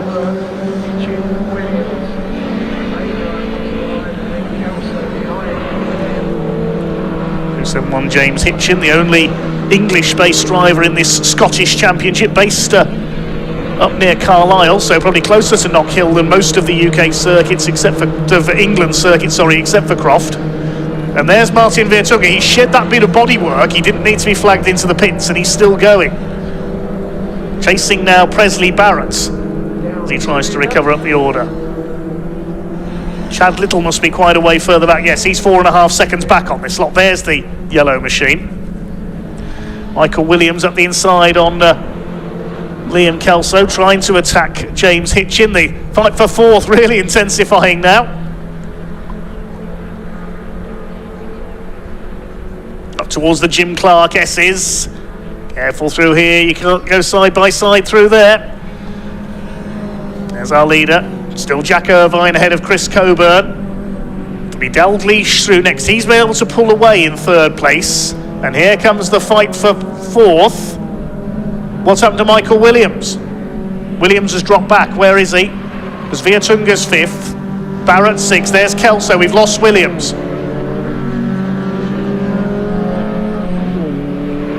I think Williams went off coming out of the Jim Clark S's. There he is, the 52. Yeah, he must have gone off coming out of the Jim Clark S's in a brief blind spot there. And he's got some damage, I think. So he's heading for the pits. Didn't quite see what happened, unfortunately.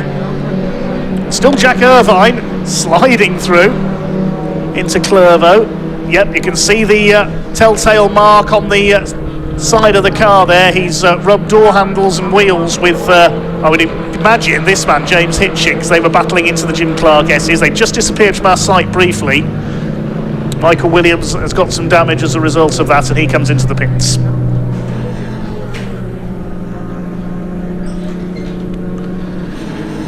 Irvine leads by 4 seconds ahead of Chris Coburn. Martin Vertunga's not finished yet. He's going for fourth place up towards Tower.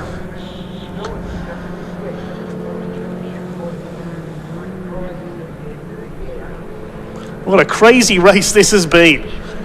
And they do it all again tomorrow, of course.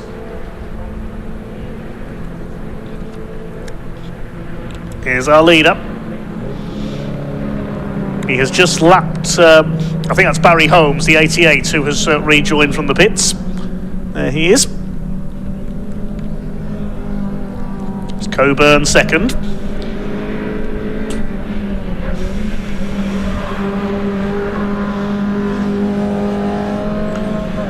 Chris Coburn flashing the headlights at the back marker there. Barry Holmes gets him out of the way at the complex.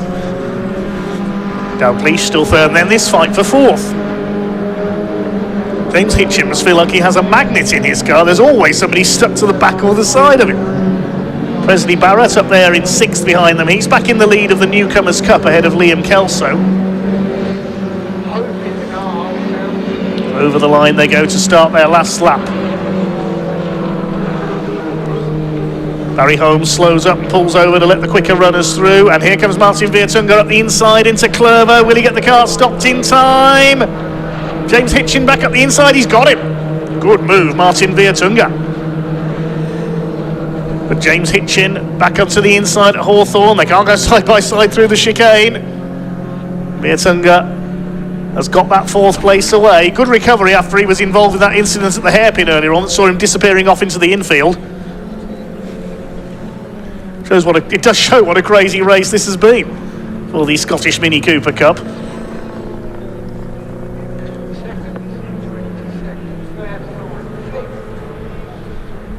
So I agree with our producer's comments. The eyes on the headlights we certainly like on Martin Vertunga's car. We need that on more cars. But the clock is about to count down to 0, and Jack Irvine, who threw away his pole position with a bit of a faux pas at the start, as Campbell Scott comes into the pits in number 15, has come back through the field and is heading for victory. There's Michael Williams, who's rejoined a lap down after his pit visit. And it's going to be a win for Jack Irvine. He's into the hairpin now. Still this fight going on for 4th, 5th and 6th, but the checkered flag is at the ready. And it is dropped on Jack Irvine, who takes a last to first victory. Chris Coburn comes over in 2nd, just ahead of Michael Williams, who's a lap down. 3rd place goes to Robbie Dalgleish. Martin Viertunga, I don't know how, has somehow got home in 4th. James Hitchin 5th. Presley Barrett wins the Newcomers Cup in 6th. Liam Kelso is 7th. Chad Little back in 8th, the reigning champion. 9th will go to Michael Williams. And Barry Holmes is still running as well. Here he comes. In 10th place, because we lost Campbell Scott there into the pits on the final lap.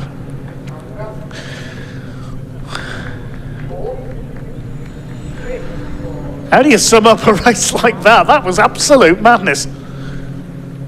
Well done to the Scottish Mini Cooper Cup for entertainment value, certainly.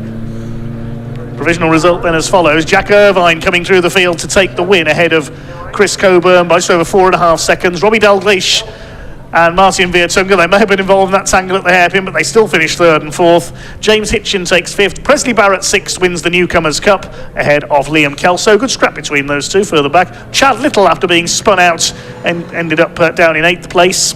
And Campbell Scott pulled into the pits on the final lap, so may not be classified. Michael Williams and Barry Holmes rejoined after their pit visits to finish a lap down. Martin Viertunga also got the fastest lap, 1:41.716. Only a couple of other cars got into the 1:41 brackets.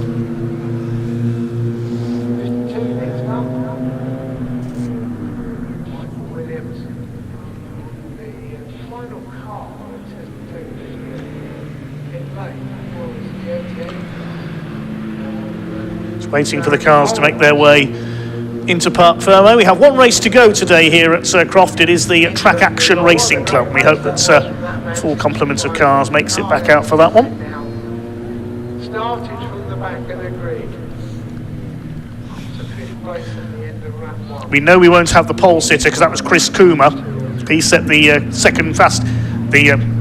grid for that race set by the second quickest times in qualifying. Chris Coomer would have been on pole, but we know he's not coming out for that one we heard earlier. Anyway, let's head down to Ian in Parc Fermé to find out not only the thoughts of our race winner Jack Irvine, but what on earth was going on before the start.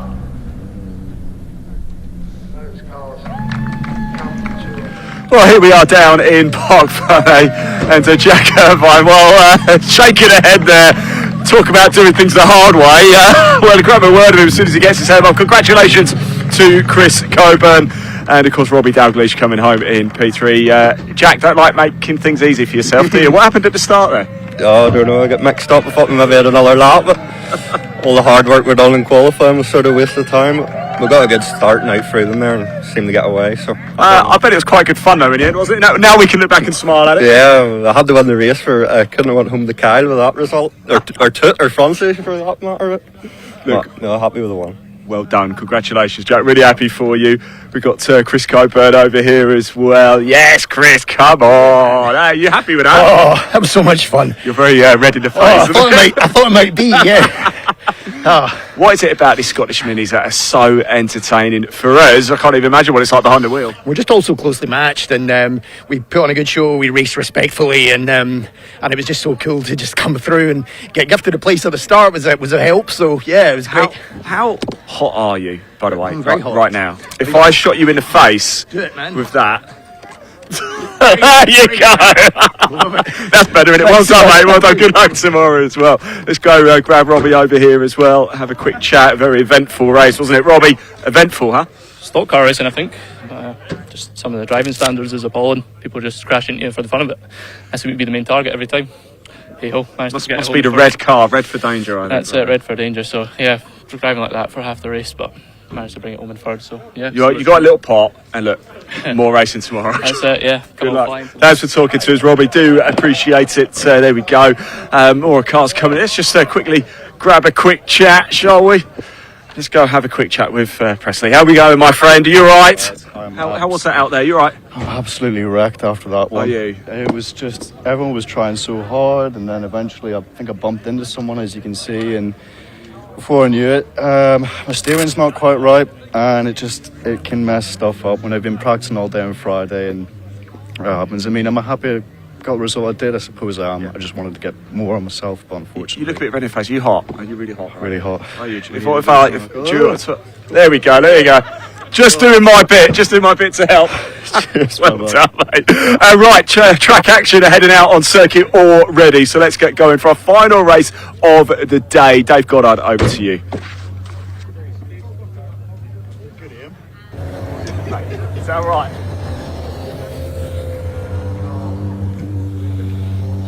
Well, I'm not sure what that was all about at the end of Ian's piece there, but anyway, time for our final race on day one here at Speedfest North here at Croft with the BARC. It's race 2 for the Track Action Racing Club with their mixture of saloon cars. Now, we know we won't see the driver who's qualified on pole. We were told earlier that Chris Coomer had problems in race 1 and would not be out in this one, so I don't think he's going to be there. We hope Marshall Groves in the Vauxhall Vectra is going to be there. He's the other driver that's qualified on the second row, because this grid decided by the second quickest time for each driver from the qualifying session. Josh Hughes on the second row, the Nissan 350Z, spun while challenging for the lead on the last bend of race 1. That's alongside Nick Tasker's VW Scirocco. Row 3, the winner of race 1, Lee Bull with the Renault Clio, suffering with understeer in the first race, he told us, starts alongside the other Clio of Rob Buckland. Row 4 is Adam Croft, the double winner from Donington earlier this season in the Scirocco, alongside Dave Beecroft's Saxo. Row 5, Katrina Gray in the Mini Cooper S and Bailey King's Audi TT. And I think I saw as the cars were heading round that Mark Robinson has made it out this time in his Scirocco. Didn't get away in race 1 in the backup Scirocco. We normally see him in a Golf, but that got damage at Cadwell Park last time out. Well, no Chris Coomer, but Marshall Groves has got back out in the Vectra. That's good to see. Just checking that everybody else is there who should be. Yes, it looks like they are. So we've got our full complement with the exception of Chris Coomer. They get ready for their green flag lap. Track Action Racing Club. Ideal for any saloon car racer, really. We've got some smaller sports cars out there as well. I've seen Mazda MX-5s with the series, the 350Z as well. When the Nippon Challenge was more popular, we used to see the likes of Toyota Celica GT4s, Nissan 200 SXs, even a couple of Skylines used to be out in this series. James Janicki, who's now in Classic Thunder Saloons, used to run his Skyline with the Nippon Challenge. The Tricolor Trophy has always been mainly Clios. We see the 206 GTI Cup out as well, but none of their drivers here this weekend. They're busy elsewhere, as we heard earlier. And then the Deutsche Marks Cup becoming more popular, the VWs and Audis in there.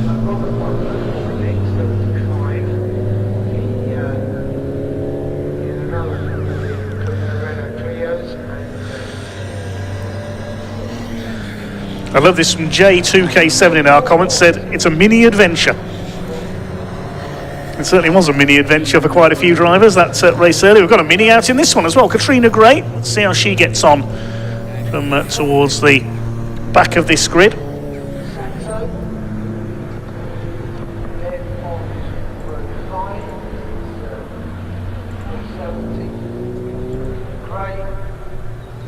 This will be another 15-minute race.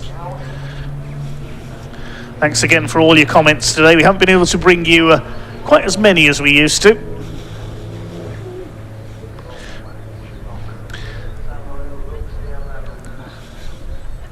I do like one comment from Codename 47. I won't read it out, but I can see who you're quoting there. That's all I'll say. Very droll.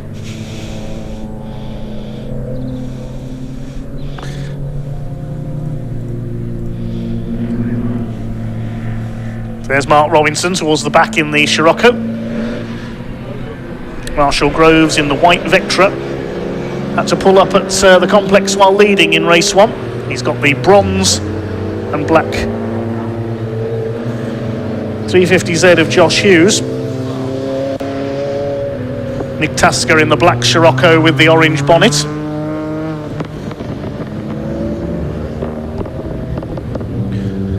Lee Bull in the silver Clio. Can he come through and make it a double from 5th on the grid alongside the blue Clio of Rob Buckland? Adam Croft in the orange and white Sirocco further back. Struggled in qualifying. Dave Beecroft in the Saxo alongside the boss of Track Action, promoter of the Junior Saloon Car Championship as well.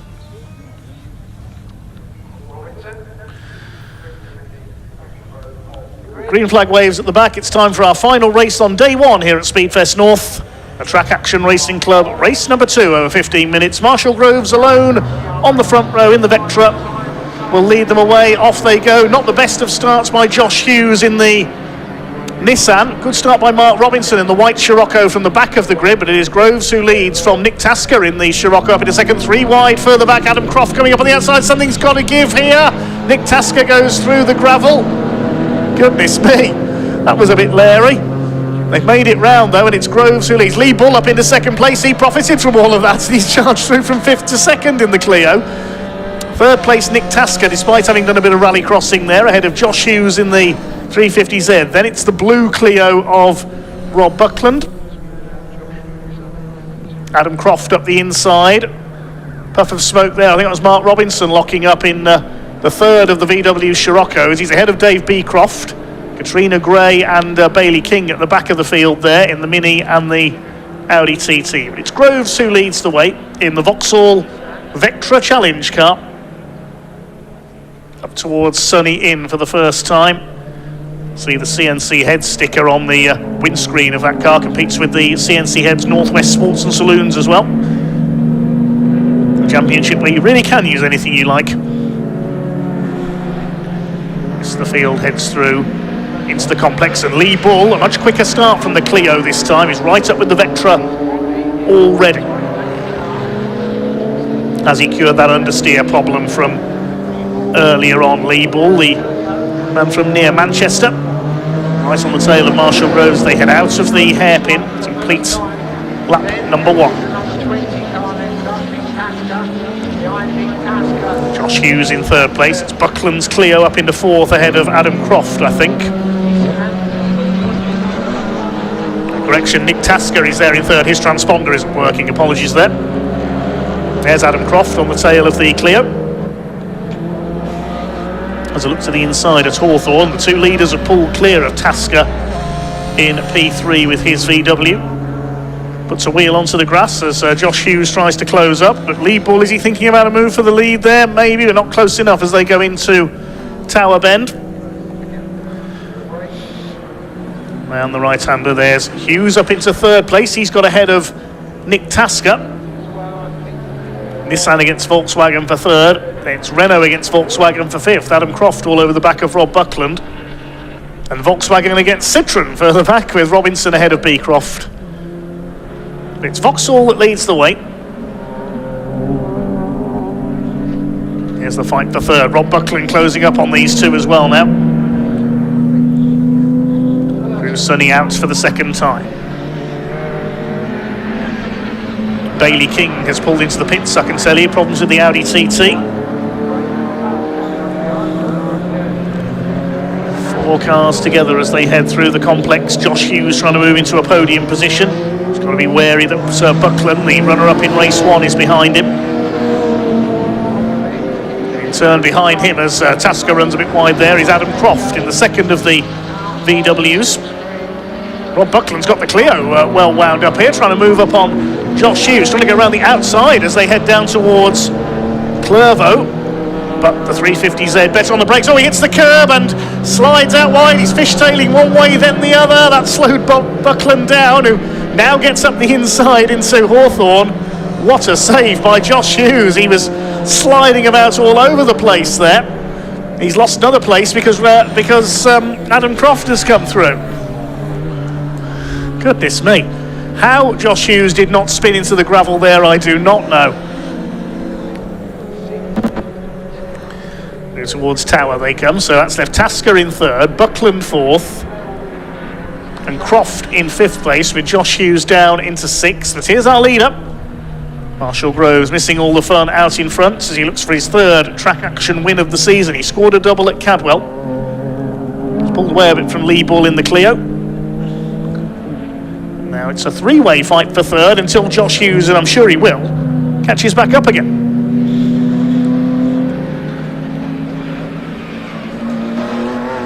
Behind them, a gap back to Dave Beecroft and Mark Robinson. Going up the inside there, Buckland gets past Nick Tasker into the complex. That's for P3. Now Hughes has caught them back up. It's once again a four-way fight for third. Tasker will try and fight back. Over the line they go. Let's have a look again. This is that three-wide moment at the start, which saw Nick Tasker go flying through the goal. That's how Lee Bull got past three cars up into second.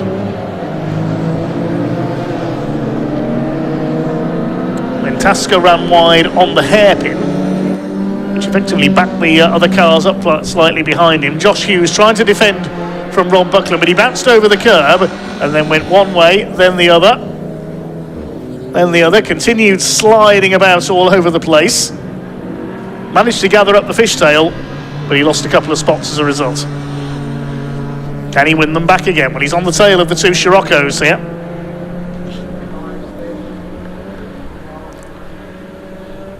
Through the Jim Clark S's, then up towards Sunny in and Sunny out. Groves continues to lead from Lee Bull. The gap was just over 2 seconds last time through as Adam Croft up the inside of Nick Tasker, and Josh Hughes tries to follow. You don't very often see overtakes like that into Sunny in. I wondered if Nick Tasker had a problem there, but Adam Croft has charged through and he's pulling away from him, so I'm wondering if Nick Tasker does have a problem. Hughes attacking him as well. Buckland had already gone through in the Clio. So he's up to third place now. Now for Josh Hughes to attack Nick Tasker. Adam Croft taking his chances there at Sunny in. Was able to get through on the inside. Hughes trying to muscle his way through as well, but it didn't quite work out. Just over 8 minutes of this race to go. Final race of day one. Here at Speedfest North, here at Croft.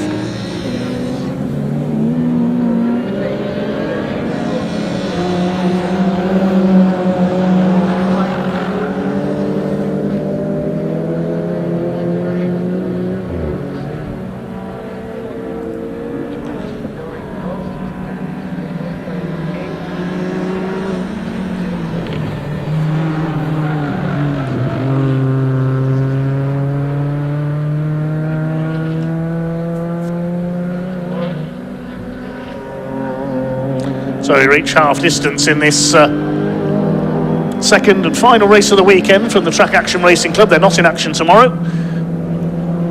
Here's the fight for fifth, and Josh Hughes again trying the inside on Nick Tasker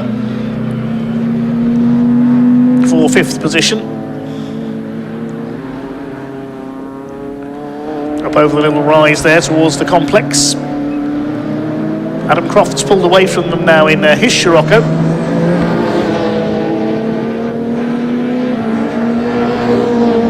The hairpin. Well, here's our leader. It's still Marshall Groves. What's his margin now? Nearly 4 seconds ahead of Lee Bull. Just be hoping the Vectra doesn't let him down this time. There's Bull in second place in the bewinged Clio.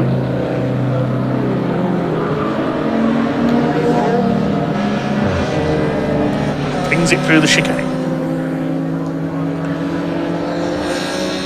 Well, Buckland took a couple of seconds out of Bull last time around. They're just over 3 seconds apart, the two Renaults.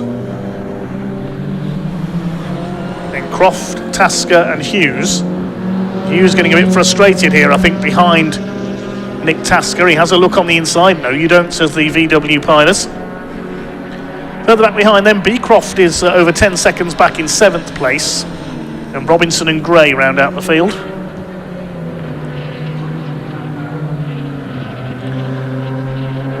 The main battle on track at the moment is for that 5th place between these two. Josh Hughes up the inside, and Tasker runs wide. Gets it back together again, but he's lost the place. He's struck earlier that time, Josh Hughes, coming out of Barcroft. A brave place to go for an overtake. And Nick Tasker ran wide onto the runoff area.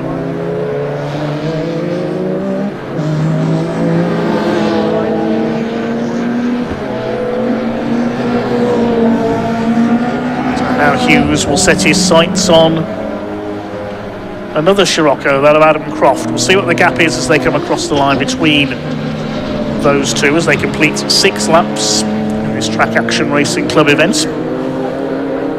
Croft and Hughes separated by just under 5 seconds, so comparing the lap times, they're about the same. So I don't think we'll see Josh Hughes make any further progress up the order.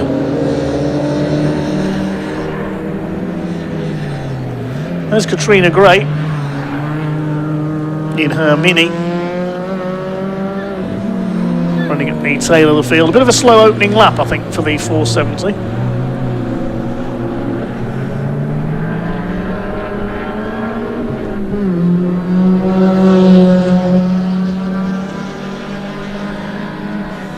Katrina Gray currently just over 20 seconds behind 8th placed Mark Robinson in the Scirocco.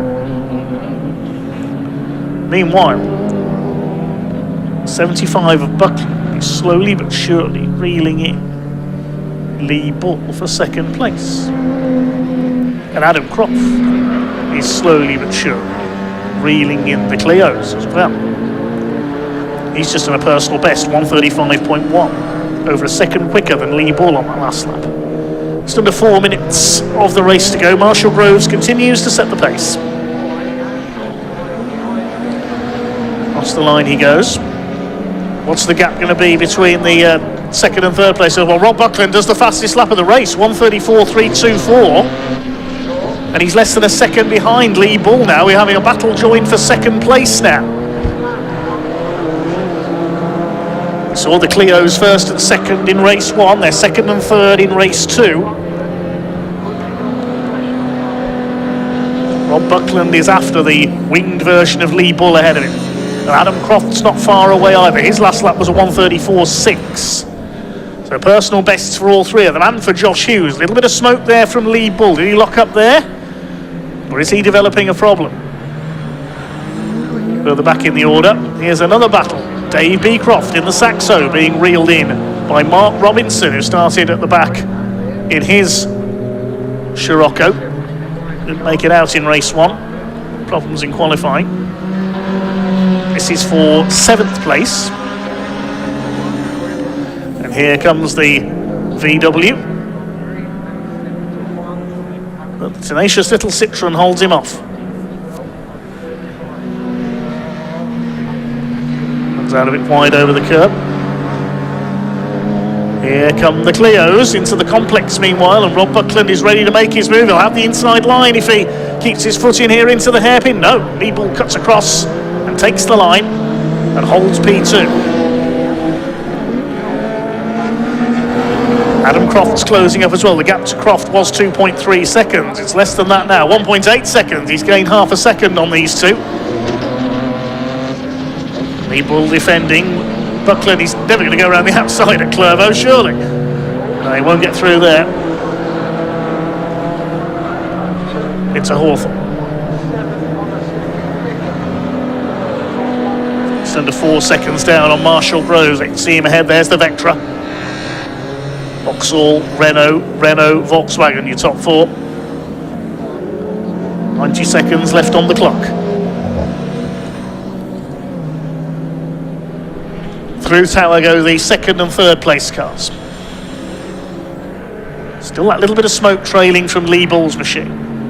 Adam Croft tries to close them down. Josh Hughes still there in 5th in the 350Z, but his lap times have dropped off slightly.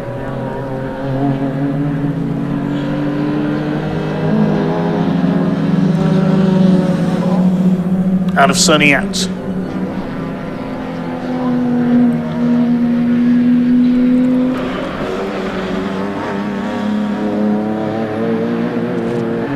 They come through the complex, just a car length in it between the two Clios. Can Rob Buckland get himself into a position to make a move into the hairpin?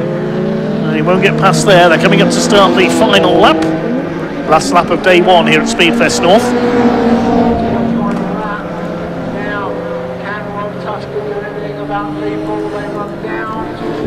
Still Lee Bull who leads way again, using his straight line speed advantage. We saw this with Josh Hughes in the first race. They're 4 seconds off Marshall Groves. He's heading for victory this time in the Vectra.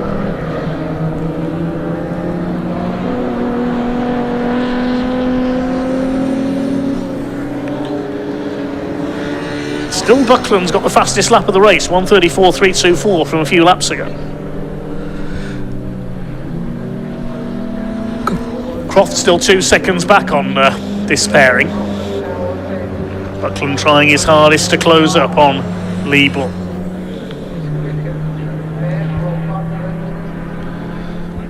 Josh Hughes nearly 5 seconds back on Adam Croft now.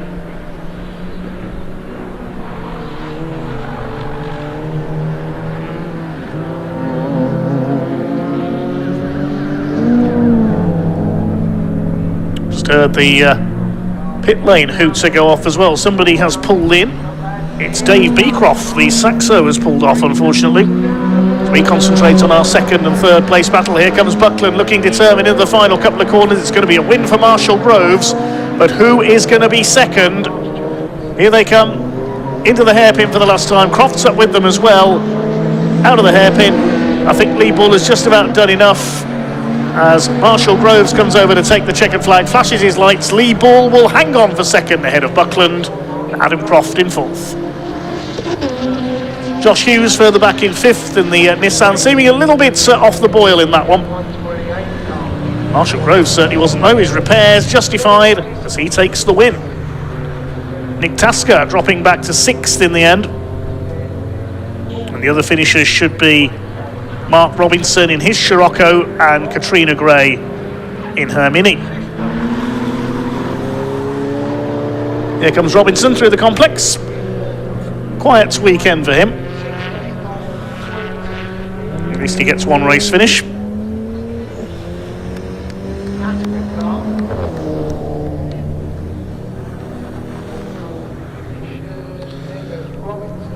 Here comes Katrina Gray in the Norfolk Cars Mini.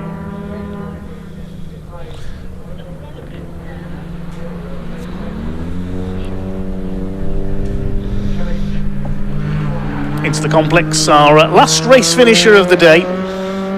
Big thank you to the Track Action Race Club. As you say, they are only with us today, they won't see them tomorrow. Out of the hairpin, Katrina Gray, our last race finisher of the day.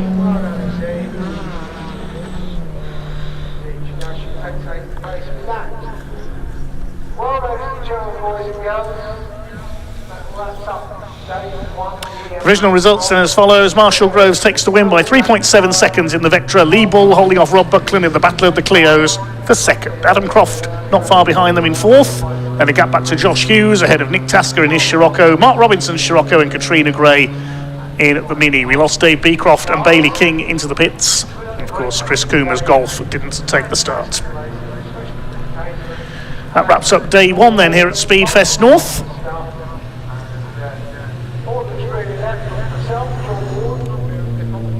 And we're back with you from midday tomorrow where we open with the TCR UK Championship.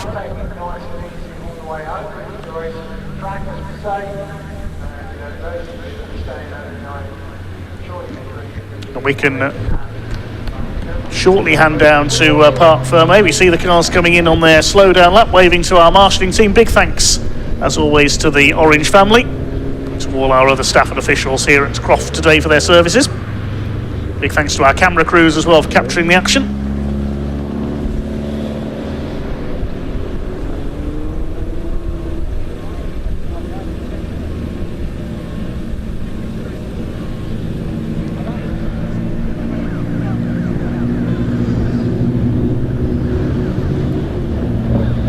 Shortly hand down to Ian in Parc Fermé to hear from Marshall Groves and a few of our other drivers.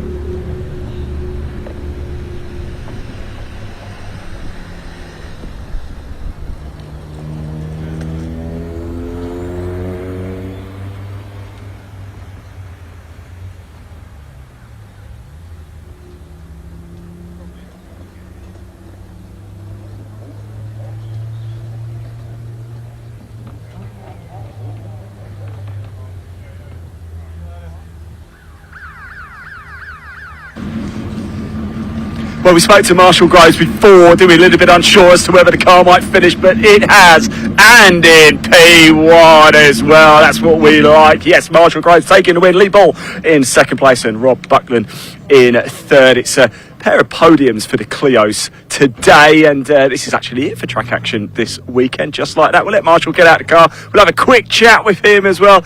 Marshall, yeah, a perfect race, wasn't it?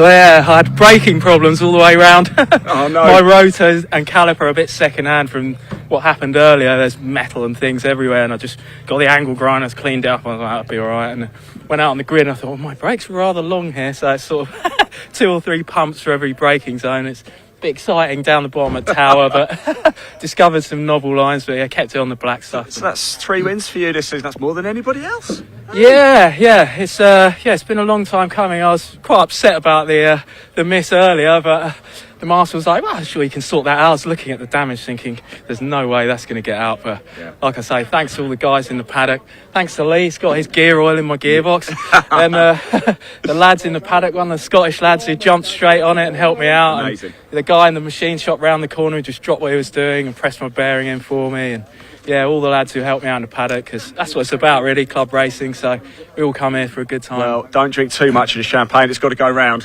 That's it, I got early start back tomorrow, so say hello to my family and my beautiful Mrs. Tiana, my kids and that, my mum, hi mum, and all my mates back home. Thanks guys. Well Cheers, worth it. Ian. Marshall, I'm so happy for you, mate. Yeah. Well done. Top Cheers, man. mate. Have a safe Thank journey home indeed, won't you?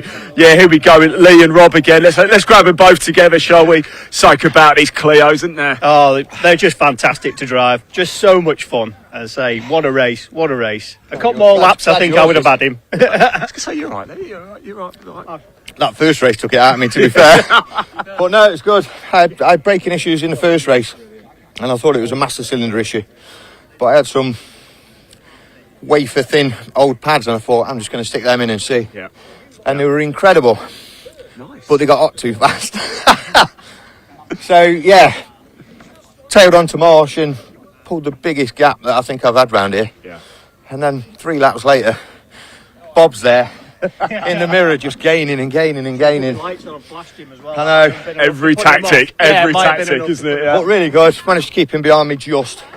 As I say, another lap. I think he was going to be sailing past because I was struggling a lot there. But she's still running. Happy days, eh? Happy Yeah, days. I enjoyed that. Great circuit. I love coming Well here. done. Same again next year, hopefully. Same again next year. Yeah, big thank you to Track Action there. Weekend is actually done, but plenty more coming up tomorrow. Don't forget 2 TCR UK races, more Caterhams and Scottish Minis, Junior Saloons as well. Right, that is it from us today. I'm going to hand back to Dave Goddard for the final word. Thanks for watching.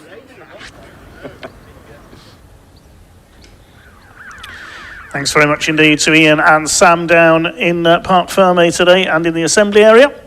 That does wrap up day 1 here at Croft, here at Speedfest North. We kick off again at midday tomorrow with the first race of the weekend for the TCR UK Championship. We saw them qualifying earlier. Andy and Henry will be here to take you through that one. We have our 3 Caterham Championships back out as well. A couple more races for the Motul Caterham 7 UK Championship and the FanDrive Caterham 270R Championship, and another race for the Bilstein Caterham Roadsport Championship. That was a highlight of today for me certainly. 2 more races for the Junior Saloon Car Championship as well, and another race for the Scottish Mini Cooper Cup. Absolute madness from them earlier today, and that really was something special. They do it all again tomorrow. So we kick off with TCR just after 12 midday. Slightly later start than usual, of course, as we said, local restrictions prevent any running before midday on Sundays here at Croft. So a more condensed programme, racing all the way through,